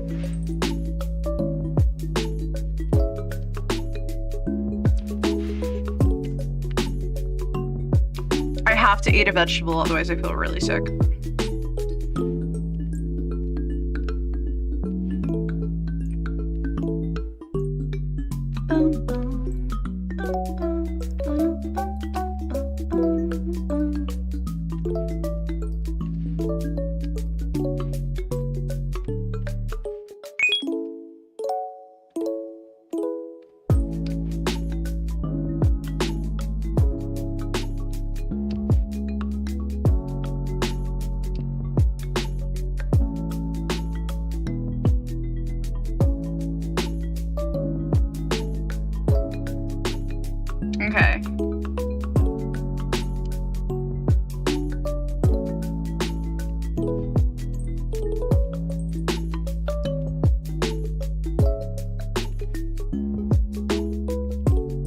one little toozy.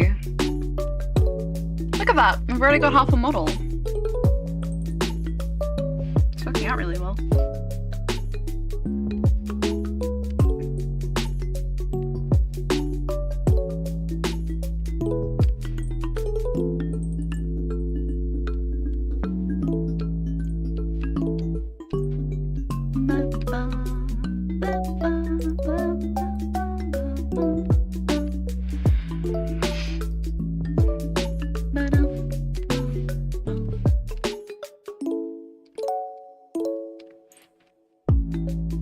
Yeah, that should be fine, right?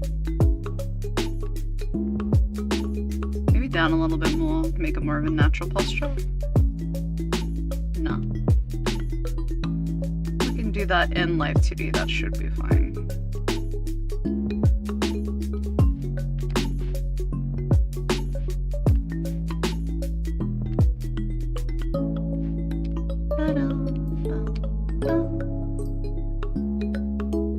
Hey, you guys, I forgot to ask. Do you guys wanna...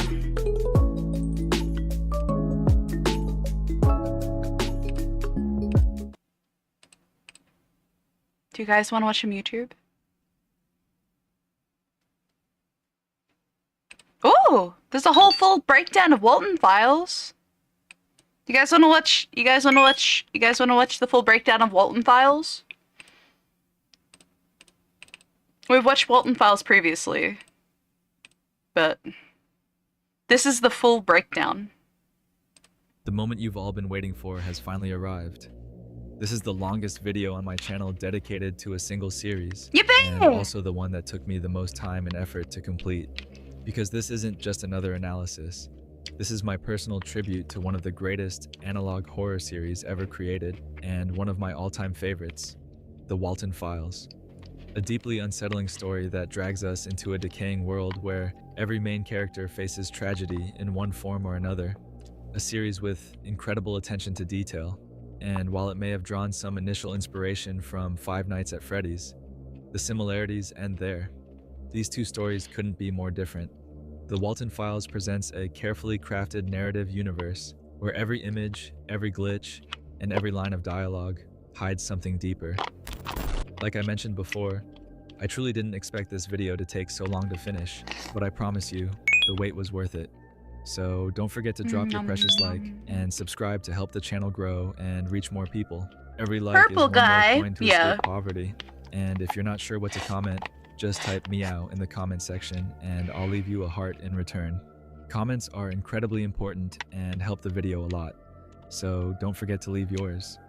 I'm not a big fan of setting like or comment goals, but go ahead and surprise me and I'll bring you the full breakdown of the non-canon episodes of the Walton Files as soon as possible.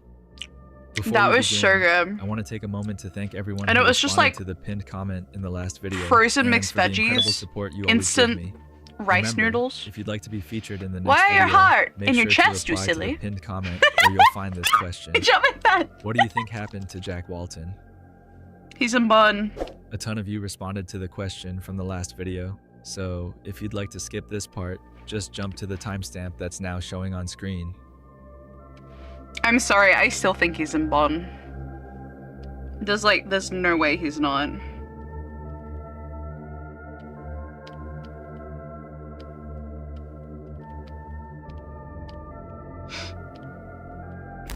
Welcome to the Walton Files Ultimate Breakdown. Cute.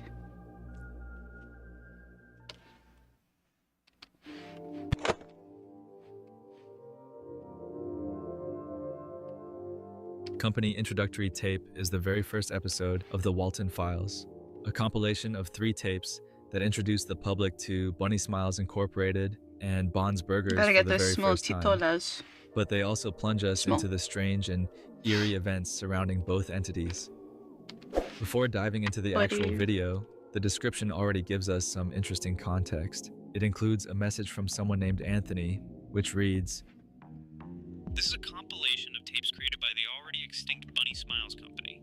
I love this series. Unironically, this is the best series I think I've come across in a long time. Back in 1974, 1979. The rest of the tapes seem to be recorded by a new facility caretaker in the year 1982.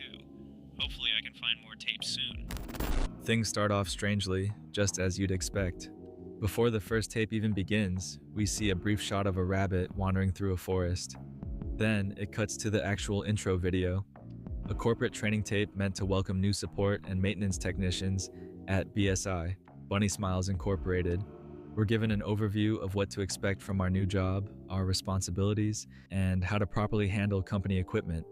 Soon after, we're introduced to Bond's Burgers, a family-friendly fast food restaurant with an entertainment area for kids, headlined by a group of animatronic performers known as the Showstoppers, Bond, Shaw, Buzu, and Banny.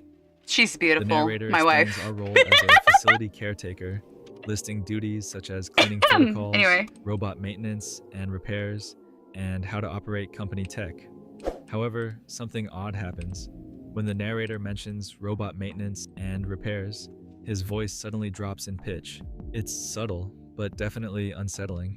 Maybe I'm reading too much into it, but it almost feels like a hint, like there's something very wrong with these animatronics. Next, we're shown the founders of the company, Jack Okay. Walton and Felix Kranken, along with a short message from the two of them. It's a warm and cheerful moment, one that starkly contrasts what comes next. The narrator then announces that Bond's Burgers will be opening in a few weeks, and that they're excited to make their dreams come true with you. But suddenly, the tape becomes corrupted. We see a cartoon version of Bond glitching alongside distorted footage. What follows is an instructional segment on the K9 storage facility located in Santa Juana Forest. This facility is used to store valuable items from Bond's Burgers, which, believe it or not, was permanently shut down in the very same year it opened due to certain incidents that occurred there. Then the screen fades to black, and Whoa. a cartoon drawing of a gray rabbit appears. A character whose identity we'll learn about later. The rabbit says something, but the audio is reversed. If we flip it, here's what we get. You finally start to remember. That's all day. They will reach out for you soon. Sophie. As we'll see throughout the series, these interruptions weren't part of the original tape. What we're witnessing is the appearance of an unknown entity that distorts and hijacks the footage to send a message to someone named Sophie, a key character we'll meet later on. The Bumps. second tape in this first video takes the form of an episode from a 1979 children's show called Little Bond's Neighborhood, produced by the same company. The episode is titled Bond's Super Sleepover Hold on. and was made by Sunlight Animation. Little Bond is planning a sleepover and movie night with his There you friends, are. Shaw, Buddy. Buzu, and a new character we've never seen before, a clown named Billy. But something strange happens. As Bond checks his guest list, Billy's face suddenly vanishes and is replaced by a distorted image of Jack Walton. The background darkens and Bond's eyes disappear. A curious detail here is that even though Bond says he's invited all his friends, Banny is nowhere to be seen. Later tapes will reveal that Bond actually finds the animatronic rabbit's personality irritating and Yeah. stressful. The cartoon shifts back to a cheerful That's true, by the way. So, in canon, the Blue Bunny Bond is like the not related older brother of Benny, the pink annoying bunny. And she's a lesbian and has ADHD. You'll see in the Walton Files 2, like Walton Files 3 when he goes over it, that she's just an annoying fucking little hyper bitch, and fucking Bond's like, ugh, you're tone, not! and Bond's friends You're arrive not at his me! house. He gets ready to play a fun movie he bought. Baka! However, the VHS cover is anything but fun. It shows Jack Walton's face along I'm with not an annoying, upside-down Baka. title that seems to read home video. Then we see Bond and the others watching the film, Cope. but instead of a movie, the screen shows a cryptic message. Let me out of here. There's also a bottle of pills next to the TV prescribed to Sophie Walton, the name mentioned earlier by the Gray Rabbit, Jack Walton's eldest daughter. The tape glitches again. When it resumes, the characters are in their sleeping bags. Bond wakes up after hearing strange noises coming from the kitchen and decides to Wow, investigate. giving me head pats. As he glances toward the Sassy. living room, the TV turns on by itself, displaying a missing person poster, Jack Walton, This who bottom vanished TPs are under too long. mysterious circumstances on June 11th, There. 1974. All of this happens while distorted sounds and faint cries echo in the background. Bond finds a lighter on the floor and tries to ignite it several times, until he finally does. But in that exact moment, it vanishes, and instead, we see Sophie dressed in a Bunny Smiles maintenance uniform. Behind her, the Bond There we animatronic, go. worn out, torn, Much and better. riddled with holes, stares at her in a chilling silence. The footage cuts abruptly, jumping straight to the third and final tape. This one revolves around Brian Stells, a new facility caretaker sent in 1982 to the old Bunny Smiles K9 storage facility. He explains that he's recording everything as part of company protocol and mentions having been driving around for 20 minutes, completely lost, trying to find the place. Brian finally arrives. The facility has been inactive since the late 70s. Inside, he comes across 3 photos. One of Felix Kranken, Oh, one of a dude, group of that fucking employees, lunch was so and good. another of 2 young children, So good. Jack Walton's other kids. My stomach Ed is and singing Molly. right now. Soon, a terrible stench fills the room. Brian then discovers something else. The place when you The eat something old, so severely good that makes your damaged tummy do a Bond little animatronic. yeehaw. He tries using a remote control to test if it still works, noticing that the left arm appears to be broken. But suddenly, everything is interrupted when Bond starts moving on its own and laughing maniacally.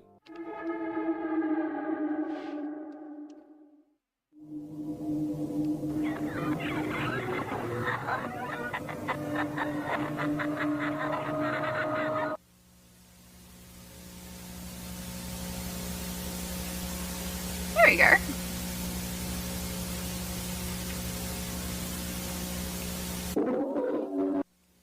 Take that as a color palette reference.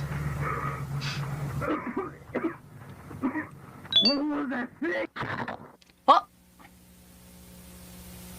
Fen is not existent.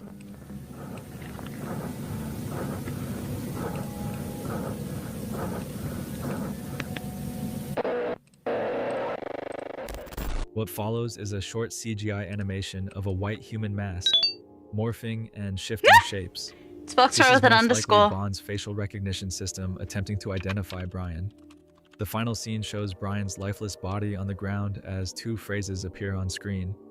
I can't feel anything, and he thought I was her. But who is her? You might remember the earlier scene where Sophie appears wearing a maintenance uniform.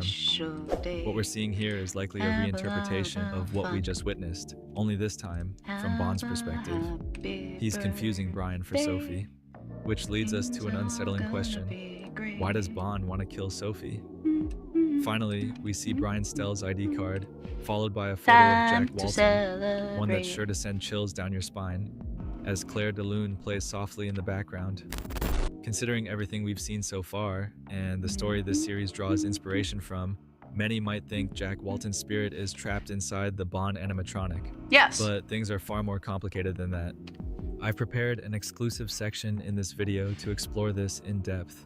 Jack Walton is one of the most mysterious characters in the Walton Files, so let's not get ahead of ourselves.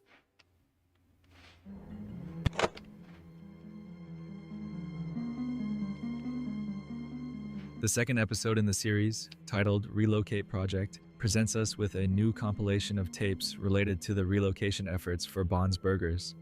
But before diving into the analysis, we're once again greeted with a message from Anthony. This is another compilation of tapes from Bunny Smiles Incorporated. I was able to contacting people via forums and threads that have some information of the company. These tapes revolve around some relocation project that was being executed during the late 70s. A BSI employee mentioned that these tapes were really private, and only a few people had a copy of them. Once the company vanished during the early 80s, all tapes regarding the project were banned and destroyed. These are super rare, and I'm really lucky to have them. The first tape outlines the plans to relocate Bond's Burgers 4 years after the original restaurant shut down on July 20th, Okay. 1974. Now for the Tumby. The narrator explains that the relocation project was a backup plan devised by Felix Kranken, and it took 4 years of legal procedures to make it happen. What's he cranking? Through an 8-bit animation, we see the animatronics and props being moved to a storage facility deep within the Santa Juana forest, something we already knew. In the animation, a worker is seen loading supplies onto a truck, and as the screen darkens, it's revealed that the driver is none other than Jack Walton. The narrator goes on to say that several products were created based on the animatronics: books, merchandise, animated films, and a children's TV show. One of these, as you may have guessed, was Little Bond's Neighborhood, which became a massive success. But what really stands out is a VHS tape box among the merchandise titled The Disappearance of Jack Walton. The narrator continues, saying that the success of these products inspired Felix to restore the animatronics and reopen a brand new Bond's Burgers in 1982. He even praises Felix, showing a cartoon version of him surrounded by happy kids. But then something unsettling happens. As the narrator says, a man with not only a giant brain, but also a giant heart. The video cuts to a dark, silent image of Jack Walton, smiling. It's clear. Something went very, very wrong between these two. The original one says, The not second- to interject, sorry for breaking your into, but in the original of this, because I've seen the original, this is the remastered episode. The original, he actually, if you turn on closed captions, says, "But what about me?" Which Felix is like, not only has he got a giant brain, he has a giant heart, and then Jack cuts him off with, "But what about me?" Because he also is, like, he also is supposed to be, like, he's also half creator, but he's had all of his shit just fucking straight up erased from it, which is really sad. Second tape documents the reprogramming process of the animatronics to update and prepare them for the grand reopening. The first phase involves programming facial expressions, and Banny is used as the example. The narrator explains that the results should be similar for the rest of the animatronics. First, she opens and closes her mouth, a function that already existed. Then, a new feature is added: blinking. Banny is said to use these expressions to convey emotions or to look for friends, referring Whoa. to customers. But as she looks around, That's the a lot of background fades words. to black, and a Thank haunting you face for overlays her own, welcome, strongly welcome. suggesting Your that username is really Banny long. is Sorry, being I couldn't give you a possessed by shout human out. soul. The scene changes. Banny is now in a square room with 3 doors. She tries to open each one. Thank you, but no I matter which she appreciate it. chooses, she always ends up back in the same place. A voice is heard saying that she's trapped in a cage and that she needs to get the owner's attention. The voice repeats over and over, "The bunny rabbit needs to get out. The rabbit is starving." Eventually, Banny gives up. She stands silently in the center of the room, black tears streaming from her eyes, just like we saw with Bond. Then the video shifts again to black and white footage of wild jackrabbits running through an open field, with Lacrimosa playing in the background. This moment is important, so keep it in mind. One of the future episodes in the Walton Files shares the same name. What we're seeing here is a historical event, a massive jackrabbit hunt during the Dust Bowl. The Dust Bowl was a series of devastating dust storms in the 1930s that hit the Midwest United States, triggered by severe drought, poor farming practices, and strong winds. It destroyed millions of acres of farmland, turned soil into dust, and forced countless families to abandon their land. But that's not all. During the Dust Bowl, something strange happened. Massive plagues of jackrabbits. With no natural predators left and the ecosystem disrupted, their population exploded. With crops dying from the drought, jackrabbits fed on whatever was left, destroying the remaining food supply. Desperate, starving farmers began organizing mass jackrabbit hunts. Hundreds of people gathered to corral them into cages and kill them with sticks or firearms. There was nothing left, and the jackrabbits became just another threat to their survival. Back in the present, we now see the worn, damaged version of Banny as she looks today. The image darkens, leaving only her silhouette against a black background. Her face slowly moves closer to the screen until it's replaced by an image of a purple rabbit trapped inside a birdcage. Aw, poor Manny. Finally, we see a barely visible missing person poster. It belongs to Susan Woodings, the lead technician at Bunny Smiles. And just like that, we learn the identity of the soul trapped inside the Banny animatronic. What we've just witnessed is a representation of the suffering that Susan is enduring within the animatronic, trying again and again to escape and call for help, but always failing, trapped in a cold metal cage from which there is no way out. The third tape takes the form of a tutorial for support technicians working at the I K9 think that storage looks good. facility. Our guide is Shaw, who reminds us that we must always wear the official Bunny Smiles uniform and carry an employee ID card. Her explanation is suddenly cut off as the screen briefly flashes Brian Stell's ID card. When things return to normal, we see Shaw helping little Bon get ready to enter the facility, Okay. making sure he has the following items: a flashlight, a snack, a key, This looks good. and a camera. However, just as Bond turns to the viewer to introduce the last item, the background darkens, and we Looks see Jack pretty Walton's much face peeking out identical. from inside Bond's backpack. Once inside the facility, Shaw warns us to remember the rooms we passed through, as it's easy to get lost. When leaving the break room, a shadow that appears vaguely human flashes across the screen. Shaw enters the storage area and begins explaining the purpose of each section, but she's suddenly interrupted when she reaches the third door. And let me tell you now, nothing good lies behind that third door. In the main storage room, Shaw says something in reverse. When the audio is flipped, we hear the following story. Rosemary would go to the restaurant every night hoping that his beloved husband would reappear after being missing for weeks, but no response until one day she heard a voice saying, "I know where she is, Rosie," coming from the backstage. Safe. After this eerie moment, Shaw asks us to follow her into the animatronic storage room. She warns us not to touch them or shine light on them unless we're certified technicians. But then Shaw returns to the storage room crying and remembering in horror that she's been in that room before. She tries to go back to the previous room, but the strange black silhouette appears again, blocking her path. The scene becomes distorted, red hues filling the screen as Shaw sobs even harder. We see her again in the storage room, now whispering. Sophie, where am I? Her body begins flickering back and forth between her own and that of another woman, Rosemary. So I wonder what like The poster of the Shaw in the background is replaced with couple? one of Rosemary, and the name Sophie is repeated over and over in reverse. Rosemary finally appears on screen as Shaw's voice continues narrating the story we heard earlier, That's fine. and we are now shown the grotesque and horrifying fate of this poor woman. By the time the lady entered the backstage, as the voice told her to, missing husband wasn't there. Instead, she found a rap. Rose broken will fix you. You will beautiful. You will beautiful. You will beautiful.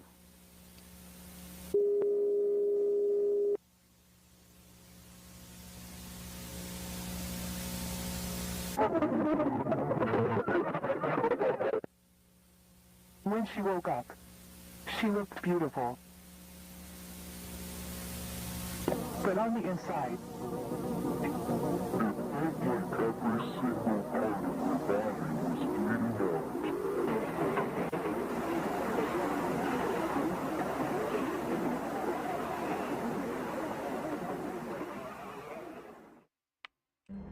Let me give you some context. Rosemary was Jack Walton's wife and the mother of Sophie, Edward, and Molly Walton. She was an extremely loving woman, but also intimidating when necessary. She adored her children with all her heart. However, after Jack's disappearance, she completely changed. She became sad, depressed, and extremely overprotective. From that point on, Rosemary started visiting the restaurant every night, hoping Jack would come back. But one night, she heard a voice calling out, saying it knew where her husband was, and asking her to follow. She did. But when Rosemary entered the backstage, she didn't find Jack. She found the infamous Bond animatronic. And in that very room, reserved for employees only, Bond brutally ended her life. Her remains were later placed inside the Shaw animatronic, possessing it in the process. And now we reach the fourth and final tape in this second installment of the series.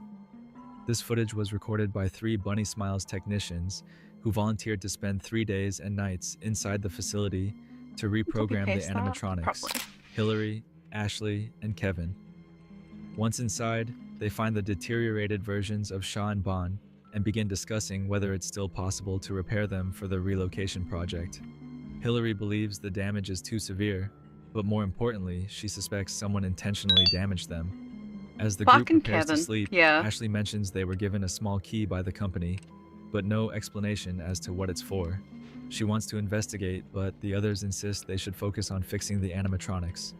The next morning, Kevin summarizes the project and admits that it was a failure. The animatronics are far too damaged, and they simply don't have the time or resources to repair them. He asks the company for an extension. Meanwhile, Ashley secretly starts a new recording. She's determined to figure out what the key unlocks, believing it might be the only way to save the project.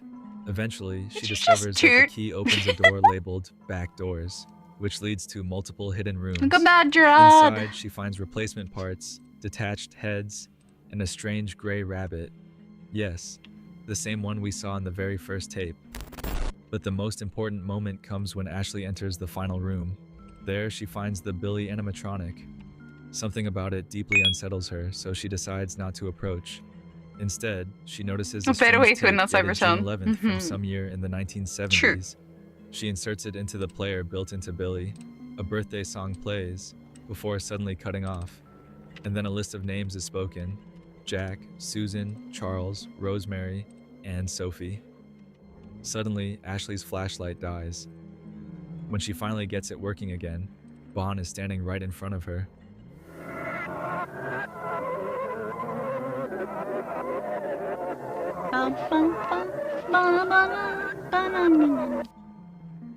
A brief message flashes on screen explaining what happened the next morning after Ashley's death. They left the next day.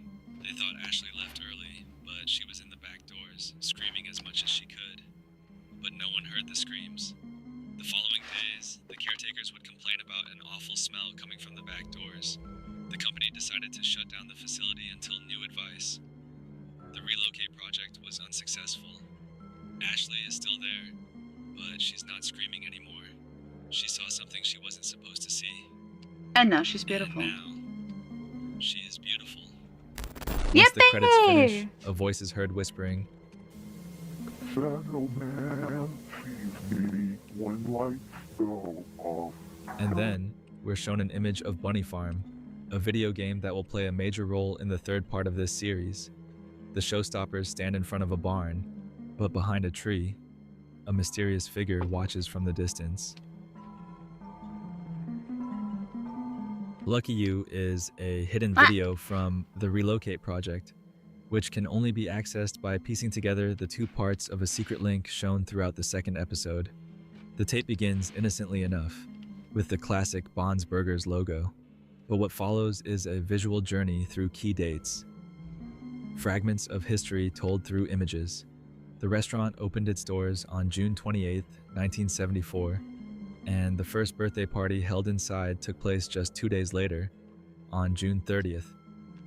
Then, between July 10th I wonder if that and gets cheaters. 19th, Dude, we the don't final get shows were cheaters performed here. before the restaurant We get, like, permanently shut down on July 20th. By October Kind 31st, of cheaters, the but not restaurant really. is seen abandoned and boarded up. On December 10th, we're shown the K9 storage They're called facility. twisties here. Later, But on it's the June same thing, 23rd, just different. 1975, the animatronics are transported to this Bon's Burgers storage location, and finally, we're shown a curious date, June 11th, 1974, a date before the grand opening. And yet, nothing is shown. The Wow. screen remains empty. Then, the mysterious figure we briefly saw earlier, lurking behind the Word. trees, finally speaks. From Can't now believe you on, did this we'll to me. refer to this character as Showbear. You must be so confused about what you saw. Don't be scared, my little bunny. Answers will be given. Okay, back to eventually, looking. but Wow, don't try to bitch. solve this puzzle only with the pieces you Okay, have so far. RAKUGAKI. This is Back to only looking. the beginning. For I'm going to tell Eat you my a story asshole. of broken people, Fuck off. beautiful people. He is so sorry about what he did to them, but there's nothing he can do. Remember that. Safety and pills, Sophie. Safety and pills, Sophie. Safety and pills, Sophie. Safety and pills, Sophie. Being sis. Oh, wow. Safety and pills, Sophie. Wow. Safety and pills, Sophie. Safety and pills, Sophie. Safety and pills, Sophie. Safety and pills, Sophie. Safety and pills, Sophie. Safety and pills, Sophie. Safety and pills, Sophie. Bad here. Just Sprays as he his bottle. begins to talk, his voice is abruptly cut off, by a loud, distorted version of Heartaches. At this moment, the soul trapped inside the Bon animatronic makes its presence known. Oh, can't you see? I made them beautiful. I don't know how. I didn't even mean to. But I did. They try to talk to us. Through analog, they will be heard. Actually, it This is wasn't. their cry for help. Besides, they want us to know what happened that year. But we must be patient. Look. They are filled with life. Actually, it wasn't. They dance to the music. They laugh and sing along. It's Felix saying this, not Bon. By the way. Just wanted to point that out. They will see you soon, Sophie. From this, several things become clear. First, and in case it wasn't already obvious, Bon is being possessed by a sadistic, psychopathic killer who is obsessed with murdering certain people to make them beautiful, just like him. The line, "They will see you soon, Sophie," is not just a chilling remark, it's a direct threat. As we've seen before, one of Bon's primary goals seems to be ending Sophie's life, though his true motives remain unknown. Meanwhile, the lines, "Through analog they will be heard," and "This is their cry for help," confirm what we previously suggested during the appearance of that gray rabbit at the beginning. The victims are trying to reach out through the tapes and similar analog formats, altering and distorting them as a way to make their stories known. We've seen this several times throughout the series already, and we'll keep seeing it again and again, because it's their only way to ask for help.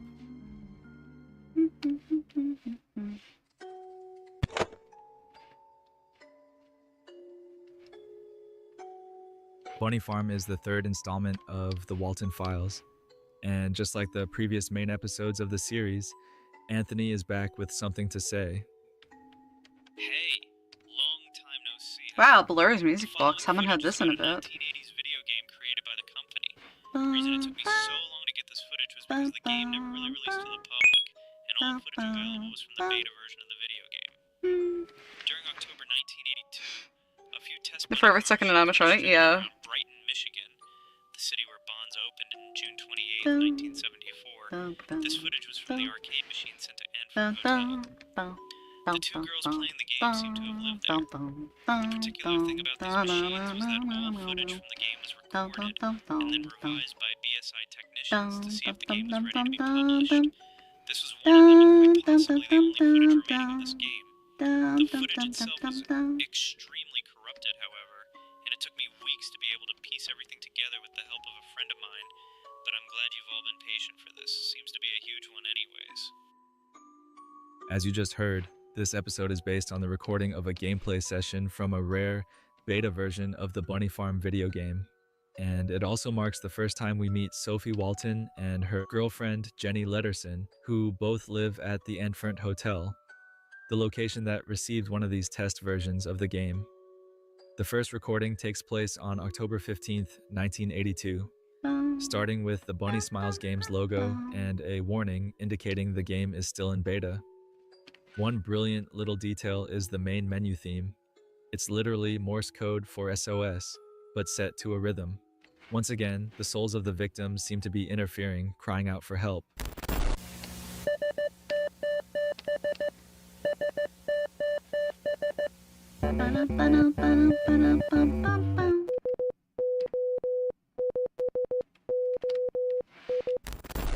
Jenny, already familiar with the game, decides to show it to Sophie.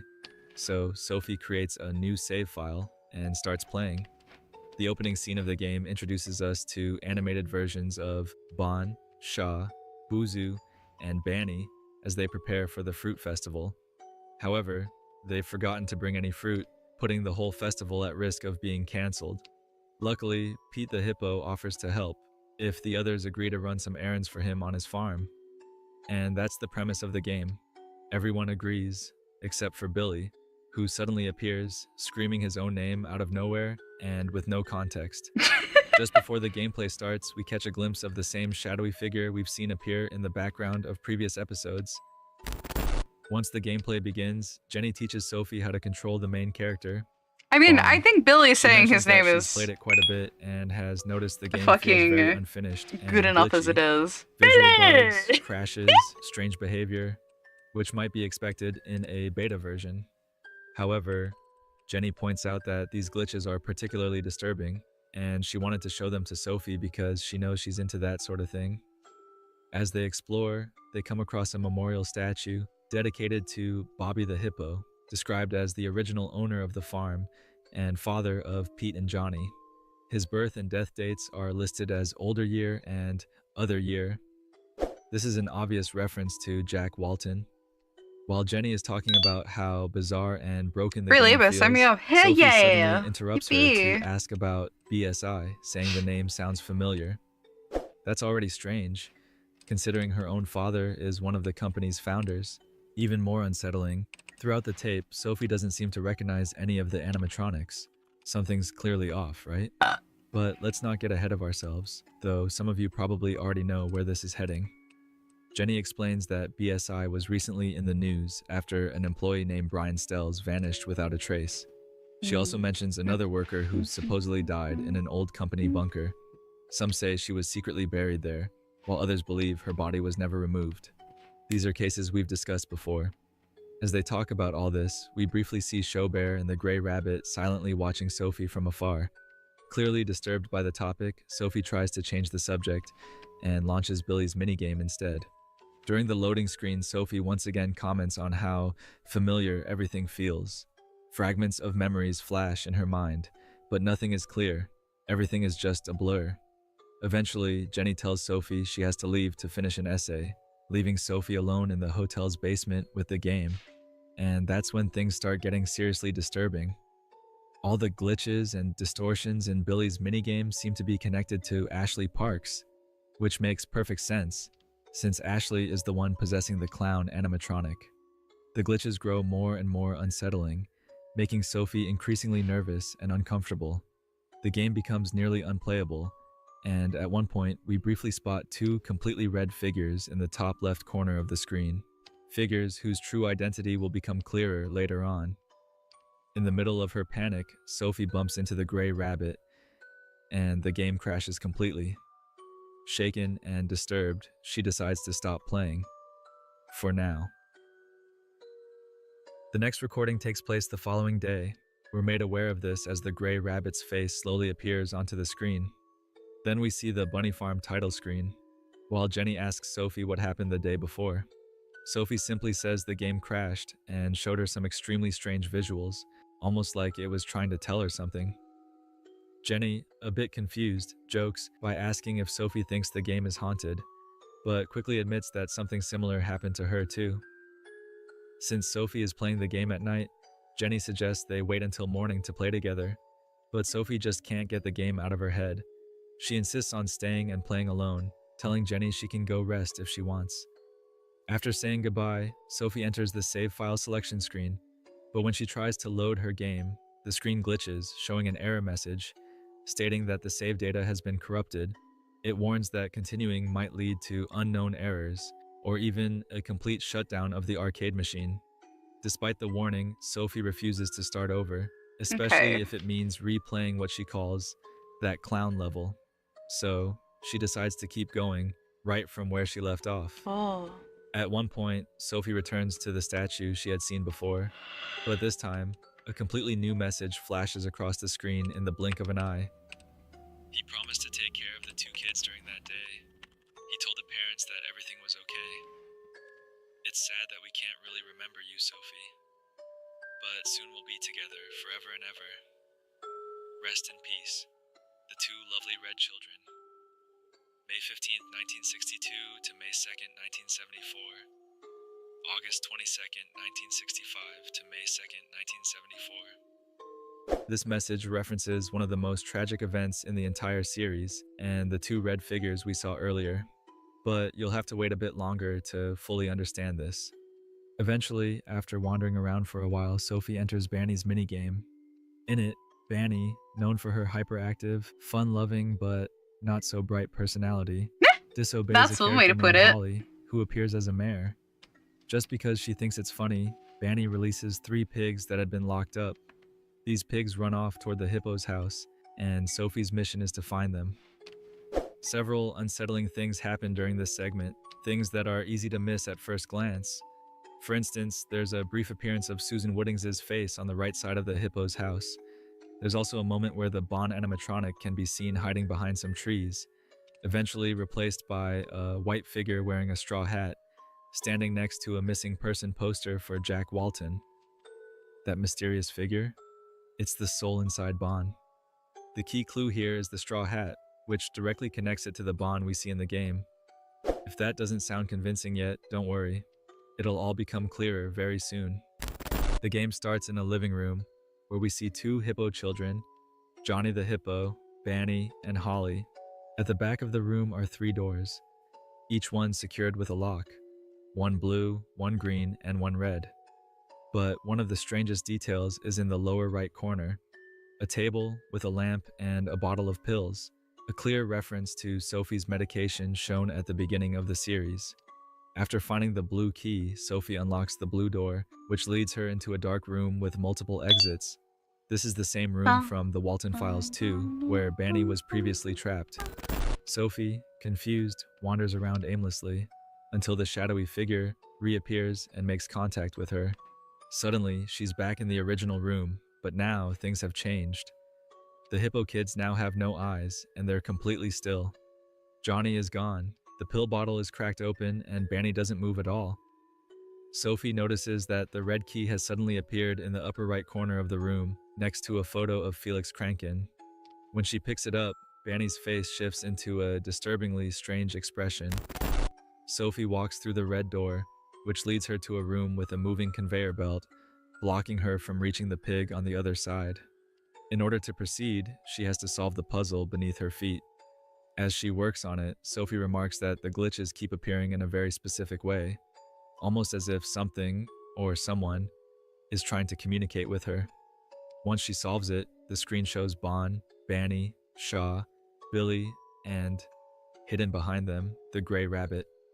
The image then cuts to a bloodied version of Banny's animatronic face, and then to the employees-only door at Bond's Burgers, the very place where Sophie's mother died. Although, she might not be the only one who met their end in that room. All of this leads to an audio log from Susan Woodings, the person who now inhabits Banny's animatronic body. BSI Technical Support Audio Log Number 3, June 30th, 1974. Jeremy's birthday party finished an hour ago. I decided to stay and help the employees clean the place. This week has been strange, especially because of the opening. I find it weird that they opened the place even though Mr. Wharton disappeared a few weeks ago. I hope he's doing alright. Rosemary came in today and asked if we'd seen him around. I'm pretty worried about it. Felix seems very concerned and worried too. Anyway, the birthday party, yes. Everything went according to plan. This was the first birthday party in the restaurant, and I feel it turned out pretty well. I noticed a few irregularities in the stage and in the audio animatronics. As the engineer and the person who basically built the animatronics to begin with, it was easier to notice these, especially in Bond. Something felt off. The limbs weren't moving properly. They looked stiff and odd, mainly in his right arm. It took a few more minutes to take him to the backstage, just to make sure everything's okay. I'm the only one left. Chris left some hours ago, and Felix didn't even show up. I'll leave and close the restaurant when I'm finished. I'm sure it's not going to take long. What follows is a mini-game showing how Susan died inside the employees-only room. But I won't be showing that here, because we'll soon witness that very event in far greater detail and quality, so you'll have to wait a little longer. After the minigame, Sophie finds herself back at the farm, but now it's much more empty than before. And where Banny used to be, there's now a missing poster for Susan Woodings. The game's music has slowed down, warped, and distorted. Sophie quietly notes that everything happening seems to be tied to some event, but the pills she's been taking are keeping her from remembering. But that was very confusing and scary, but it felt like I was being told a story or a certain event. I mean, clearly I was, but, yeah. Thing is, the pills have been making me forget a lot of stuff from my teenage years and my childhood, and, like, I started taking them for a reason, but I really don't want to think about it. Now it all starts to make sense, doesn't it? Her family has been caught in a chain of tragic events, things that would leave a permanent scar on anyone. Her father disappeared, her mother died, and as for her two siblings, I won't spoil that part for those who haven't seen the full series yet. The point is, Sophie is alone. Everyone she loved the most is gone, and what better way to make all that pain disappear than to forget it all? That's why Sophie started taking pills to forget. Now, whether she started taking them on her own or was encouraged by someone else isn't exactly clear. What is clear is that she remembers almost nothing from her childhood and teenage years. All those painful events from her past, completely erased. Back in the game, Sophie approaches the mailbox, which first displays some gameplay tips over a red, glitched out background featuring the soul of Bond. But eventually, everything goes black, and a journal page appears. At the top, we see the name Linda Thompson, but just below it, the last name Crankin is crossed out in red. Linda is Felix's wife, and this shows that she's rejecting her husband's last name. Several pages follow, and while most of them are heavily censored, there are still some key entries worth noting. The first is dated October 30th, 1964. Linda writes that Felix has been acting strangely lately, and she doesn't know what to do. He's been drinking excessively. Another entry from August 23rd, 1965 mentions that Linda had just moved in with Felix, and that the day before, Jack and Rosemary had welcomed their third child, Molly. She also writes that Felix and Jack were pitching their restaurant idea to a company called Cyberfun Tech. On December 26, 1970, Linda describes how Felix and Jack built a doll called Rocket for Ed and Molly. She also notes that Felix drank heavily the day before, and that his alcoholism had already become a serious issue. She emphasizes that Felix is a good person deep down, but that he isn't doing anything to fix the problem, and she feels powerless. On January 3rd, 1973, Linda describes how Felix's addiction has worsened to the point where it's harming both himself and her. She no longer knows what to do. A later page, undated, is written in a tone of complete emotional collapse. Linda says she doesn't know what else to do, she simply can't go on like this. The final entry is dated May 2nd, 1974. Linda writes that she's leaving Felix and moving to Hurricane. She says their relationship was never healthy. At the very bottom, we see an apology from Felix, written in red text. Sophie whispers that she shouldn't be reading this, and at that moment, the game seems to return to normal, though normal might not be the right word anymore. The game resumes, this time with even more changes than before.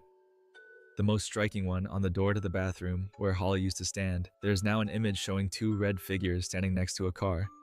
It's nothing more than a premonition of what's about to happen. At this point, the background music has vanished completely. All we hear is the sound of Bond's footsteps.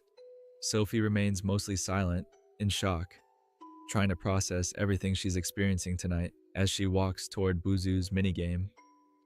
As with the previous games, the glitches and distortions here are directly tied to the person who died and is now possessing the corresponding animatronic. In this case, that's Charles Brooke, computer supervisor at Bunny Smiles and Susan's closest co-worker. Sophie comments that the game is probably trying to tell her something, maybe how these people died. During the minigame, Buzu mentions they have to prepare for Lily's birthday party. Lily is Charles's daughter, which only strengthens the connection. The game also keeps showing the same car with the two red figures, as if desperate to make Sophie remember the accident. At one point, Sophie takes control of Buzu. Here, the game shows us Charles's death at the hands of Bond, just like with the others. But how do we know it was Bond? If you look closely during the loading screen, you can briefly see a pair of bunny ears slowly walking to the right. Missing wheel 714, missing wheel 714, missing wheel 714, missing wheel 714, missing wheel 7.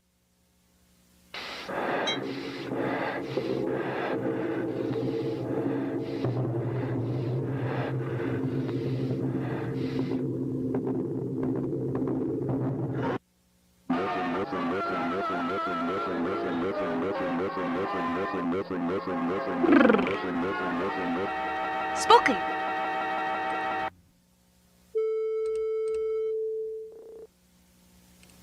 He doesn't remember his face. This is kind of starting to make more sense to me. I mean, as much sense as something like this can make. These are all faces of people that I think I knew when I was younger. I knew these people, and for some reason my brain just forgot about them, or what happened to them. I doubt they're alive anymore. I mean, maybe they are, but it's unlikely because I would have heard from them by now. And this game really tries to make it seem like these people died. Not in very pleasant ways either. I really don't want to think about it anymore, but Jesus. After this reflection, the footage shows Sophie preparing to enter Shaw's minigame. In this one, Shaw and Bon are playing hide and seek, and Sophie's goal is to find the animatronic sheep. In the overworld, there are several subtle details worth noting. The presence of Showbear and 2 gravestones marked E and M, the graves of the 2 red figures. Sophie chooses to explore the garden, which displays a wide view of the area along with the distorted face of Rosemary. When she returns to the overworld, the red figures are gone, replaced by the gray rabbit, suggesting some kind of connection between the 2 entities. Sophie ends up selecting the chicken coop, where she finally finds Shaw. But when she clicks on her, we start seeing brief flashes of Rosemary's mangled body, depicted as the Shaw animatronic. Now it's Sophie's turn to hide, and she chooses the forest. But Shaw doesn't take long to find her, and what she's about to show Sophie isn't going to be pleasant. Am I still beautiful to you? Sophie. I know you. Found you.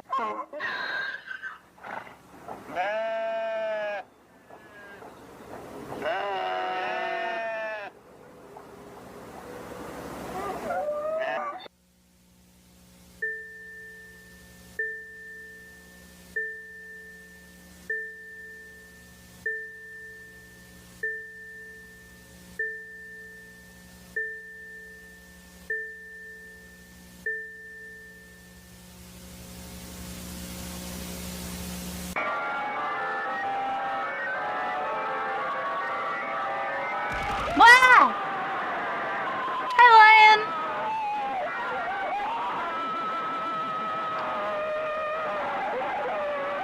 Watching creepypastas.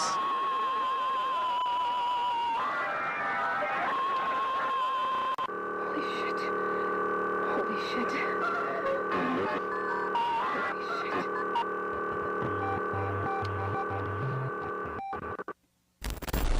The scene shifts, placing us in front of the same well with eyes that appeared earlier on the farm map.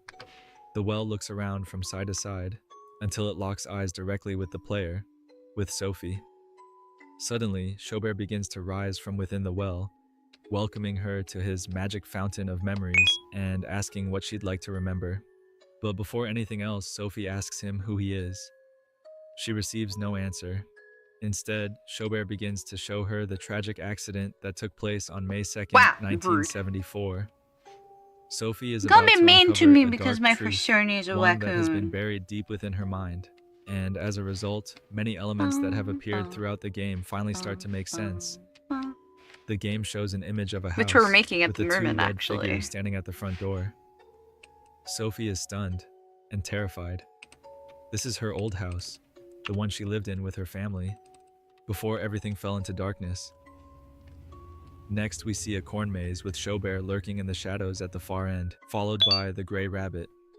The rabbit says he's happy to see Bon and thanks him for helping clean up the maze. He tries to tell Bon what to do next, I like but my he's interrupted Facerna. by the I think sound of a she's ringing cute. phone. We're then shown a conversation between Felix and Jack.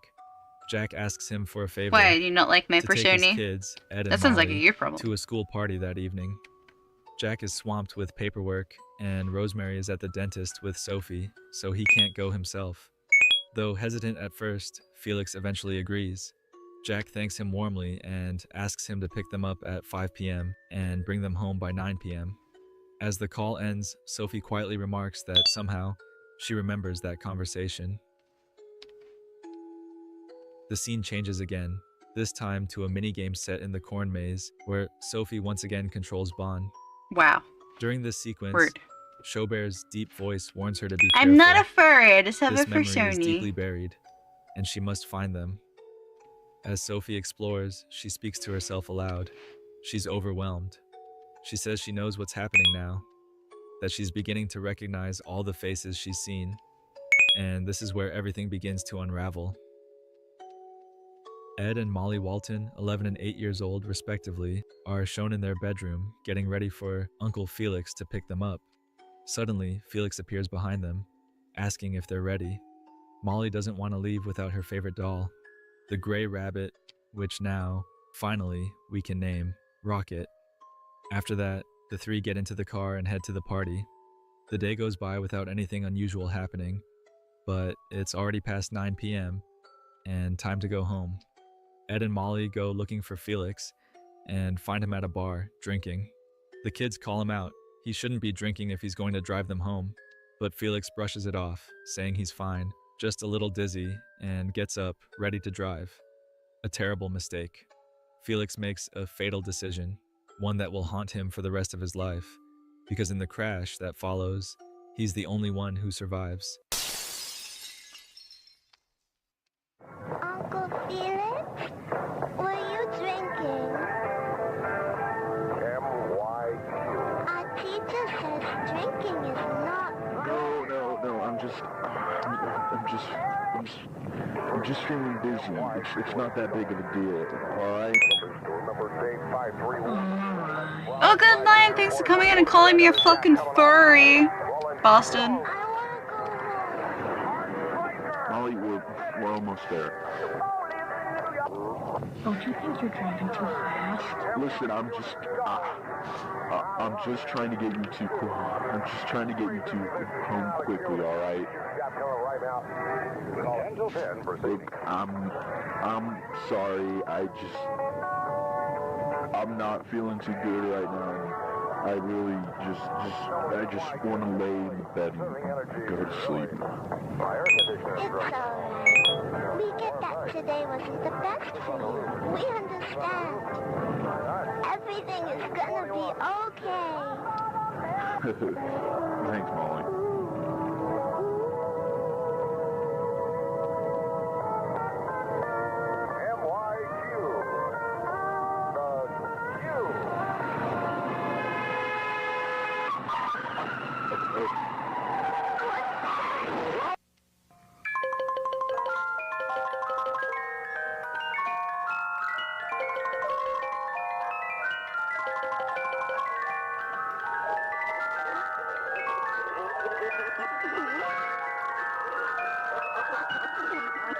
You know we mean lovingly.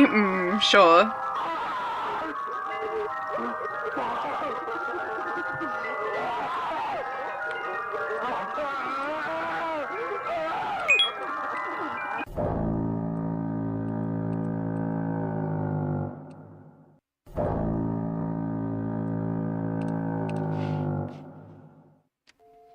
Panicked and lost, he buries Ed and Molly's bodies in Santa Juana Forest, but they found a way to come back, by possessing Rocket.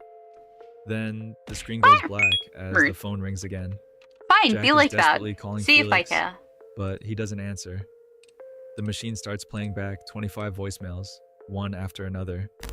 Finally, the video cuts to a scene showing the player character, Bon, but this time without a face, interacting with the members of the Showstoppers. But then something breaks the illusion. Bon's animatronic version appears. Wait, weren't we playing as Bon? This doesn't make any sense. Or maybe it makes perfect sense.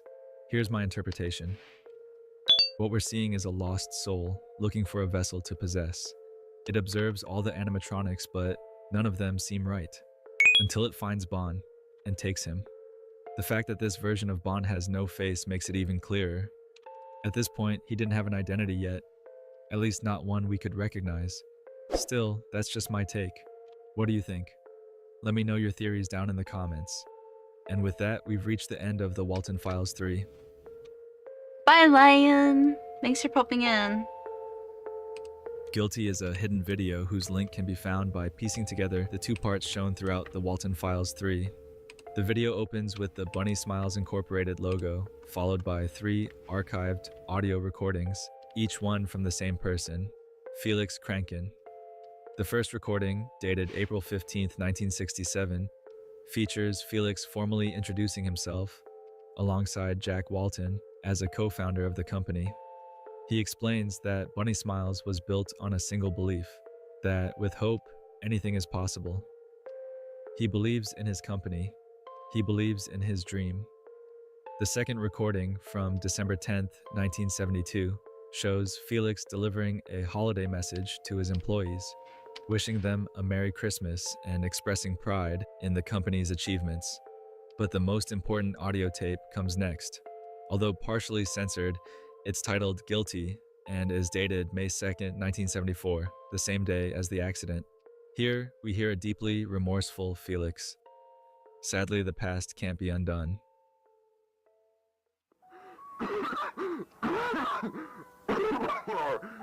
Alright, it's... yeah.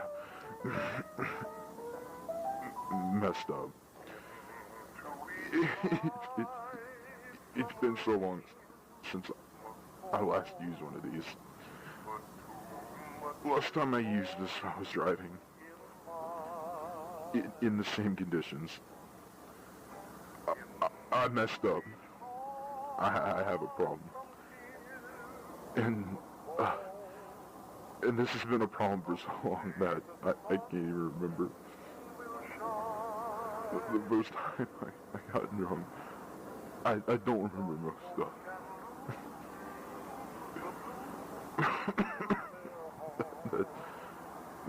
That's probably why I carry this recorder with me. So, that's probably why I'm recording this in the first place. Because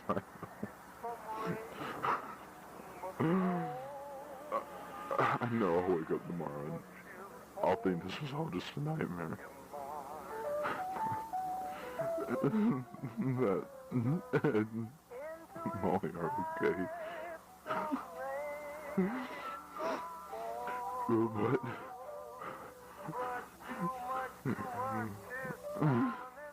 But they're mad. They're not.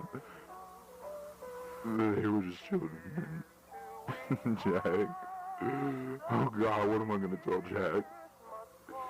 He would be devastated.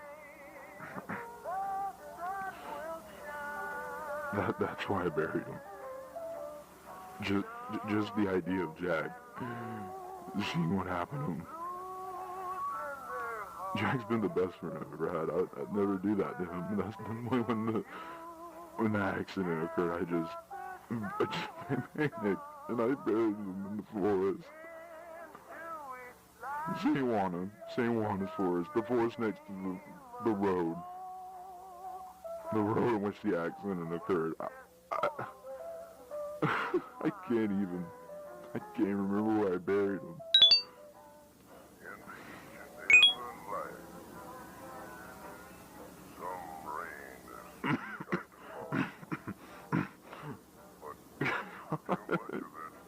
So fucked. What am I gonna do now? The restaurant's gonna open next month. That's all he's worried about, and the fact that he killed 2 kids. Wow. Next, What we an have a asshole. mini episode titled Spectacle. In it, a reporter named Christine Marshall stands in front of a now shuttered Bond's Burgers, reporting on the location's dark history and the string of disappearances linked to the restaurant and the BSI company. Christine works for Local 57, a news channel whose name is clearly inspired by the analog horror series Local 58. During her report, Christine Wow, look interviews at a all these mother little who knew one of guys. the Aren't they so employees who cute? used to work there. The woman explains that her coworker had gone to Bond's Burgers to celebrate a birthday, and at the time didn't believe any of the paranormal rumors that were already starting to spread about the place. As she speaks, we see various shots of the restaurant, intercut with fragments from the old Bond's Burgers commercial. Later on, Christine interviews Derek Collins, chief detective of the Brighton Police Department. He begins recounting the 6 disappearances that occurred during the summer of 1974. Jack, Rosemary, Edward, and... Wait, what? Just gonna put this out there. Brave, stop ass kissing. Wait, let me read it first. I'm gonna put this out there. Out of everyone I've ever watched or tried to watch, you're probably the only one to be on the main monitor. I saw someone else say it, and honestly, I vibed with it. Out of all the jokes, jabs, and taunts, you're a cool bitch. What? Bullshit. Bullshit. Absolute bullshit. Thank you, Brave. I appreciate it. But bullshit! Honestly, I'm really glad you guys, like, enjoy just hanging out with me. I'm glad you like just hanging out while we work, honestly. It's a lot of, like, sometimes I do have really big, like, ow!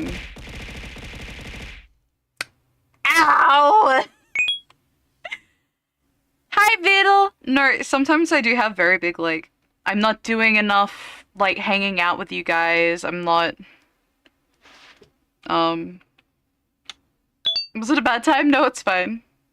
I feel really, like, lacking as a creator.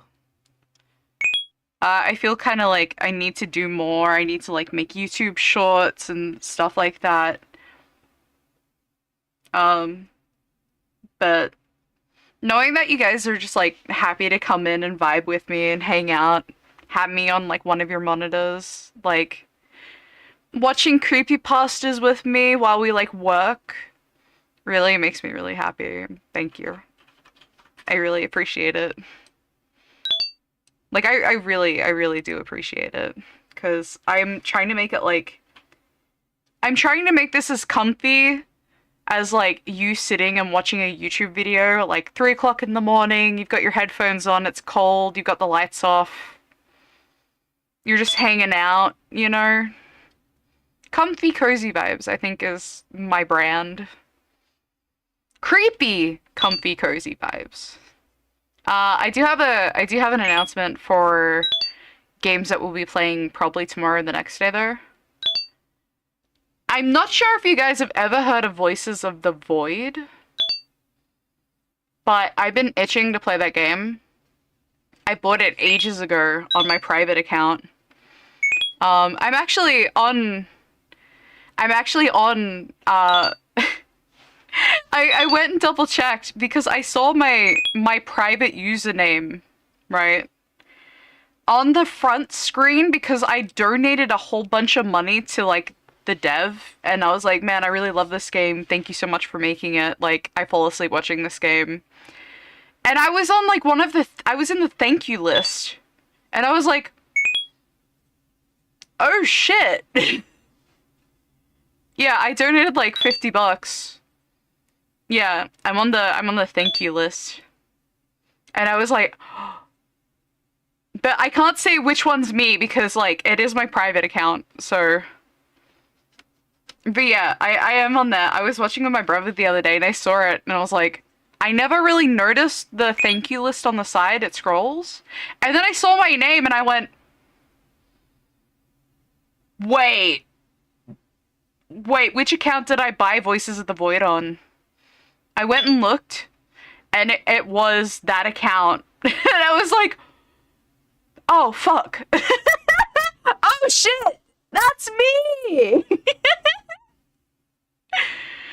But yeah, no, I appreciate it. I'm glad you guys find, like, just hanging out nice because, like, I do feel really bad me going quiet and just, like, drawing and shit.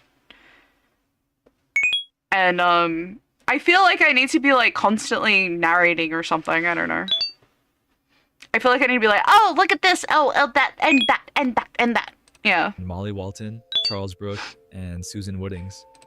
He then mentions that Jack Walton's disappearance no, thank you. was the breaking I appreciate point, it. the moment he realized something was seriously wrong. However, he also voices his frustration with Local 57 for what he sees as turning the case into a media circus, connecting the disappearances to alleged paranormal activity, which, in his view, only spreads misinformation and preys on public curiosity. Welcome But the to what facts remain most disturbing. people think streaming should be. I mean, the people I watch on, I don't have a lot of art streamers to go watch anymore. Usually they're just yappers and playing games and stuff. So, I don't know. I feel like if it's like, yeah, if you guys like this kind of content, then I don't really have to try and force content. I was number one for the loud, energetic fake BS that's usually on Twitch. It's all genuine. Yeah. You say that coming from me, who has ADHD and regularly is a bouncy bitch. Very funny. Very funny. Gaki, I really like you half the time when you're quiet and you're concentrating. I don't like it when you're a fucking ADHD fox. Fuck that. I'm sorry! I think everybody likes it when I go quiet.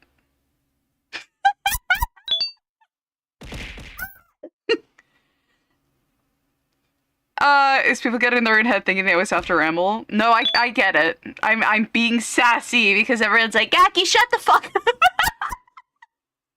Gaki, shut the fuck up. Shut the fuck up for 5 minutes.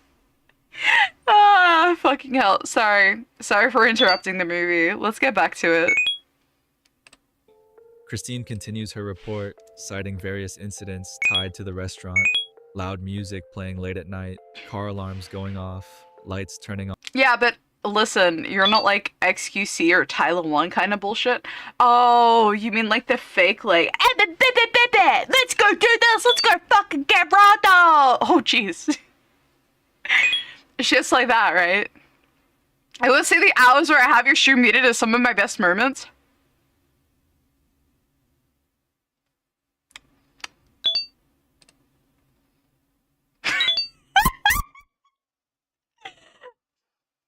Get banned, bitch! Fuck you! How's that for fucking... How's that for being muted, you fucking slut? No, it's fine. I accept your groveling apology, Era. I know you're energetic, but it's like ADHD. My Anna's the same way, and she's a cool bitch. Yeah. I have like fucking... I have ADHD. It's very obvious. Well deserved. Ha! Hey, you're not a mud anymore because the timed you out. Suck my dick. Suck my dick. Eat my dick. Eat my ass. Eat my whole ass. Put it on your head like a hat.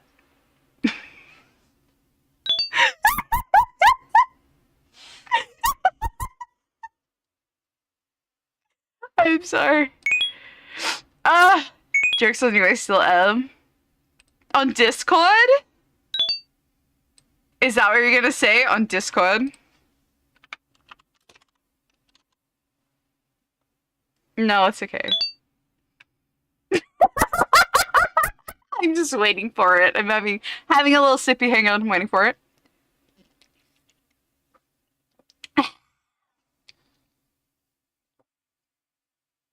Hey, Era. You got your badge back if you want to prove to Fen.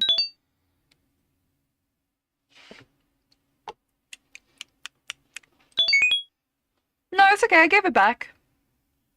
Oh, no. The abuse. Cough, cough, time out. Cough, cough, cough, cough. Yeah, pretty fucking accurate. Hang on. I'm gonna take my hoodie off. It's too hot. Ah! My boobs are falling out. Not that I have much to fall out, but still. Okay.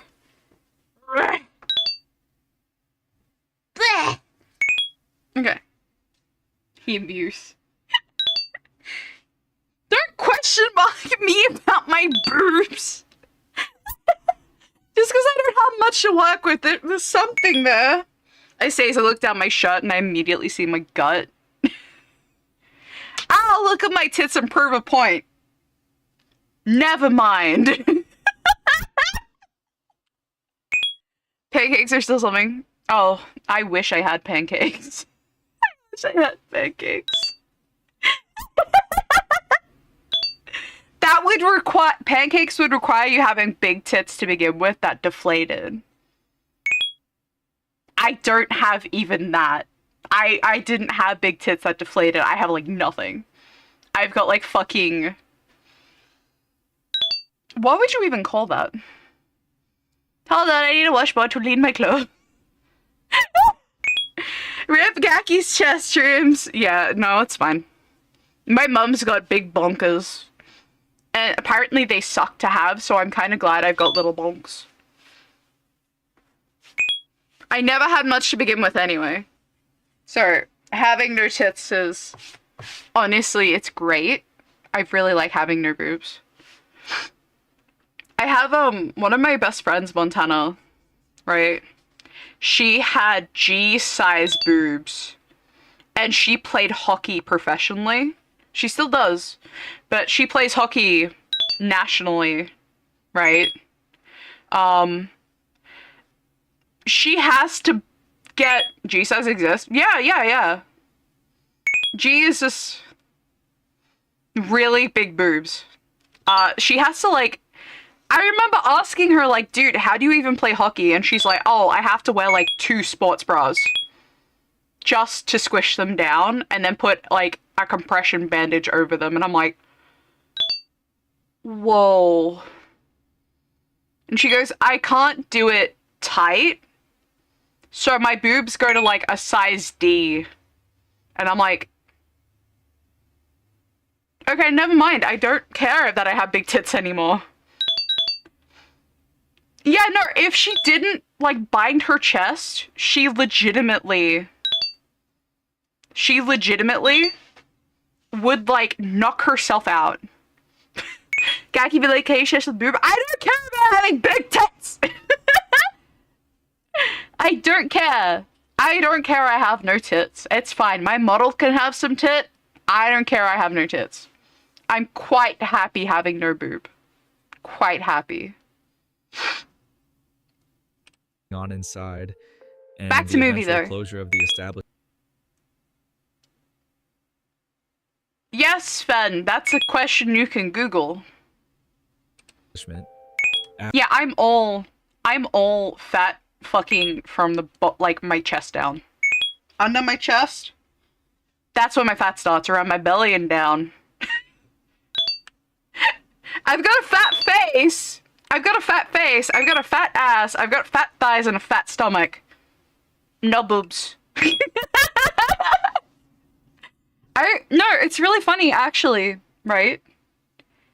I remember, right, that when I was like super at my biggest weight, I was like I looked like the fucking, what is it? The Pillsbury Doughboy?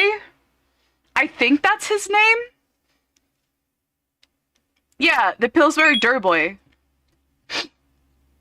I looked like him.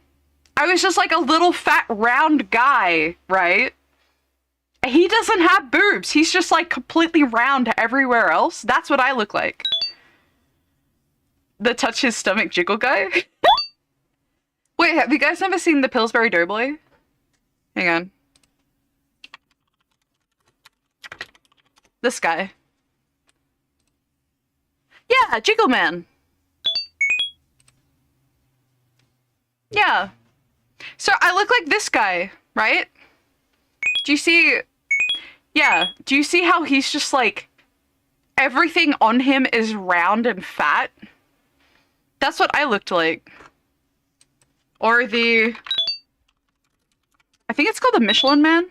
Oh yeah, here we go. Michelin Man. Michelin Man vibes.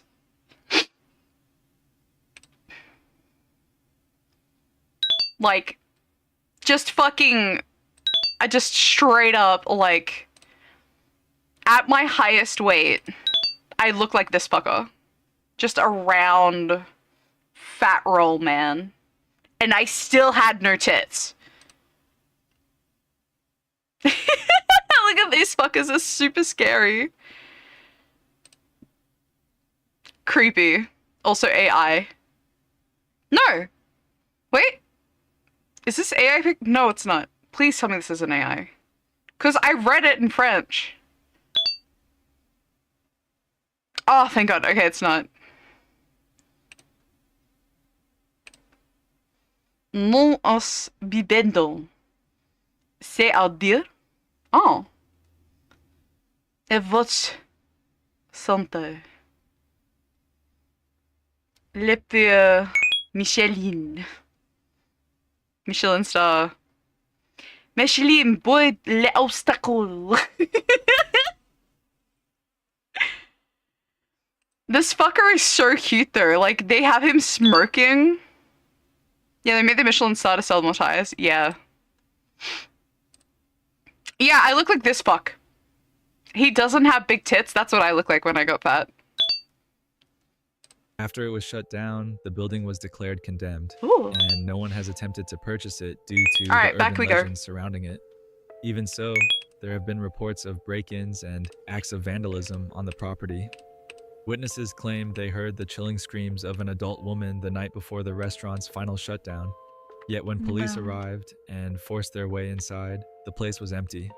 People believe those screams came from Rosemary Walton, and they're not wrong. The video ends frozen on a still frame as Rosemary's muffled cries for help echo in the background. She's still there.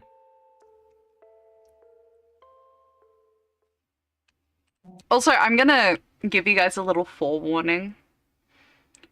In the Walton Files 4, we're introduced to someone called Bon.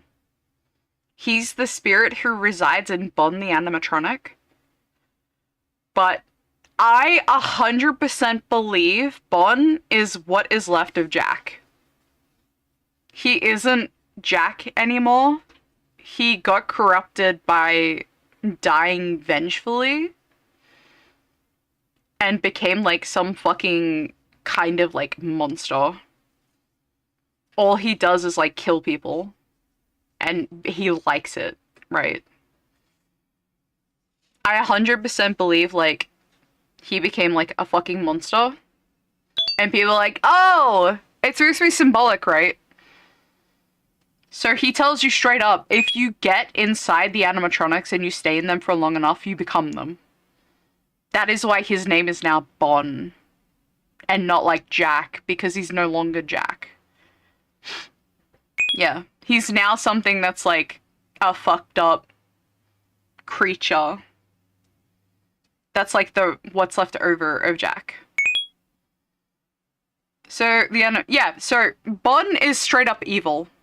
Which is why he's the one killing everyone. Like, Rosemary got shoved into Bon's canon wife. Her canon wife. Like, she is in Shah. Is it like a beauty? Huh? No. It's not like Willy's Wonderland, no. Yeah, no. This came out before Willy's Wonderland.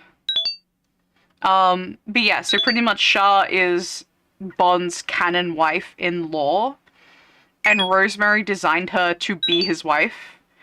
And she got shoved inside, and everyone sees like, there's like pictures that the creator makes of Bon and Shah always like canoodling, which kind of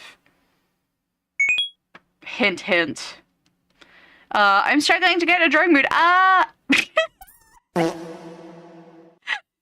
So you fart, you come back and you fart. Welcome back. But yeah, you will see a lot of people like, Bon is some kind of demon. Bon is some guy who isn't Jack, and it's like, that's not what the lore implied, though. The lore literally says he's not Jack because he's a monster. Yeah. So Jack died. He went missing, right? Suddenly Bond becomes alive. Well, he's Jack, but he isn't. Yeah, exactly. So, he's Jack, but he's not what Jack is, if that makes sense. Jack was like a loving father and a husband. This thing just fucking kills people. And he now is just the animatronic. So, I want to preface that because there's a lot of arguments of, no, Jack isn't in Bonn, he's somewhere else. He's alive, he moved to Mexico, blah, blah, blah. And it's like, no, he died. He straight up fucking died. Like, we see him try to go after fucking Felix in this episode coming up. This isn't a spoiler, this is canon, this happens. We see him try to go after Felix to kick his fucking ass. I don't think he came back alive from that.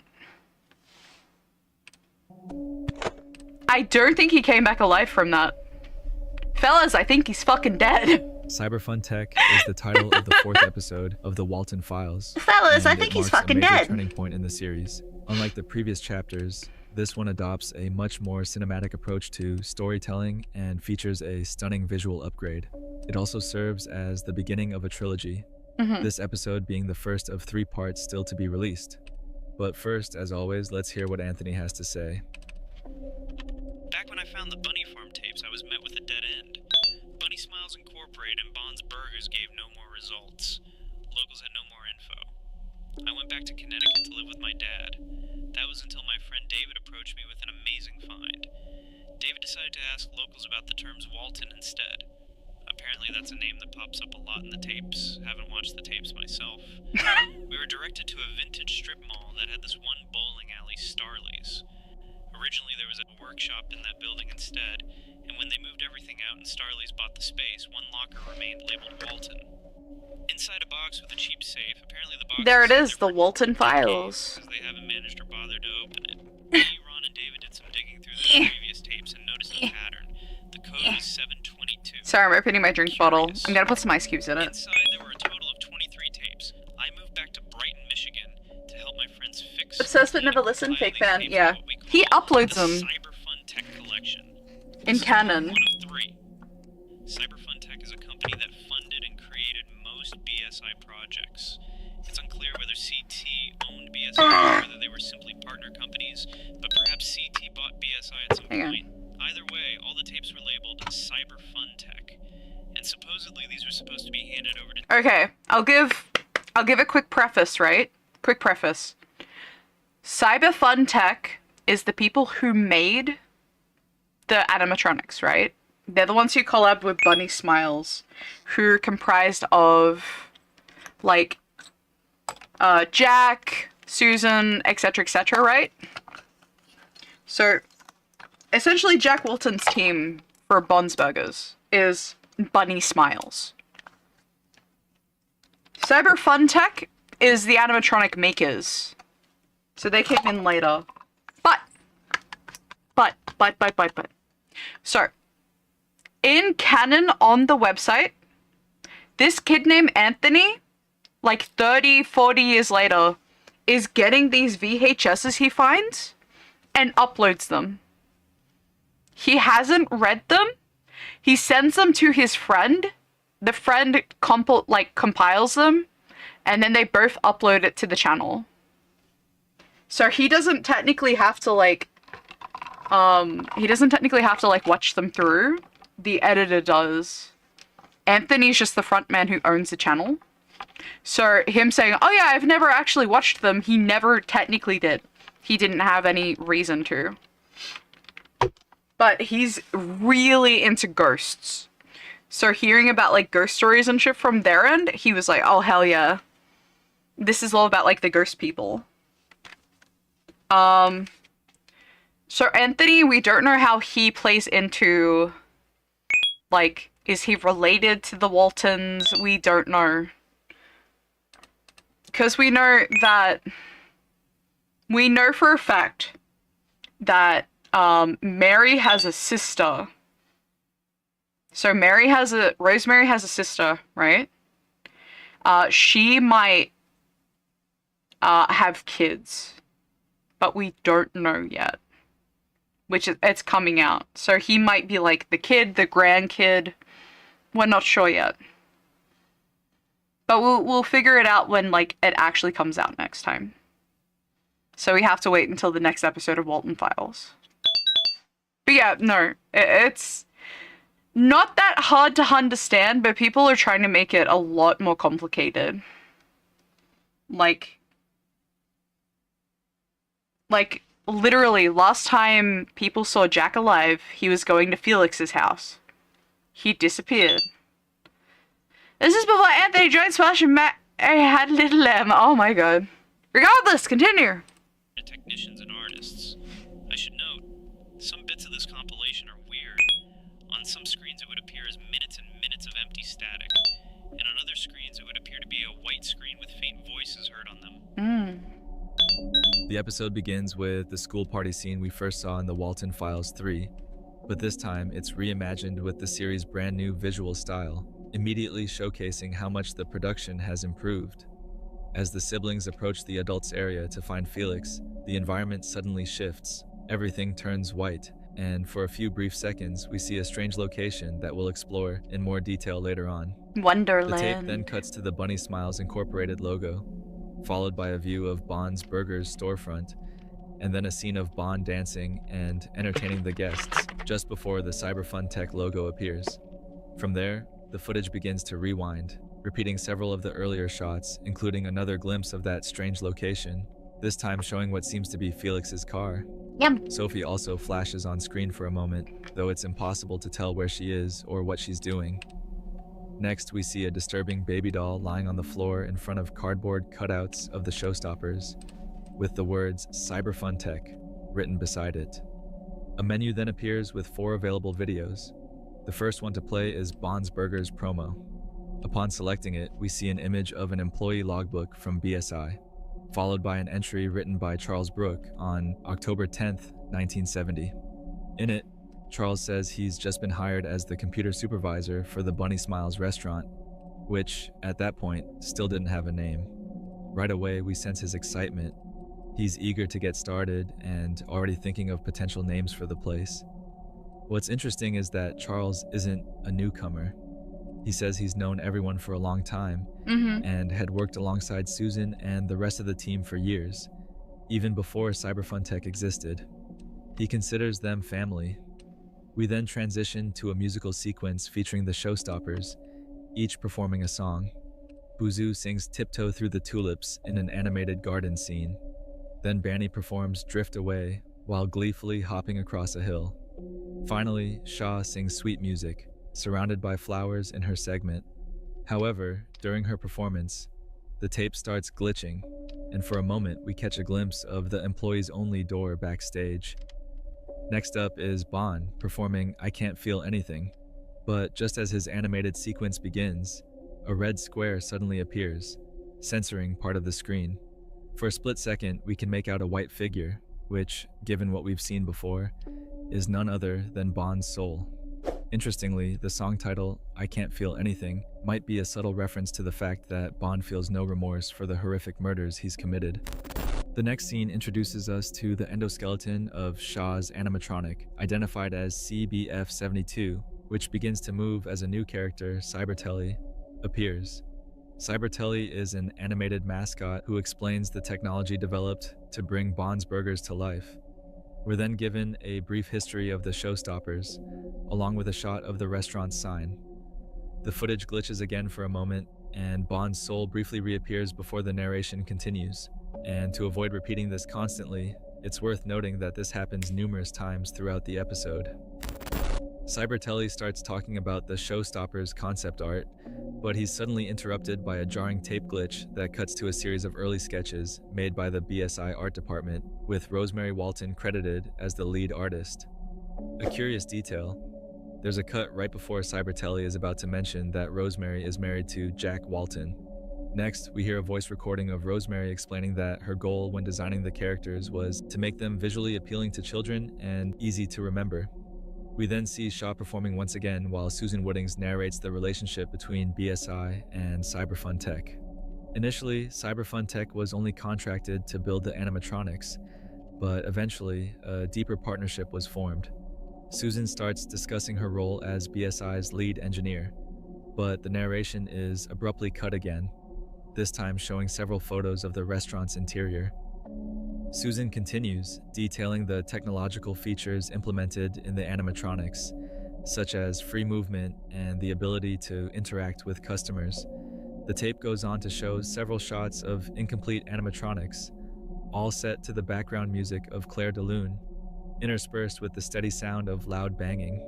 Eventually, we see a distorted image of Susan's face alongside an inverted letter addressed to Felix Kranken, written by Norman Poultrick, the owner and newly appointed CEO of Cyberfun Tech.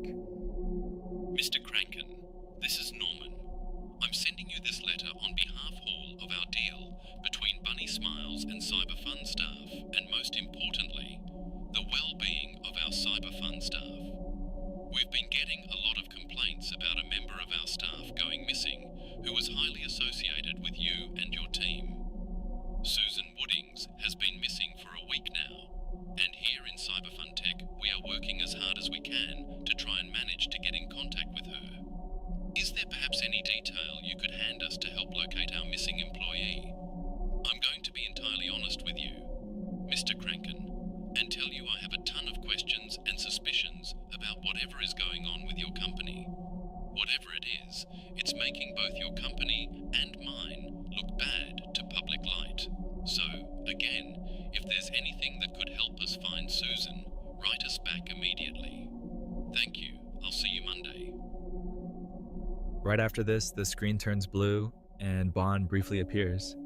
The episode continues with brief flashes of previously seen footage of Shaw, before transitioning into a tutorial on the CT console, a data storage device created to manage the functions and programming of the animatronics. Next, we see a written note from Charles Brooke, where he discusses the console's technological breakthroughs and the early tests conducted with it. The system was designed to make the animatronics feel more lifelike, offering a more immersive experience for guests at the restaurant. Charles describes the project as ambitious and groundbreaking, even admitting he never thought he'd be capable of developing something like this in his lifetime. It's interesting how much he praises Susan's work, clearly someone he holds in high regard.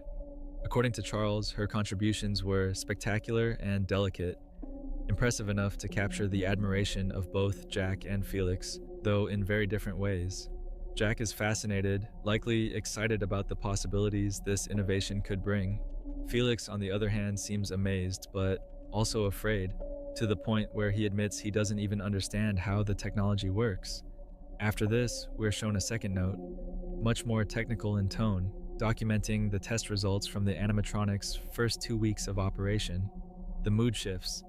This is no longer an enthusiastic journal entry, but rather a log of bugs and progress reports. During the first week, Banny exhibits erratic behavior, at one point even flipping over a table, which leads to a complete reprogramming of her environmental awareness system. Bond, in contrast, immediately recognizes Sophie, indicating that his identification system is functioning correctly. There's also a test involving Buzu, whose magic trick is mostly successful, though with some noticeable deterioration, something they hope to refine in future trials. By the second week, Banny appears to have been successfully repaired. However, a recurring issue becomes apparent. The animatronics' masks keep breaking, not just once, but several times, creating an urgent need for replacements. The tape quickly transitions to the startup screen of the CT console system. A new recording begins, dated January 21st, 1974, titled Walk Around Test. In it, we hear Susan and Charles talking about a patrol test. This is the exact moment Charles was writing the notes we saw earlier. The test is conducted from Banny's point of view. Susan explains that the animatronic must walk toward them without tripping over any obstacles. Everything seems to go well, until, just as we saw in the notes, Banny crashes into a table and knocks it over, forcing them to end the test. We then move to the next recording, Facial Tracking, dated March 27th, 1974. In this segment, Susan and Charles discuss Felix's absence. Susan, clearly resigned, assumes he's out drinking again. She brings up his alcohol addiction and how neither Jack nor Rosemary realize how serious it has become. Charles is shocked to learn that even Chris Easteryear, another employee at Bond's Burgers, knows about it, but both agree to drop the topic and continue with the test. The camera now switches to Shaw's perspective as she undergoes the facial recognition test. Charles seems a bit puzzled since they remember doing a similar test with Ed and Molly that went smoothly. Susan clarifies that the console has issues recognizing certain faces, so they'll be repeating the procedure. Seizing the opportunity, Susan casually asks Charles how Lily, his daughter, is doing. He replies that she's spending the weekend with her mother. The test begins. We see how the system works. It first compares the subject's eyes, nose, and mouth with preloaded reference graphics. Then it scans the full outline of the face and combines both sets of data to search for a match in the database. Shaw successfully identifies both Susan and Charles, filling them with relief and joy. Charles jokes that he's earned himself a beer, reminding Susan once again of Felix's alcoholism. Suddenly, the tape cuts to the inside of Felix's house, where we see Molly Walton's spirit, accompanied by the repetitive sound of a skipping vinyl record. The next recording begins shortly after, dated May 13th, 1974, 11 days after the accident. Susan and Charles discuss the incident. The funeral has already taken place, attended only by close family. Charles wonders how Jack is coping with the loss. He's as not. No one has heard from him in a while. Yep, he's the not. The two begin to suspect He's not that coping. Felix hasn't told them everything, especially after learning that he hid Rocket inside the restaurant, something he didn't want Jack or Rosemary to know. The mood grows tense, Yum. and they decide to leave, leaving Rocket behind in the room. But just then, Rocket starts moving toward Buzu and initiates a facial recognition scan. The system detects nothing at first, which makes sense. Rocket doesn't have any human facial features. But then, inexplicably, Buzu appears to recognize Ed and Molly inside Rocket. All of this happens while a reversed message plays in the background. I'm not sure if you noticed this, but this Ed and Molly, and then right in the middle, you see Jack. Already dead. And people still don't think that Bun is Jack.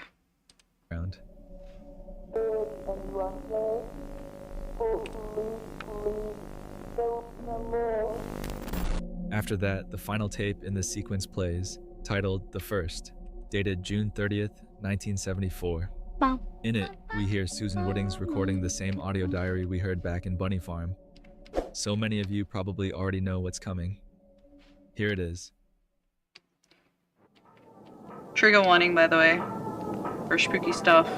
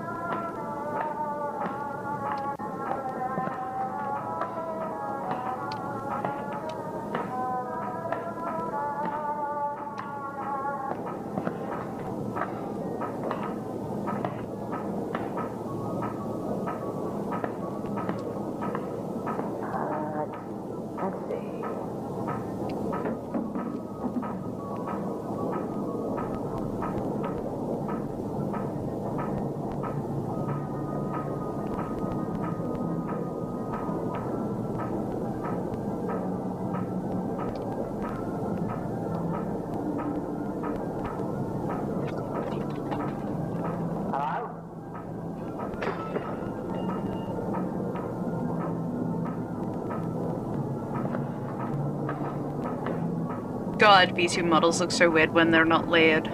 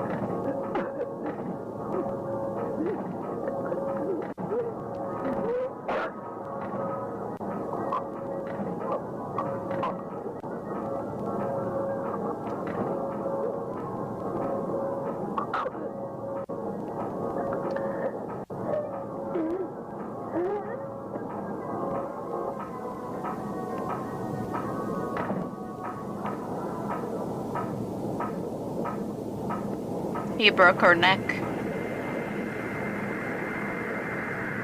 She's not dead though, just paralyzed.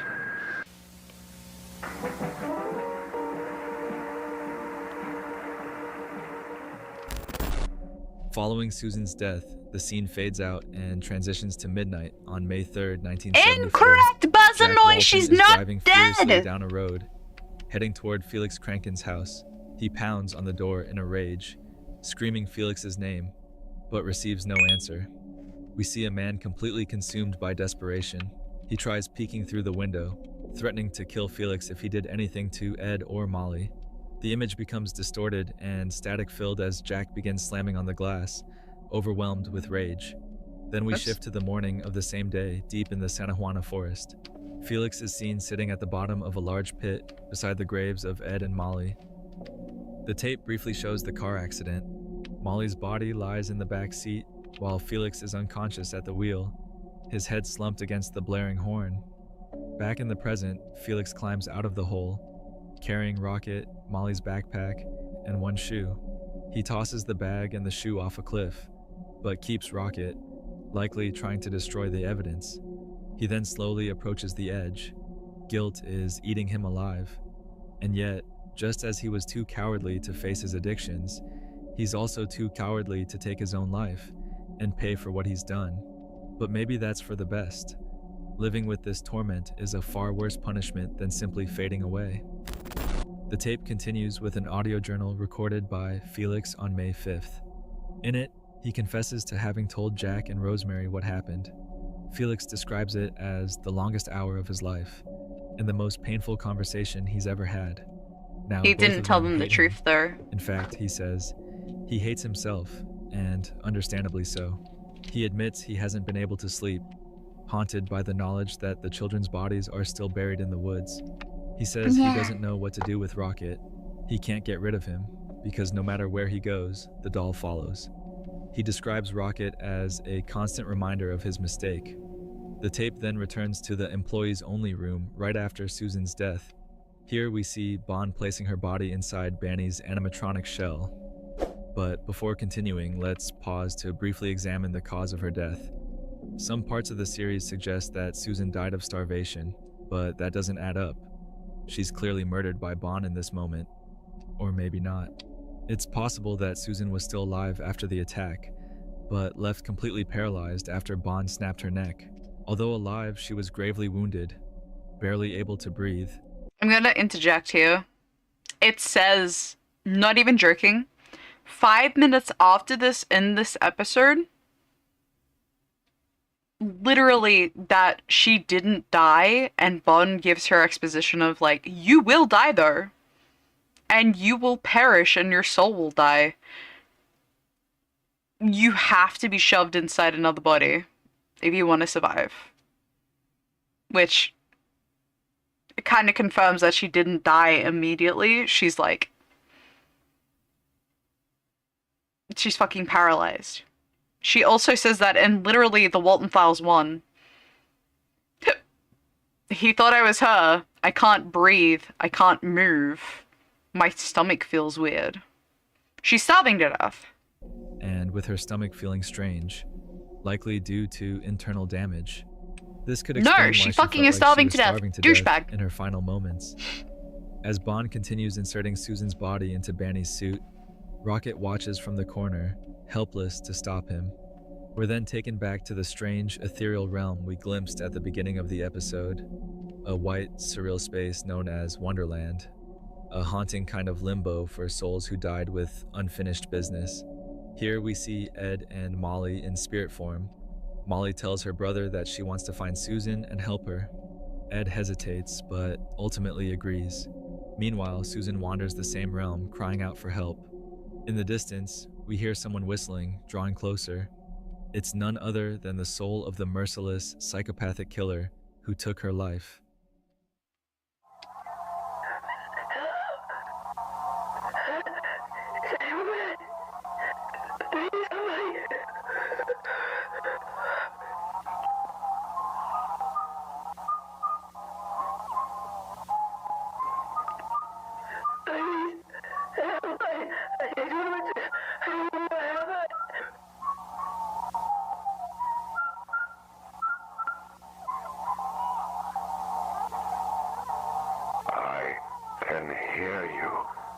Susan, I'm here. Where are you? Please, where am I? Spooky. Don't you worry. You're in safe hands, Susan. Welcome to Wonderland. Your new home. Isn't it beautiful? Am I Dead? No. Not yet, at least.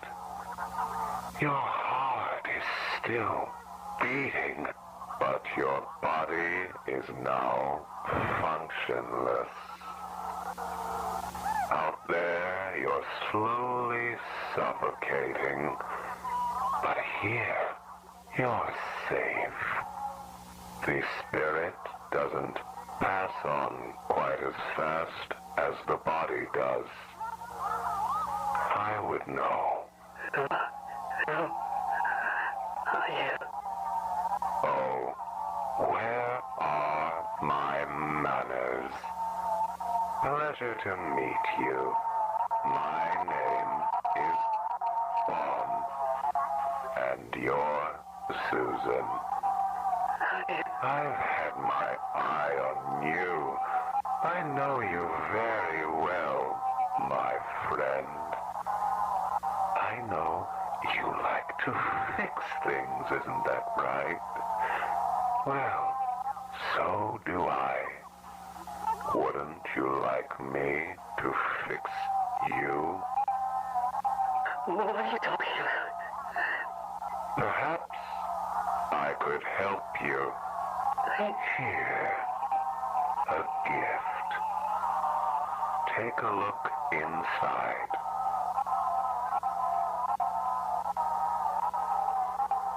I don't understand. That is the new you. A wonderful gift that will eventually become your new body. Just like a beautiful butterfly bursting from a cocoon. You will be reborn. What does this mean? You don't have to listen to me. That is up to you. But what other choice do you have? A spirit can't survive without being tethered to a vessel. I know you're scared. I was too. But everything will be okay. I don't know. Apologies for what I had to do to you. But look, the hard part is over with now. Besides, you can't make an omelet without breaking a few eggs.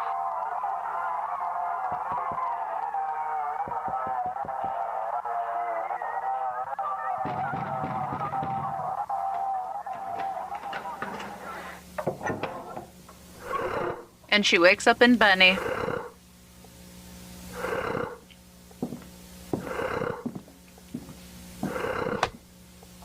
And someone caught them. What's wet on top?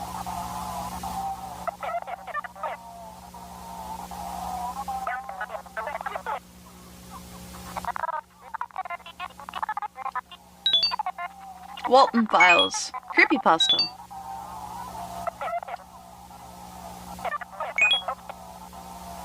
Yeah, she became Benny. She wakes up inside the pink bunny. She remembers being Susan though. She didn't die as fucked up as Jack did.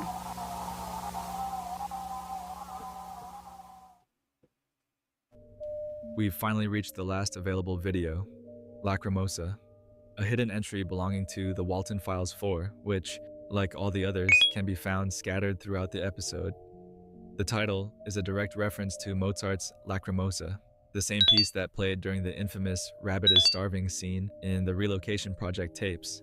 So naturally, the presence of both Banny and Susan is guaranteed here, and this time, that disturbing scene is shown in far greater detail. The video's description gives us some intriguing context. Felix Archer Kranken reportedly arrived at the station in the morning on May 3rd. He had a broken pair of glasses, dirty blue pants, and a yellow dress shirt stained with dirt and blood. By the time I got the call, he was already in custody. We sat him down for a few hours, and he revealed valuable information about a case we had just been told about earlier that same day by Mr. Jack Walton. No, she's still Susan, but she's in Benny. Disappeared with Kranken the night before. Felix's alibi claimed he'd been unconscious for about 20 minutes after the crash, and when he woke up, the kids were gone. The video opens on the banks of the Clear Hill River, where the Brighton Police Department is investigating the disappearance of Edward and Molly Walton. One of the children's shoes floats gently in the water until the footage suddenly glitches and transitions into a different tape. This new tape briefly recaps what we already know about the CT console, information previously mentioned in Charles Brooks' notes. But then, without warning, the footage cuts abruptly to the remains of Susan Woodings trapped inside the now headless Banny animatronic, moments after she was attacked by Bon. In the background, we hear a voicemail from Charles Brooks, expressing sorrow over his missing friend. He says she was last seen on June 30th, though he's unsure of the date due to being ill at the time. As Charles speaks, we see Bon forcing Banny's head onto Susan's twitching body. Shockingly, she appears to still be alive. All of this unfolds while the soul of Bon, whom we can now identify as also being Bon, stares directly at us from a nearby shelf. Slowly, his face grows larger until it fills the entire screen, and then fades to black. Afterward, the tape displays a map of the backstage, now strangely merged with Wonderland. This might be a sign that Susan has died for good, and her spirit is now fully trapped inside Banny. Suddenly, we see her begin to rise. She's breathing heavily, agonizingly, as she stumbles through the dark, empty halls of Bon's Burgers. Room after room, she walks through a seemingly endless maze, until she encounters an old CRT television. On screen is the corner of a room filled with static noise. Eventually, a shadowy figure appears, interrupting the signal. From the darkness, Bon watches her every move. As she approaches, a deep, guttural voice urges her to follow it. A door opens, leading into Wonderland. Perhaps everything we've seen has been taking place there, rather than in the physical world. Before Susan can react, Bon appears right in front of her, this time headless, part of his endoskeleton exposed, with glowing eyes piercing through the darkness. And just like that, the video cuts to black, marking the end of all currently available content.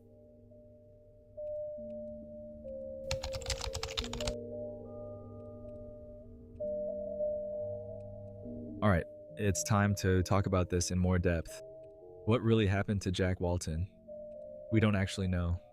I mean, he's the first person we ever hear about going missing, and we assume he's dead, but ironically, he's the one we know the least about.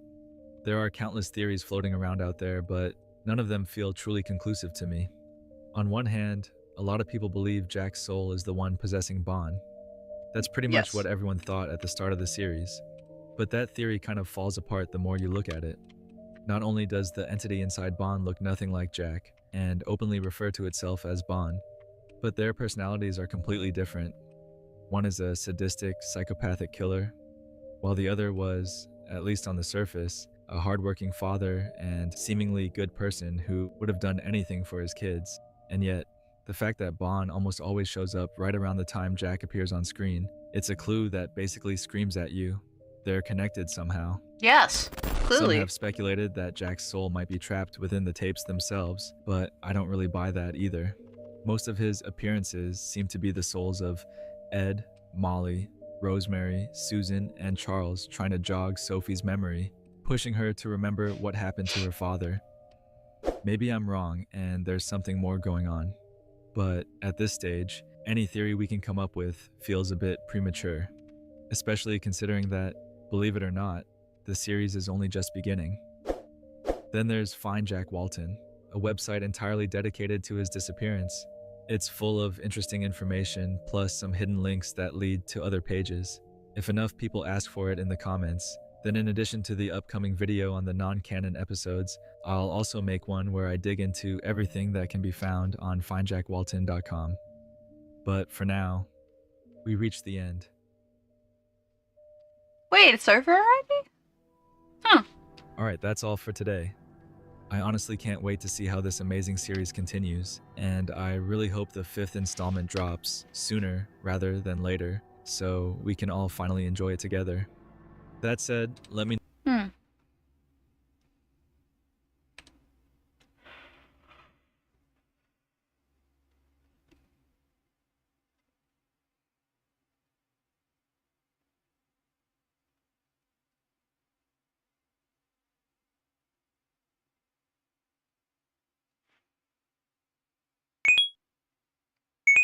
Yeah, it's over.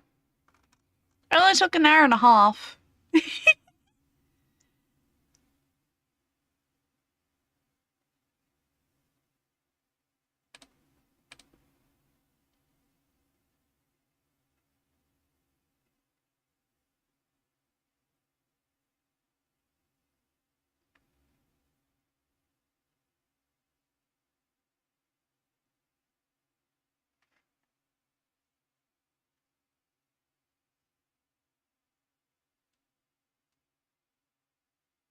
Yeah, even everybody agrees down here. Everyone agrees that it's definitely Jack gotten absolutely batshit.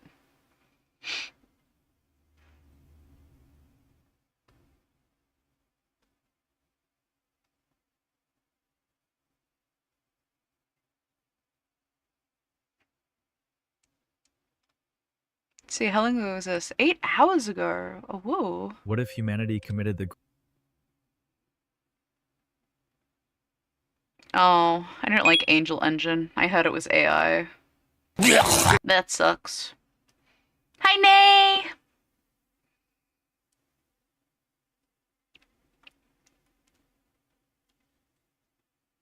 Let's see.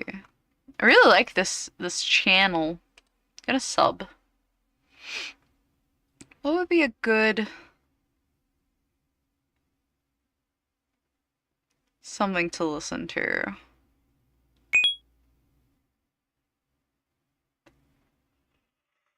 Oh, woo!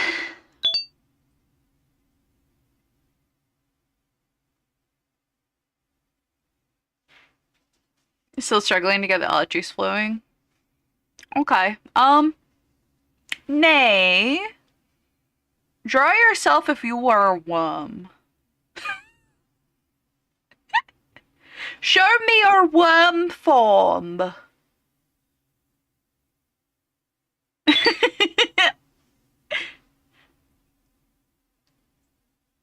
Oh yeah, urban spook. Ooh.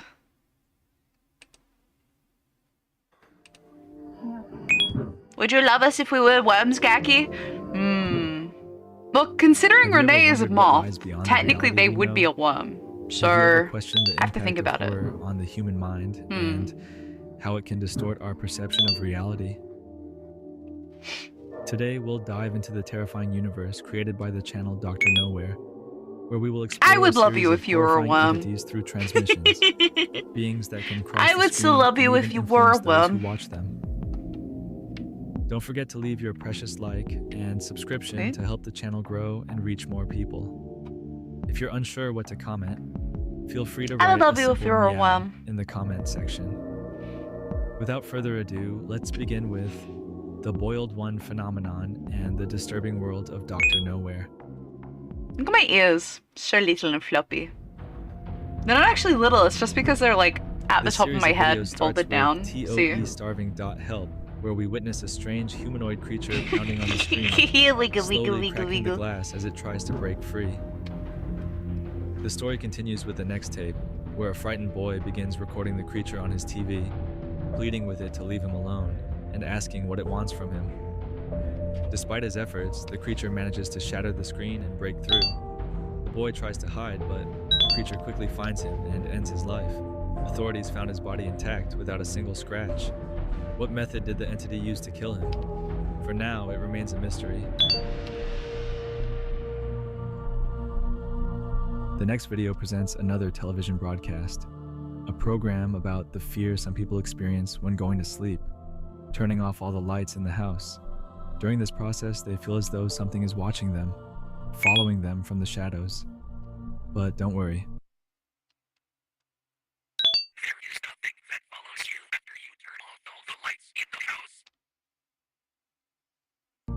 We don't know much about this creature. Did I miss Gag saying she loves cats? Good thing I wasn't here to hear it. Wow, okay. As it claims yet another victim. The video begins with a TV program of some Wow. sort, but soon it's abruptly cut off to reveal a strange beating heart. The messages in the program might actually be directed at the creature, and if you look closely, the walls are the same. This entity seems to resemble a small child. However, here comes the crucial part. We see a chat room where a boy receives a message from a friend he hasn't spoken to in a long time. Probably the guy of the first video. As the conversation progresses, things start to get strange, with the supposed friend trying to convince him to start a video call. Despite the boy's initial refusal, he eventually agrees, unaware of the true intentions behind the user, Dominic 9999. The autopsy of the body reveals that everything inside him had vanished completely.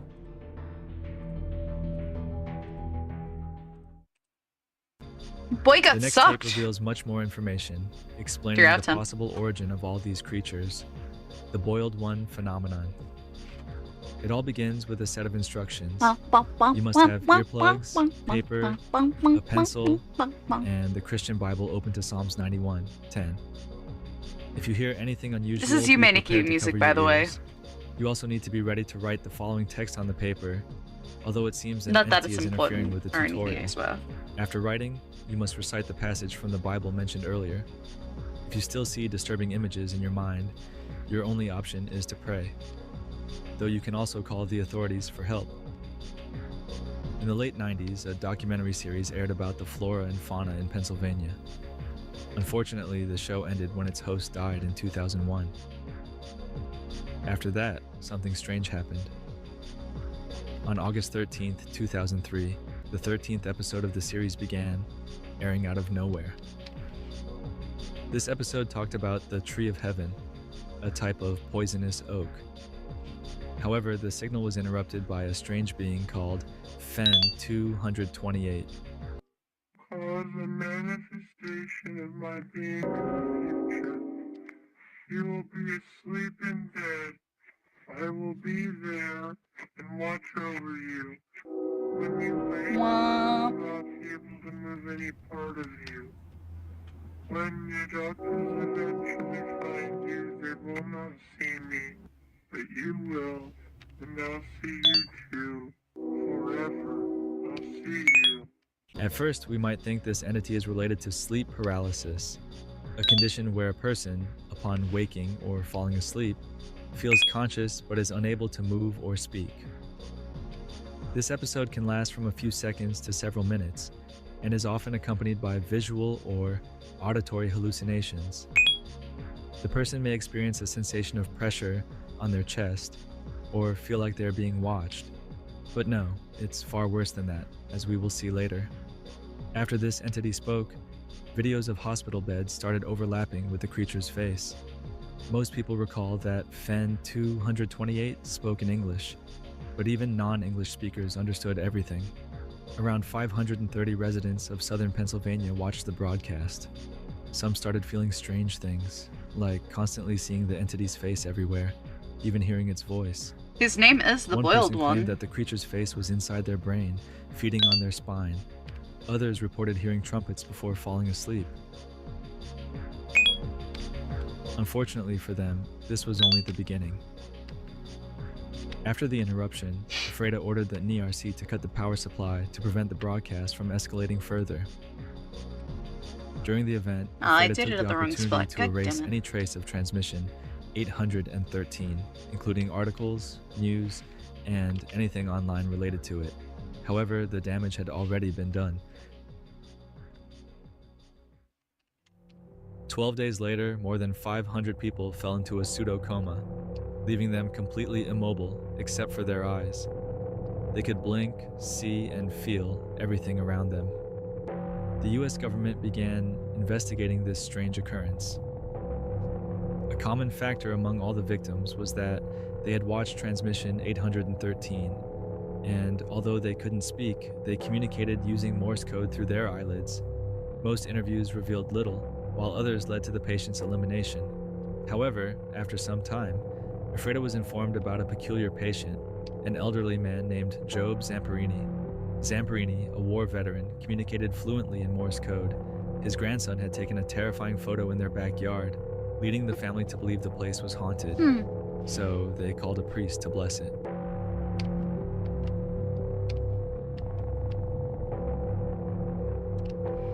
Looking at the photo doesn't seem to be dangerous, but it's still recommended to use blue light glasses or view it from a distance. Zamperini claimed that an unsacred entity was with him and would harm him if he described it or revealed what it was telling him. The following is a recording of Officer T. Gomez's interview with Job Zamperini. Hello, Mr. I'm Officer Gomez. Hope you're doing well today. Do you mind if I ask you a few questions regarding your condition? And possibly the unholiness within your home that your family had mentioned?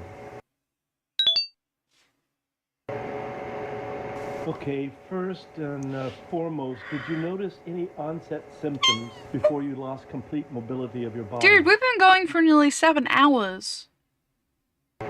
Face, Damn. Huh? When did you begin seeing this face? Interesting. Many of the people who have seen the broadcast that you saw on August the 13th described having vivid and upsetting hallucinations. Do you think this is something your brain has created? Can you please describe this face to me?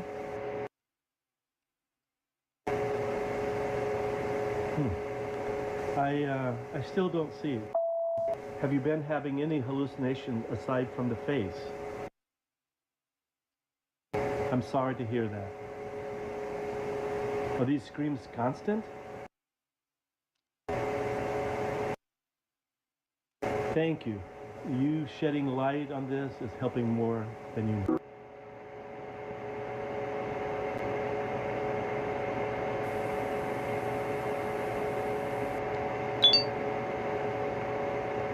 Yeah, it's been, I'm not joking, it's like 6.5 hours. Feels like no time has passed. Same here. Listen closely. Do you hear it? You will hear the laughter of thousands as the sky opens up.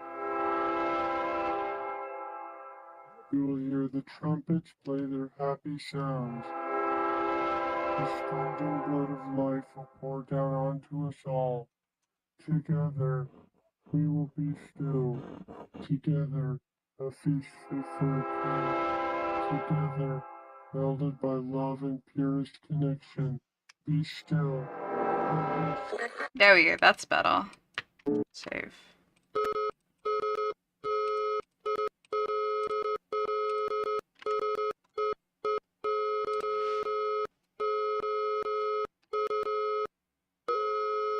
Morse code? Woo.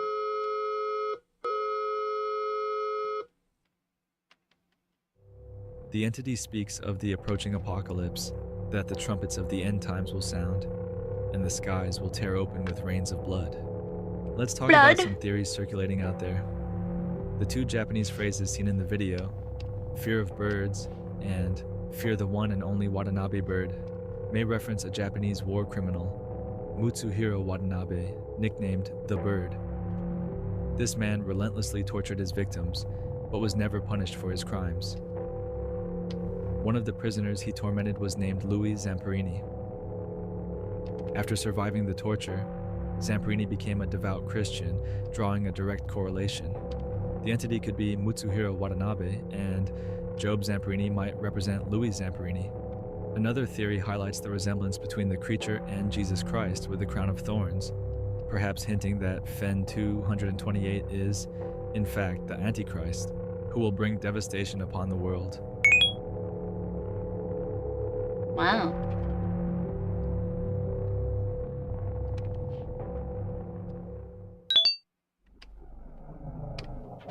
The next video shows a person who, unable to sleep, decides to go to the bathroom only to find that something was already there, waiting. This one makes me cry. This one. We need to analyze the tape closely to understand what's happening.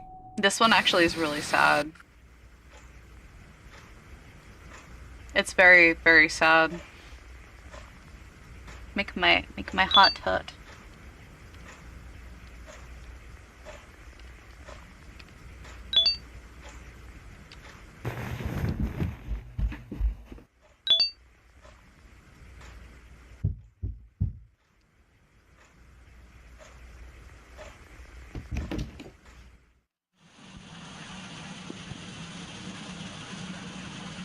But it wasn't my fault.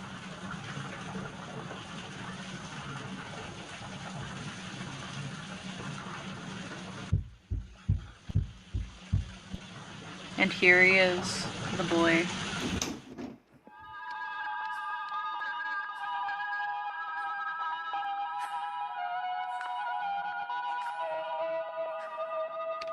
Why did you leave me here?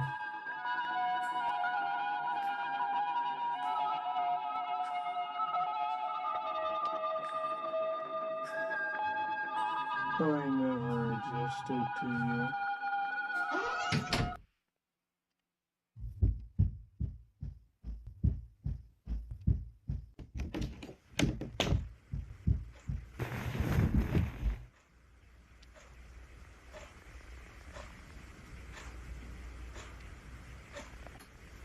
I know you heard me.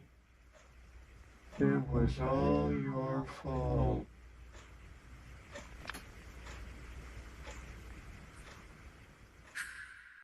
The central theme revolves around guilt and remorse, where the protagonist encounters a white entity that represents the guilt over their baby's death, suggested by the crib later occupied by the creature.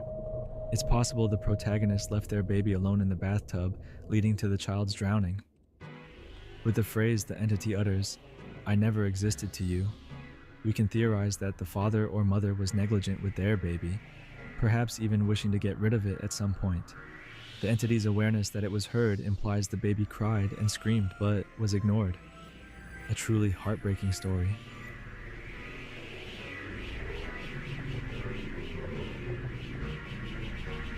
The following video is simply a commercial advertisement to promote merchandising, though it also reinforces the theory of the Antichrist. In the second to last video, a strange entity welcomes us to the Oddity Compendium. Yippee! Oddity Compendium is phenomena good. both within and beyond our universe. These phenomena range from life forms, products, and organizations to anomalous events and periods of time. Important. The following information has been acquired from realities that may be separate from the one you are currently residing in. Please be aware that knowledge or comprehension of incompatible information may result in a conscious reality fracture. A conscious reality fracture is a phenomenon that can occur when an individual perceives material originating from an incompatible reality. Symptoms include migraines, intense deja vu episodes, and, in extreme cases, instant death. In other words, learning something from a reality other than our own could be fatal. Next, we are told that today, we will learn that, first, your own bed might be wishing to devour you. Sleep with a fan on if possible. Second, if one day you go downstairs and your family has disappeared, avoid interacting with the headless corpses you find, as non-existence is contagious. Finally, if you find yourself in the middle of nowhere and are suddenly flooded with brilliant ideas, return immediately. Enlightenment is dangerous, and resisting it could be fatal. The first oddity they discuss are the flesh beds, a subhuman parasite that resembles a mattress. Its body, when in a dormant state, can easily be mistaken for a regular mattress, but Cutting into it reveals organs, appendages, and a humanoid head. The flesh beds were discovered in the 1960s when a mattress company gave away some unsold products, resulting in a series of disappearances. These parasites activate with body heat and, once awake, devour their host. The first victim was a 19-year-old girl named Alice. Her half-digested remains were found inside the mattress after it was sliced open. Though their exact origin is uncertain, it's theorized that they are possibly an ancient group of Homo sapiens that fused with a mystical network thousands of years ago. Next, we have the headless Flesh beds? macrocosm, Yeah. a sub-reality almost identical to Earth, but inhabited by headless corpses. These bodies, although dead, breathe faintly, and their hearts beat erratically. Curiously, when humans interact with these corpses, they gain a certain level of consciousness. Approximately 2,393 humans exist in this sub-reality, having arrived there after falling asleep under strange circumstances in their world. If humans accidentally interact with these corpses, the bodies may awaken. One man, while walking through a field, accidentally brushed against one of the motionless bodies. This body, which had previously been immobile save for its convulsions, sprang to life, ripped off the man's head, and placed it on its own neck. We are also introduced to the disease of non-existence, an affliction carried by these corpses. It is a disease that can affect anyone, and once it takes hold, the headless macrocosm deems you fit to reside in its endless plains, filled with others who met the same fate. This sub-reality seems to function as a dumping ground for things the universe considers useless, a deeply disturbing concept. The next oddity is the obelisks of enlightenment, monolithic entities ranging from 3 to 45 meters in height, residing in remote locations around the planet and even on the moon. These obelisks, which levitate and always point north, are revered for their vast knowledge. They emit an angelic chant that, when heard, grants a massive increase in intelligence. However, this knowledge is so overwhelming that it can cause the human brain to spontaneously combust, or in luckier cases, allow for a profound understanding of the universe before the individual is absorbed by the obelisk. It is not fully understood how these anomalies came into being, but they seem to be ruptures in the fabric of reality, similar to black holes. Many speculate that these cracks were opened by ancient giants, dissatisfied with the lack of knowledge on Earth. Humanoid skeletons of enormous size have been found near the obelisk sites, supporting this theory.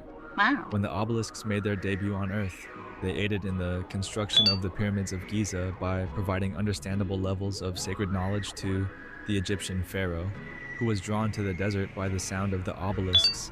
This knowledge helped develop a possible method for building these grand tombs. Can we call fat which people took flesh the beds? form of Well, pyramids not unless as a you're tribute sleeping to on the them. divine structures. We are then shown a message, perhaps foretelling the end of the world. Finally, we are introduced to an entity known as Philbus. All of this about Philbus seems to be I just a love joke on the Philbus. creator's part. At the end of the video, we are asked to close our eyes, as they will now carry out a cleansing process to prevent us from leaving this experience with any ailments mentioned earlier.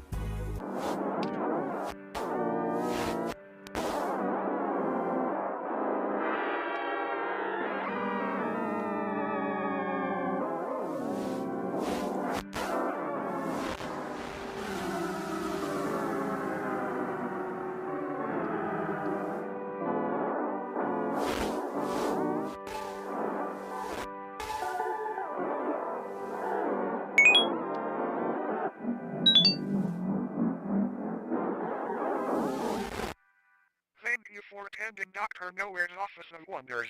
We hope that you enjoyed your stay. No. You're getting cleansed. Clearly. The final available video seems to simply be a compilation of drawings by Dr. Nowhere, so it seems we've reached the end for now.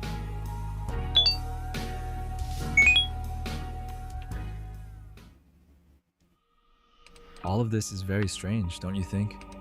It feels like everything is somehow connected. What if all of this is because of the Boiled One? Let's remember its words.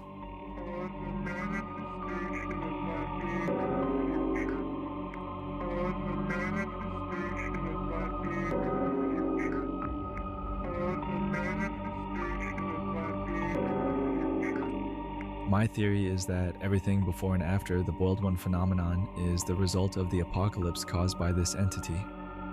The figure of the Boiled One has a dominant presence in the universe that this channel is documenting, and it's plausible to think that all of these entities and anomalies could be consequences of the apocalypse it triggered. If the Boiled One is truly the origin of these phenomena, then every entity, every creature, could be part of the devastation that follows its appearance. I mean, this seems to be a recording, so it's not far-fetched to think that we are witnessing a universe that has already collapsed, or is in the process of doing so.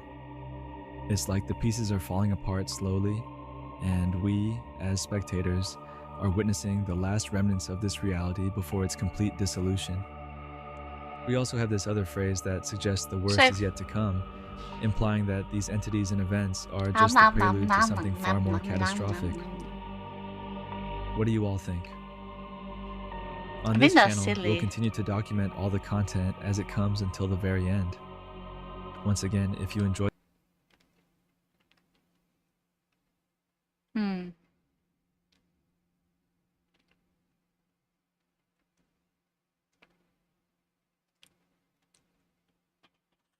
Wow. Oh my god. That was great. That was fun. I think I might get going. Just so I can go make dinner. I thought it was like nearly 6 o'clock. It's only 4:30. Oof. I hope you guys had fun today. Thank you so much for coming. I really appreciate it.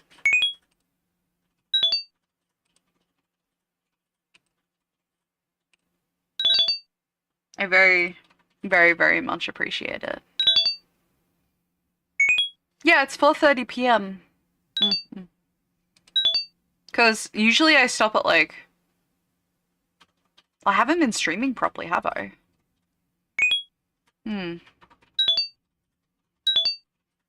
No, regardless. Again. Oh! You booping me? Look at these little guys. Let's have a look. See who we're gonna go... Blame the sickness. Yeah, it was really sucky.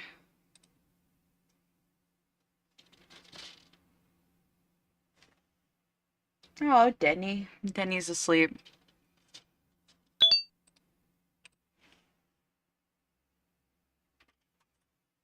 Okay, I'm gonna get rid of the fox rolls.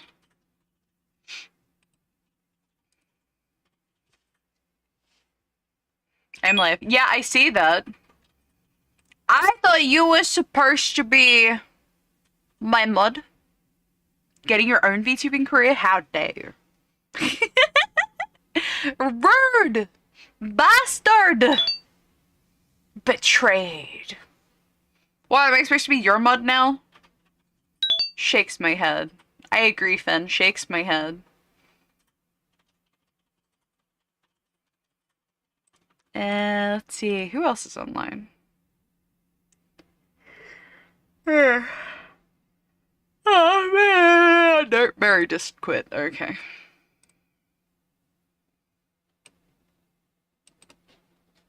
Well, no one is online, so I suppose. Fine. Fine. We'll be like that.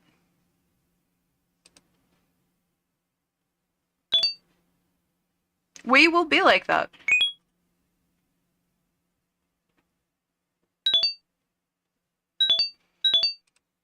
Yep, have to raid someone random. Oh well, I'll see you guys later. I'll see you tomorrow. Hopefully, because I did all my chores yesterday, so that's really good. I'm gonna go make some dinner because I'm hungry. But yeah, make sure you get your beans up, everybody. Go raid Era and make sure to just fucking, I don't know, Buttlord. Call him Buttlord. Hang on, I'll get it up for you. Buttlord. There you go. Buttlord! Get it ready. Alright, I'll see you later. Bye! Bye!